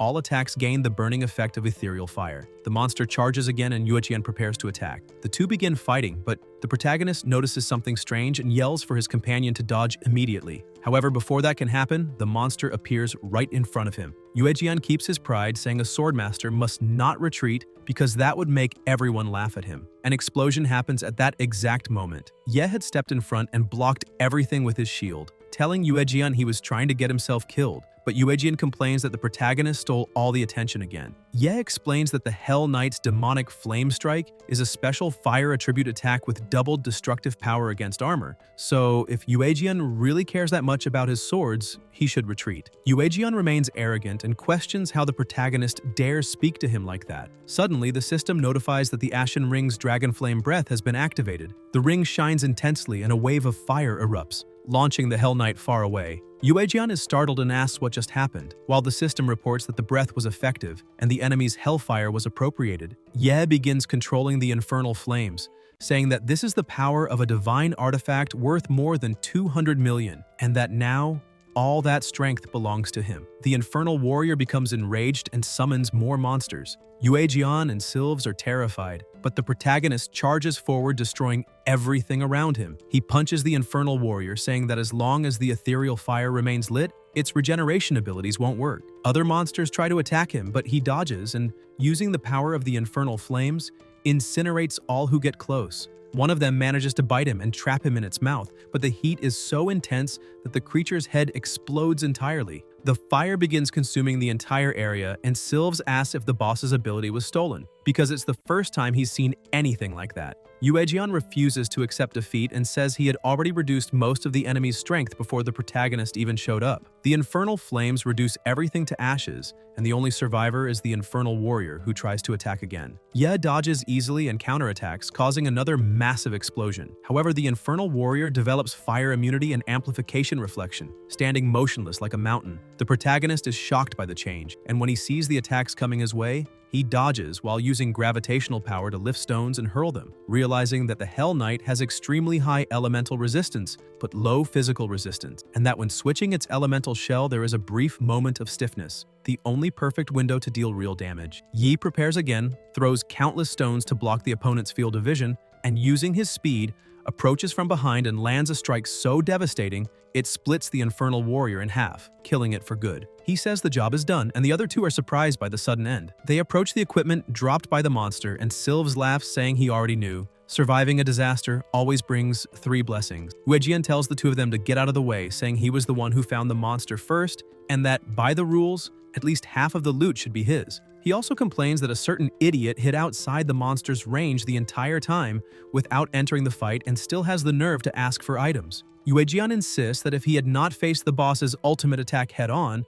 none of them would be there talking. He continues saying that breaking 3 long swords gave the others a chance to survive, and that such precision is not cheap. The high-quality swords on the ground should cover his losses, and the rest they can consider charity. The protagonist replies that, in his eyes, that pile of stuff is just trash, and if they want it, they can take it all. Yuejian, wounded in pride, asks if the protagonist is implying they are scavengers. Sylve says he really doesn't care about the names of those things and that if they don't want them, then everything is his. The protagonist turns his back and starts walking away, but remembers to recycle and activates his void ability, absorbing the infernal warrior's remains. As soon as the process begins, the system warns that the infernal flame can be fused with the forge to increase success rate by 30%, reduce material consumption by 20%, and add the Inferno attribute, giving attacks a chance to trigger a soul burn effect. Ye is impressed when he reads all of that, and Novelist comments that the protagonist is truly lucky since he even managed to make the rare ethereal flame come out from inside the monster's body. The chance of that happening is 1 in a million. He then asks if Ye remembers the affix he stole from the knight with the ashen ring, because against undead, even a trace of ethereal flame makes them cry in eternal burning agony and completely removes their ability to resurrect. The ethereal affix can also combine with elements like electricity and fire, giving rise to the terrifying ethereal blaze that undead creatures fear the most. Yes starts laughing, saying that sounds very good, and accepts it. Sylves looks at him and asks if his eyes are deceiving him, questioning if the protagonist secretly grabbed a rare item and stayed quiet about it. Yuejian bursts into laughter, calling Ye trash and asking if he really thinks he found some rare item just for himself. Sylves tells him not to play dumb because he saw with his own eyes the fire coming out of Ye's hand, and the only artifact dropped by the Hell Knight was clearly the one the protagonist picked up. Yuejian agrees and asks Ye if he truly thinks that just because he delivered the finishing blows, he can keep all the equipment, reminding him that according to their agreement, the Scavengers faction has fewer rights than the other guilds. Ye begins to get irritated, saying he risked his life entering the fog to save them, and now they are calling him a thief. He starts laughing, releasing his flames, saying they are at least right about one thing. The flames engulf the area, startling the two, and wrapped in a black aura, looking like a demon. He states that he indeed obtained something incredible and can show it to them. They start screaming that it's too hot and asking if that fire is alive. Ye dissipates his power and the aura around his body, saying that what he acquired is something neither of them can use, so it belongs to him, and he asks if they understand. Sylves, frightened by the power, says that's fine, because he doesn't even want that cursed flame that burns its own user for free. Ye says he needs to regroup with the main force as soon as possible. Yuejian watches and thinks that it's a good thing they didn't do anything, because the garbage that is Ye is rotten down to his hidden core, and that's very deep, but the higher he climbs, the harder he will fall, and they will see it soon enough. Meanwhile, somewhere else, the group is still waiting. Xiao Feng approaches the chief, saying everyone has been gone for a long time, and asks if something might have happened, but the chief replies that as long as the protagonist is there, nothing will go wrong. Suddenly, they see the group returning, and Yushan praises Ye, saying he was brilliant as always, noting that he worked hard this time and that even if Yushan hadn't intervened,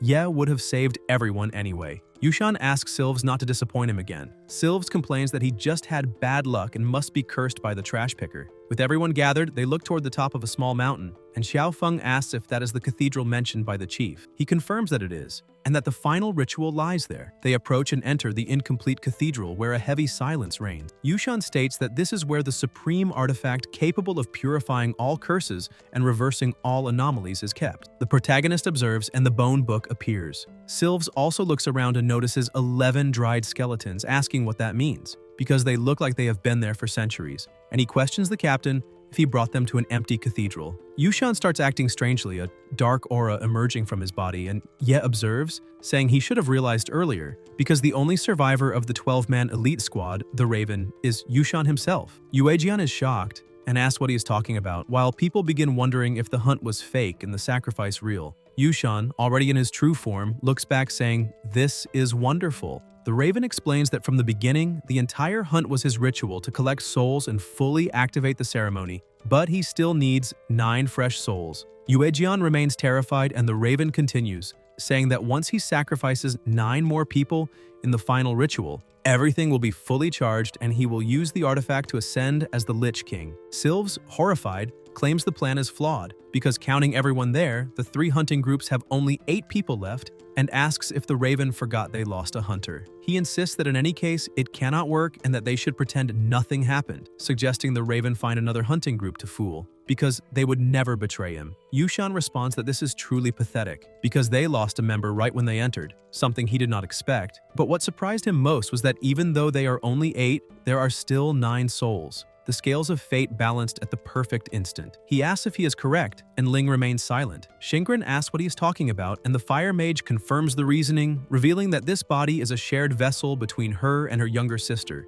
and her name is Ling Yi. Shingrun says that now everything makes sense, because in previous battles she felt the mage was like two different people. Ling becomes thoughtful, remembering that she followed the commander deep into the abyss to participate in the final festival. The Raven looks at the protagonist and claims that all of his companions hide shameful secrets, but Ling responds saying she only wanted to use the power of the final festival to separate the two souls and return the body intact to her sister, because she never intended to monopolize it. And if the final festival can purify all the abyss's curses, then hers should be included as well. Ye thinks that two souls trapped in the same body is something worthy of a demon. The Raven starts laughing and asks how they could possibly waste the final ritual on useless trash like them, stating that everyone there is nothing more than fuel to ignite the ceremony. Xiao Feng and the priestess begin releasing a strange energy, and Yuejian asks if that is shadow power, something impossible since the girl is clearly a holy priestess. She laughs, saying she is blessed by both light and shadow,